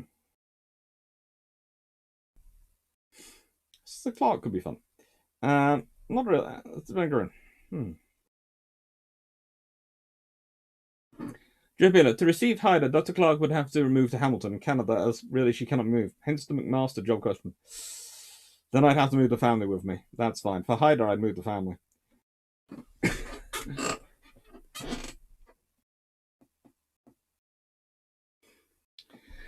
Desert Fox, did the RN Model 1 raid merchant shipping in the Baltic, and did the Danish belts pose a problem for submarines? Yes, to an extent, to Danish blets, and in the Baltic, they sent submarines in. That's good. I was held that with all the correspondence for news sources, one phrase rings true. Those who know don't talk, and those who talk don't know. That's usually my experience as well. And usually I say the start, honestly, the start, it's, how do I put it?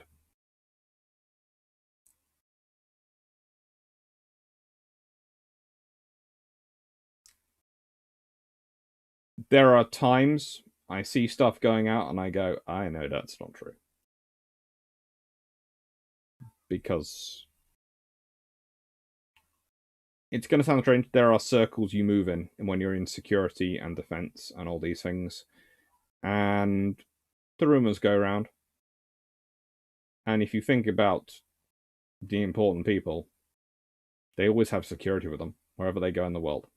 No matter what they do, they're always going to have security team with them. And there are gradients of it. There are people who are low enough down the food chain they'll get a couple of policemen, and there are people high enough up the food chain they will get a lot more. They will get a lot more following them, and they won't leave you because it's not their job to. And it's a case of, really, that happened? You sure? You really sure?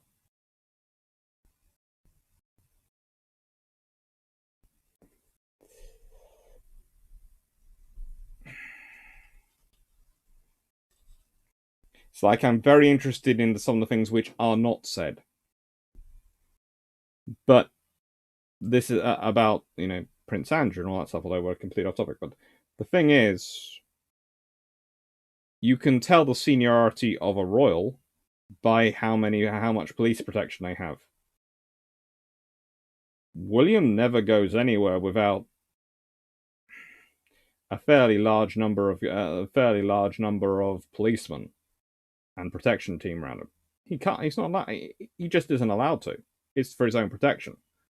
Because again, imagine the problem if he got taken hostage or anything like that. But Prince Andrew, he's a lot lower down the sort of food scale in terms of protection. Except so is Prince Harry.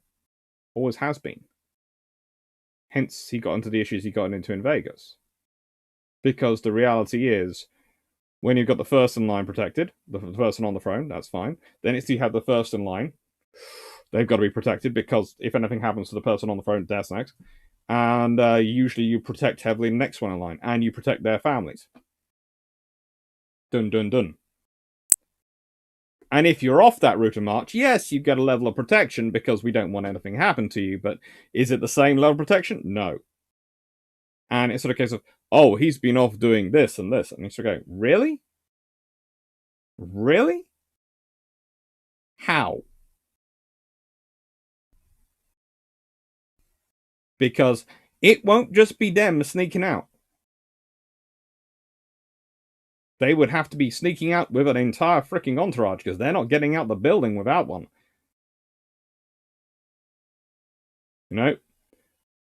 Prince Philip used to drive around London in a cab.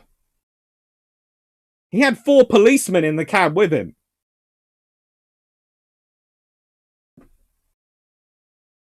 He liked to be the driver up front driving the cab, and that was fine. He had 4 passengers in the cab with him who looked like businessmen.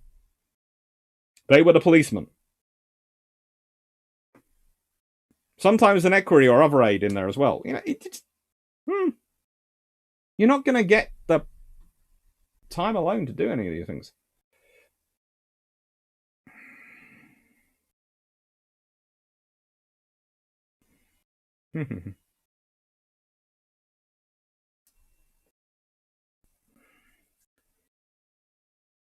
Frank Spanner, let's see. On the question about Panzer Chief, how well could they take torpedo hits? Not that great.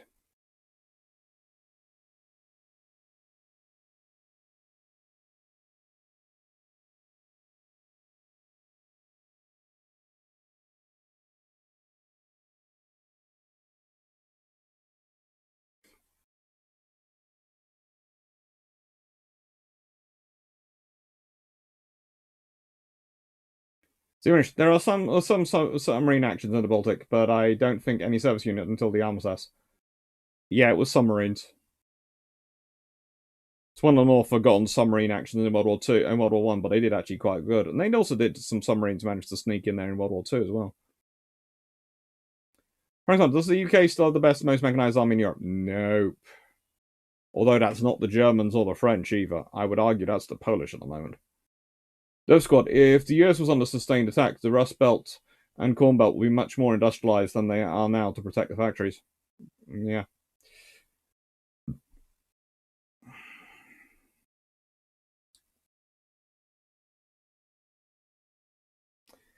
Yeah, that is true. About something about Haida.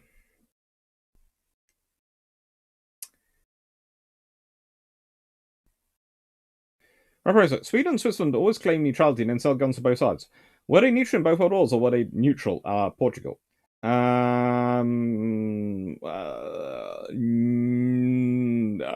Depends who's winning at the time.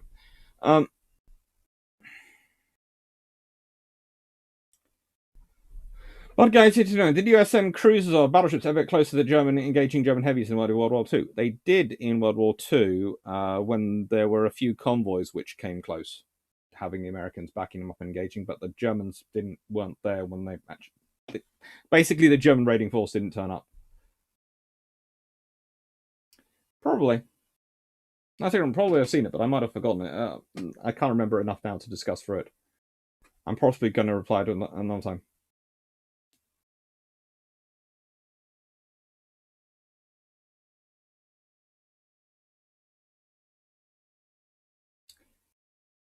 See, when Germany doesn't have conscription anymore, their army is around 64,000 now, a lot smaller than they could. How big is the UK these days? I think it's about 70.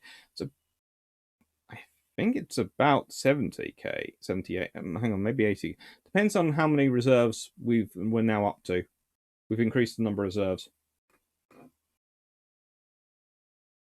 The UK army has about 82,000 plus reserves. Yeah.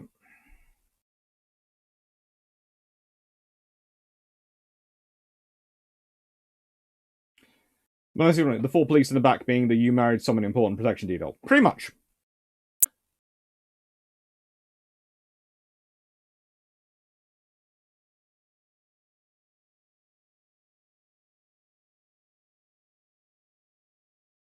The smarter question is to ask is what would non-royal UK royal family UK VIPs use the Prince Andrew mess to draw attention away from? Oh, so many things. Yeah, that is a good book. The Economics of Neutrality, Spain, Sweden, Switzerland in the Second World War. As Grosshouse pointed out, that is a good book. Jack Ray, lol, neutral selling weapons. Peace is good for business. War is good for business. Everything's good for business if you play it right.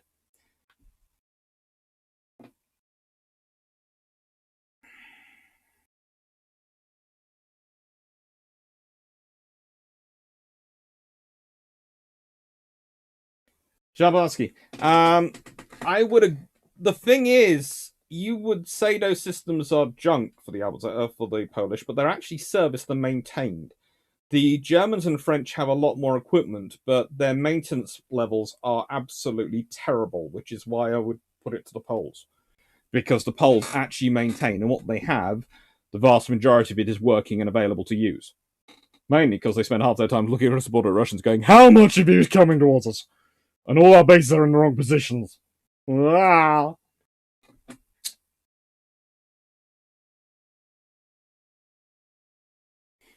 Where is it? Poland has the most mechanized army in Europe. If Poland has the army, who has the navy and air force? The navy's a tough one. The navy is a tough one. I'd have to say it's between the Italian navy and the Royal Navy on which one's best in terms of that. It's 6 of one and half a dozen the other on both. It's different strokes for different folks in terms of their skill set and their capabilities. Air Force.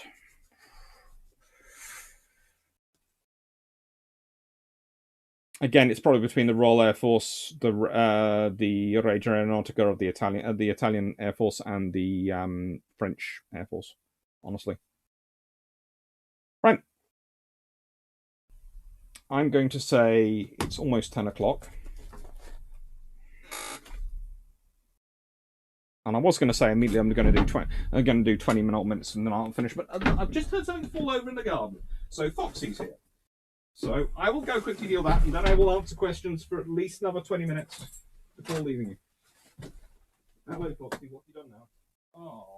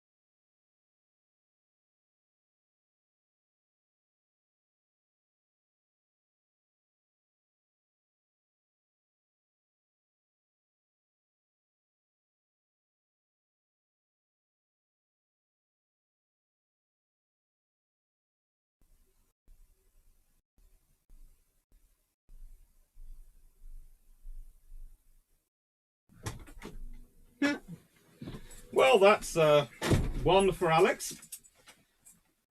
Nil for Fox this time.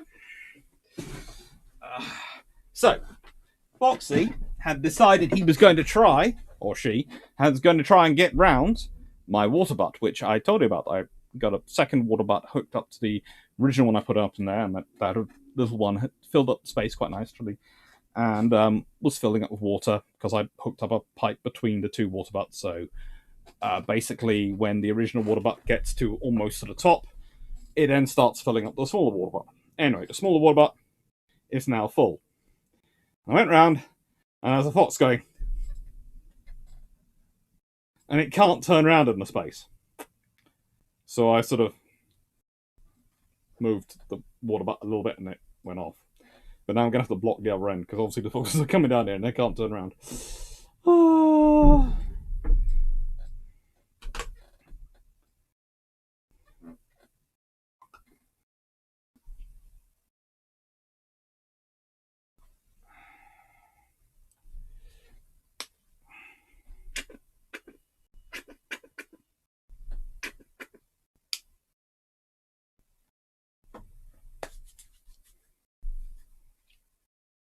Mitch writes, can you think any more interesting ship concepts to try on UAD?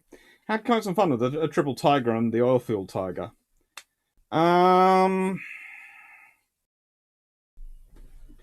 What a World War One armored cruiser would look like, because the Royal Navy at several points is making design studies and they never actually build any of them.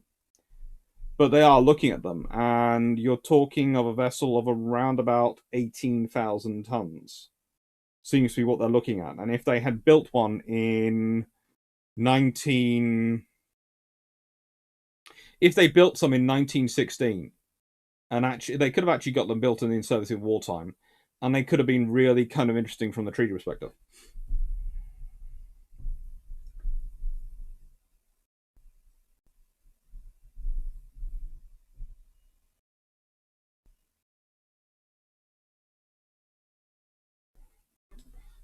So that's something else I've also been looking at. I've been looking at the designs of the 1916 18,000 ton sort of concept. And when I say concept, I've got some photographs of the documents in the National Archives, and I just took them quickly. So I haven't got any plans or anything. I'm just going for it and looking at what the options are. It's also quite interesting. They do seem to be looking at debating between the 9.2-inch gun and variations around that.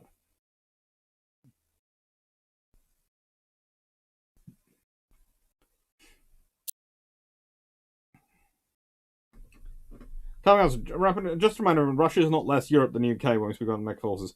The trouble is, usually when I think of Russia, I don't think Russia as a European or an Asian power. I think of them almost as their own continent, with spheres in Asia and spheres in Europe, and it's just a case of it's this massive country.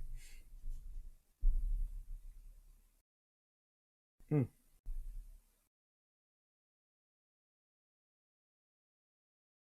Tanef, thank you for making my birthday educational enjoyable. Well, happy birthday, Tanef. Hello, MC Legend 13H. Jack Ray, you outfox the fox. Oh, it took me time. It took me time.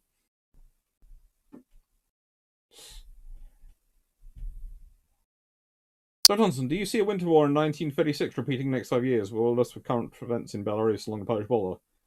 In the same, I'll focus on Ukraine again and forgetting what about Poland. Honestly, don't take this the wrong way, but the media, in my experience, I love the media and I love the journalists, and some of them are really hardworking. In fact, most of them are really hardworking people. But they, to an extent, go where they think the public interest is, because all of these newspapers, these new things are driven by ratings these days. All of their scores, all of their impacts are driven by ratings, and it's kind of like that in academia as well. If you consider it, the quality of your publication, if we look now with books, and universities are shameless about that, is based in how many other people have cited your books or your journal articles, what your reviews are like on Amazon, and what your reviews are like on academia.edu. So that's what they're looking at. those are your four things when they're judging you. And when you're talking about publishers, what they mainly are looking at is how many people are buying your books, and what your reviews are like on Amazon. So everything these days is driven to an extent by what the public wants to consume. And the vast majority of the public will want to find out more about what they're already interested in. So not a new story, but the new information about an old story. Because people always want to know more. They always want to be an update on what's the ongoing crisis as what they've seen. But there is an advantage, and one of the things I don't like the phrase mainstream media, because one of the advantages we have in the modern age is we have YouTube, we have social media, we have all the podcast series and all those things we do have, and things like bilge pumps. I'm going to sing its praises, but bilge pumps and the SimSec Sea Control podcast, I consider are great ways of getting out to at least the people who are interested what information, what's going on in the world of maritime news, what stuff they can think about, some discussion and some discursive discussion of it. Because that's made for the people who are interested in it. And I tend to consider it not so much mainstream media as in mass media. What are on the bell curve, if we consider a population, what are the largest number of people, usually in this point of view, interested in? And there's nothing wrong with catering to that interest, because that is what keeps you in work, and that's what gives you the viewings. So that's fine. But as long as you understand that is the factor, and stop thinking about them being biased or unbiased or all those or any of those things, just think about what are they, how are they structured, and why are they structured the way they are. It makes sense and it's fine. Don't. They are hardworking people who are putting out the best quality program they can.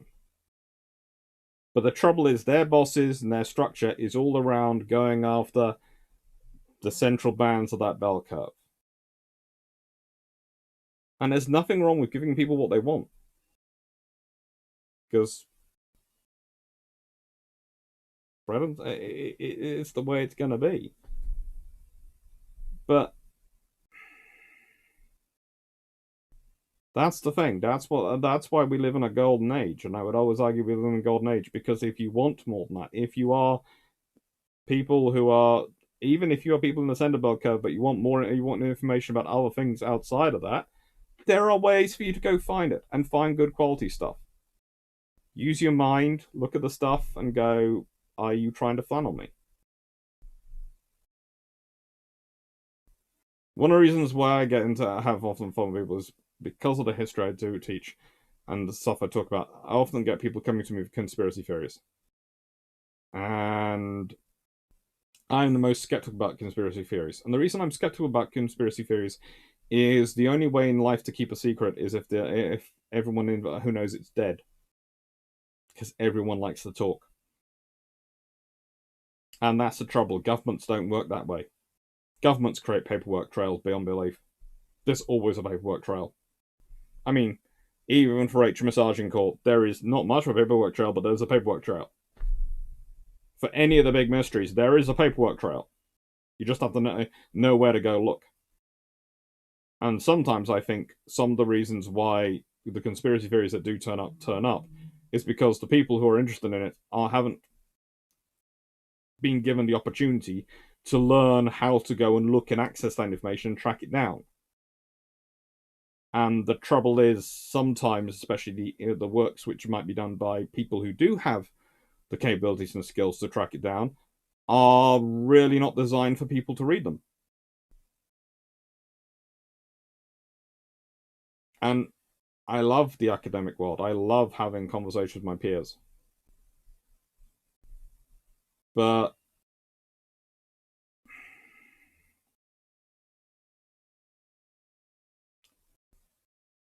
not all of them. Let's put it this way. I would say Drac is an above average communicator every day of the week. I would say the same about Jamie. Both of them can make incredibly complex topics very understandable to their audiences. That is not a talent that everyone in this world shares. It is a skill. It is a talent. It's something which is both, to an extent, born in you, but also nurtured by your work and your process of thinking and your experience and your exposure.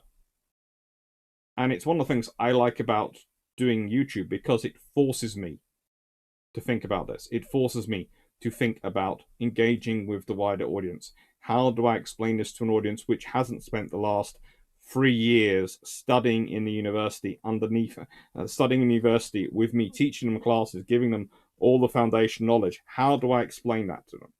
How do I get my point across? And this is why I love YouTube, because it's every time it forces me to think how to be better, how to communicate better. And I don't always get it right. I can tell when I don't get it right because of the comments and some of the things that come up in the channel, in the chat, or underneath the video, and I will know when I've got it wrong. But sometimes I get it right, and that's addictive. That's great, and I want to do that more. But not every one of my colleagues has that same experience. Not everyone has that same opportunity.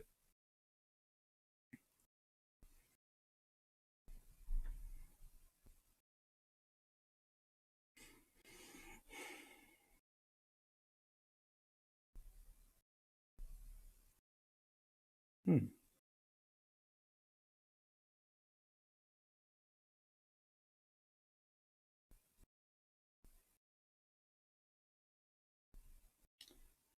Thanks, man. I will do. I'll be heading to eBay. How should Russia and Ukraine be offered NATO memberships? Russia's never going to be offered Ukraine a NATO membership again. Ukraine probably should be, but Russia won't be. Russia's made their choice. They could have gone for NATO membership. They could have gone for closer integration. They could have actually joined the European Union, which would have been quite an interesting one. If they joined it, it would have had to change its name. But they could have done all sorts of things, but they haven't, because ultimately the group that was in power after the end of the Cold War didn't want to lose their power.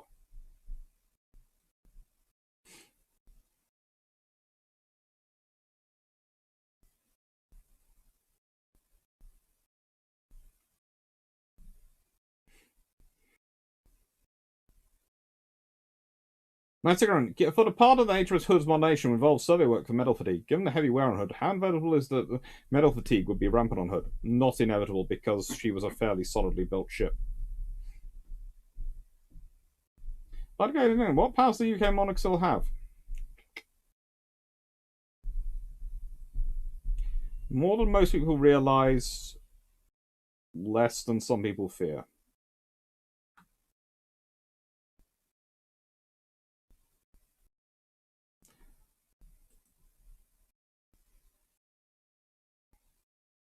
Sorry, MC Legend 13H, to hear you got COVID. That's not nice.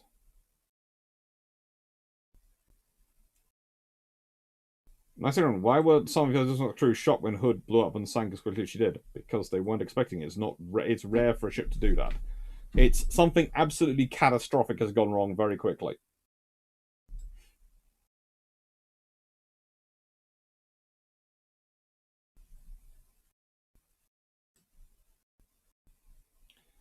What are the new Falklands War books coming out on the 40th anniversary? All sorts of things, which look interesting to me.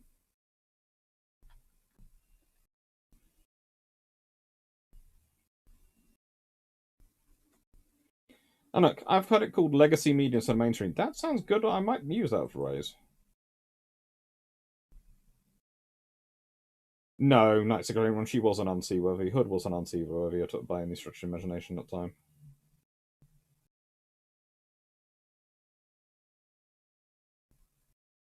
George Newman does also there is, but that saying also goes well, and the best way to hide something is in plain sight. If everyone sees it, no one sees it.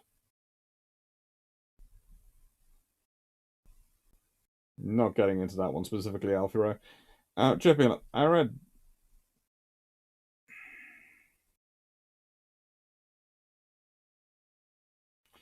Jacob, I read Down South by Parry. I was struck by how he talks about Woodward as the Admiral, never refers to crap, has a good regard of the Scots Guards, and a poor opinion of the Welsh Guards. Good read. Yeah, Parry's an interesting gentleman. Scott, I think a lot of conspiracy theories are people looking for simple answers to complex questions. Simple answers piled on each other until it's complex mess that makes no sense. How do you think doing YouTube videos have affected how you teach? Uh,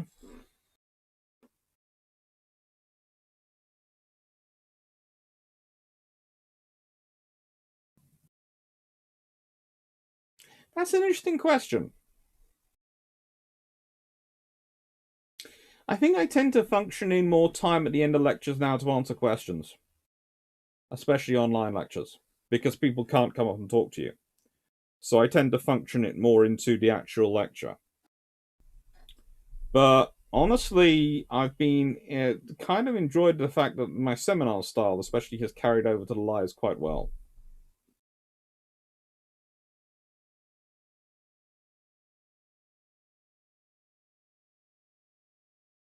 Sure. Also, I mean, from my reading academic papers from time to time, having the tone where you can crack a joke once in a while makes the difference.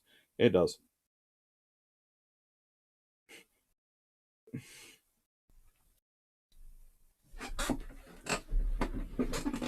Mm-hmm.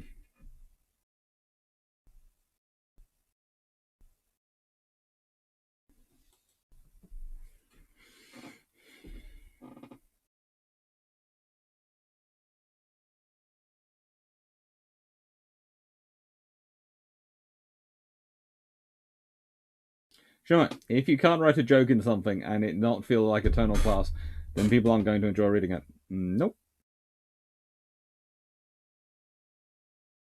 Rapper isn't. Would be worried about Russia if they didn't have nukes? Probably not.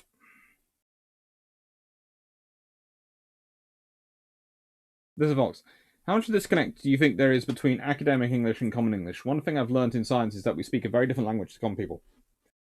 I usually use the phrase "person on." I usually use "person in the street," um, rather than "common," because that's a whole different ball game. But yeah, academic English is a lot more passive, and in some regards, it isn't. But in some regards, it certainly isn't. It depends on how to practice. Certainly, when this is one of the troubles I get into journal articles is I am not good at some of the phraseology which is expected in terms of academic English, in terms of proper academic English, because mine tends to be written how I speak.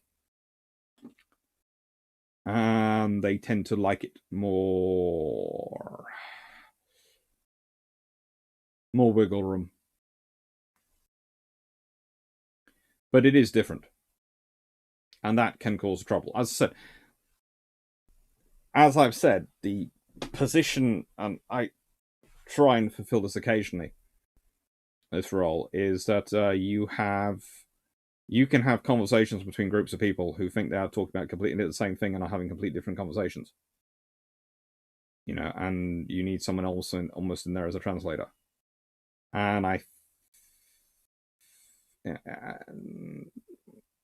that is actually the role traditionally where academics came in, as the translators, the ones who knew enough about both sides to be able to explain the two sides to each other, i.e., industry to government, etc., and all these things. It becomes a problem when academics become a side of their own, and linguistics of their own.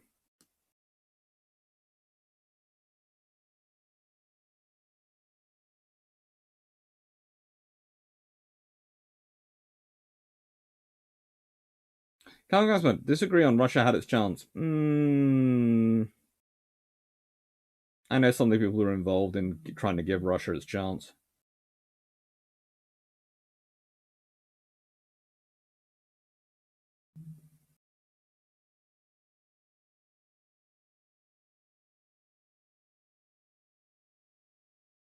River Sava. My tribals have shipped from Amazon UK, delivered January 4th to January 26th. Cool.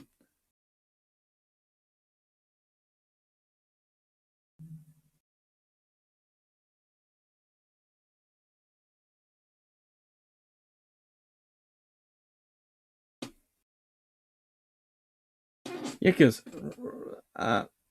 favorite Star Wars Alliance starfighter and Imperial starfighter.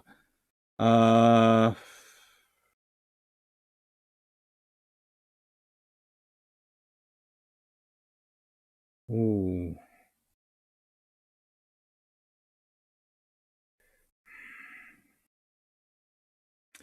I always feel bad sort of saying it, but the one I have on the T-shirt is the X-wing, so I'll stick with the X-wing. But I do have a soft spot for the Ys, and for the Imperial starfighter, I like Thrawn's Thrawn's TIE Defender. TIE Interceptor, I think. Yeah. I now can't remember. Is it the Defender or Interceptor? Now it's going around my head as which one is. This is why I should have notes when I'm answering questions. Oh. That's what I'm not sure about legacy media. It kind of implies in the past. The vast majority of things posted on social media in order to generate reaction initially come from the traditional media. Yeah, it's a complicated one. I don't like mainstream. I don't like legacy or traditional. Both have connotations once you think about them. So I don't know. Big buck media, conventional media. Perhaps that's it. Conventional media, professional media. There again, would you call Drac not professional? Or so conventional media is probably what I'd go with.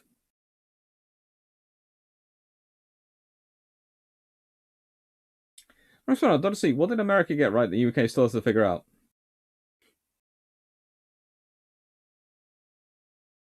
How to have cruisers in a post-colonial era.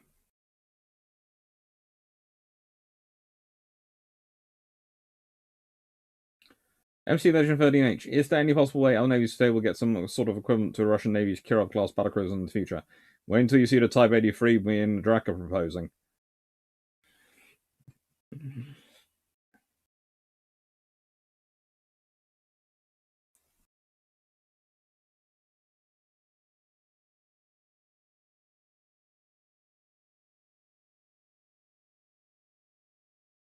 Defender.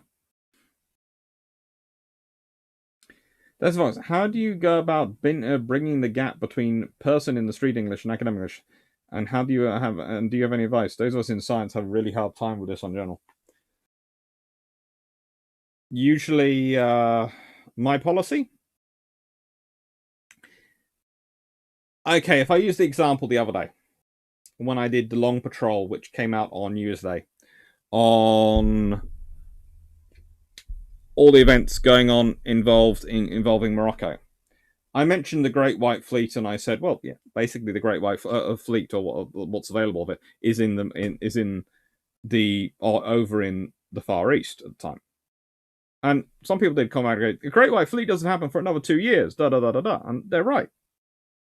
But the ships of the Great White Fleet that will be part of the Great Fleet are mostly dealing with stuff in the Far East at that point, because that's where America's focusing itself on. But the thing is, the moment I mention the Great White Fleet, that gives people a touchstone, something to think about in terms of the US Navy.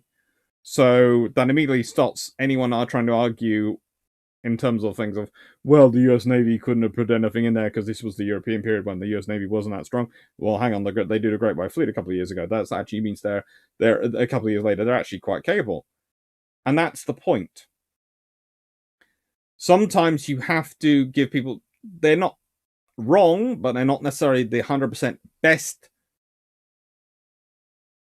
historically, well, let's say academically best phrases to pick, because they're not wrong, but they're not the most accurate phraseology you can necessarily go with, because that gives people, your listeners, a touchstone in order to understand in order to get their bearings in what you're talking about. You always have to think about it. You're not talking to another of you. And there's nothing wrong with that. But there is only one me in the world. There's only one Drac. We have conversations. When we have conversations with each other, there is a whole lot of stuff which doesn't need to be said because of our background. But the trouble is with the videos, when you're talking a video or to the public, you have to start off from a point of, your audience, how much are they going to know? Well, if you presume they have any prior knowledge, then you're automatically excluding people. But you have to balance that because you have to make sure you include the information so that people have the framework to find the prior knowledge if they need it, etc., to understand what you're saying, without also coming across in such a way that you're talking down to people, because you're not doing that. And it's still when lecturing. I always say approach a video or approach a television show or meeting like you're talking to your first years at university. I.e., they've got their A levels. They're fairly smart. You're presuming they're interested in the topic, but they don't yet have the depth of knowledge in it that you do. So you have to start building up. So you have to explain your terms, but you have to explain it in a way which is interesting. So I tend to, and this is something which is noted in the book, but also people talked about in the book, but people tend to talk about on YouTube, is I tend to use stories. I tend to use little asides.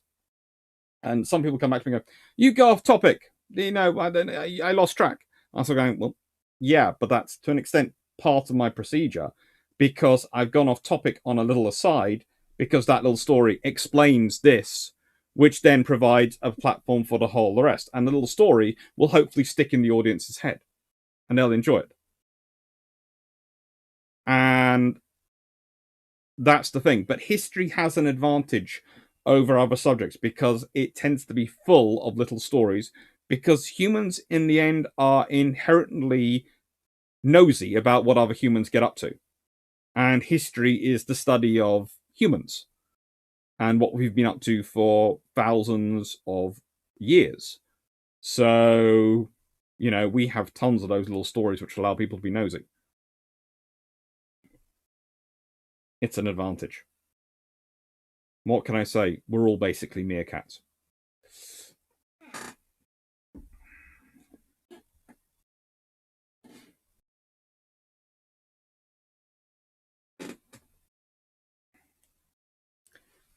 When will we, if ever, do we get to see your proposal for Type 23? Once it's up on SimSec, and it's going through the process.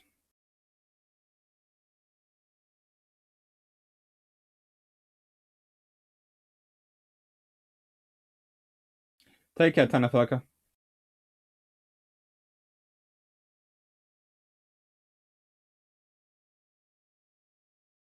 MC Legend 38. I love the USNC Infinity with 13 Strident class frigates in the underbelly. Such an awesome sci-fi ship. Very sensible idea as well. Bring your own escort group with you.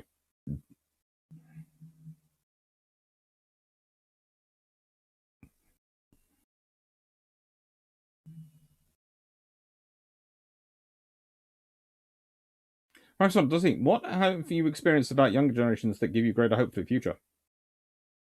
They usually want to learn. I've had fun of teaching lots of younger people in my life.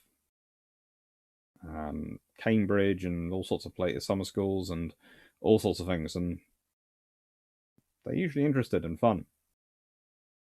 Occasionally, I'm in the role of acting headmaster for the week, which means I get less fun. I get the less fun side as well, but they're usually good. Concentratinus, why are you sending for emojis of monkeys?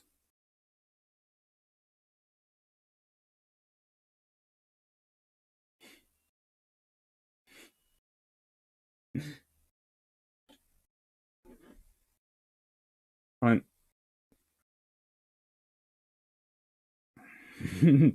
Thank you, horizontal wikis. Yes, they definitely like that one. Right, then I am going to go. Speaking of fluffy research assistants, I've just had a picture of them sent to me going, "When are you coming in?"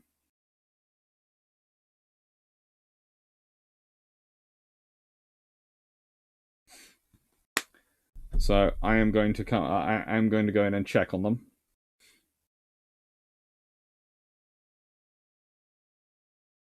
Then it's a bit, oh boy, people with such a lack of knowledge that they think the side stories are off topic and unrelated. No, usually those people are the people who have, in my experience, have actually have done some knowledge, but because they have that knowledge, they don't need that side story, so it's off the point of being marked for them. And it's a case of Are you so jaded you don't find that story interesting? And that's usually my response. Go, so did you not find the story interesting? Well, I did, but I felt it was off topic. And I go, well, found it interesting that it's not off topic. Well, I'm going to say thank you to everyone. And I'm going to go in and chat away with my family and sort them out. Make sure Mum's chair isn't causing her more trouble. I don't know.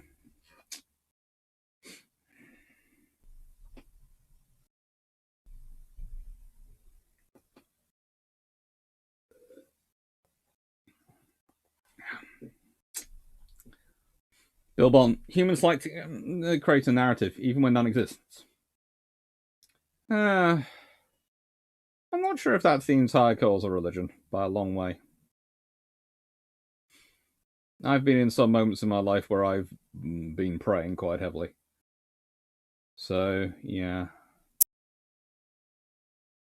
I think the trouble more for religion is that the way some people have abused religion than than the religion itself. But we'll leave that to one side. That's a very much off topic for a nail historian. We tend to deal with the sea, which is a religion in and of itself. Let's be honest. If anyone, it's kind of like when you're reading Terry Pratchett and he says dwarfs don't have gods, but being a dwarf is a religion. It's kind of like that with sailors on the sea. They tend to have religion, but it's also a religion really much, which is very focused around the sea because the sea is quite so out to take you out. Right. Take care, Jack Ray. Take care, Stafford Thompson. Thank you, Melanie Sigurdi.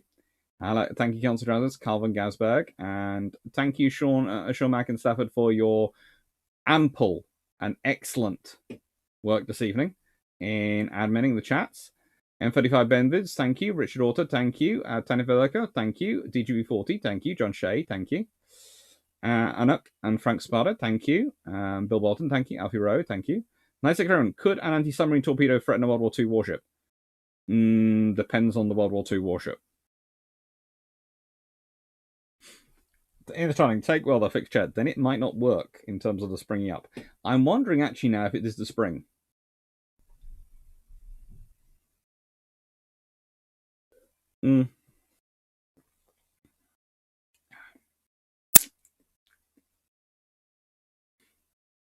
Take care, bud guy 8829. Thank you, Desert Fox. Thank you, in Straddling. Thank you, Stafford.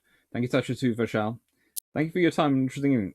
It's been fun. Thanks for the book recommendations. That's what I'm here for.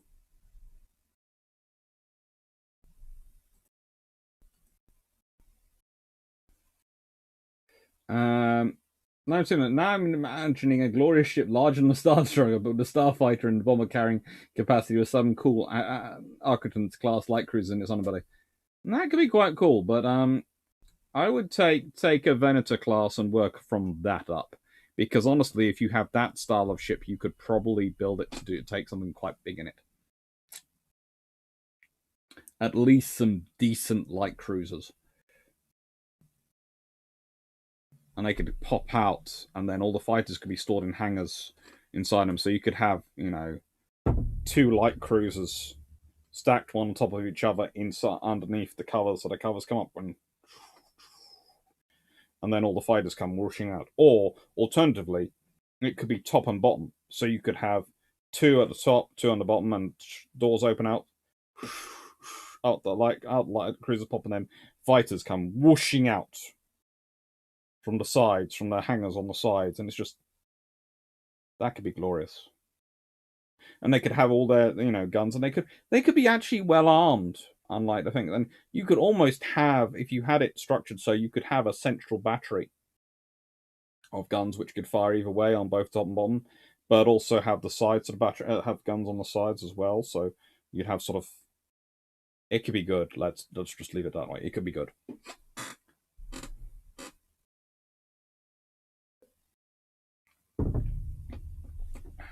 Night, Aaron. Night, Greg Salsky. Night, Albazaski. Night, Bill Bond. Submarine history with a haiku. And a good night. I've mentioned you a couple of times, Stephen. Mitchellites, you mean like the Church of the Cataclysmic Catalina? Oh, that and the Blackburn. They're going to end up on my points. Oh, look, no aphis and a foxhole are at sea, Dr. Locke. Yeah, definitely not. Thank you, Cuz. Thank you, Calvagasberg. Thank you, Ontus Drowsiness. Alright, take care, everyone. Have fun.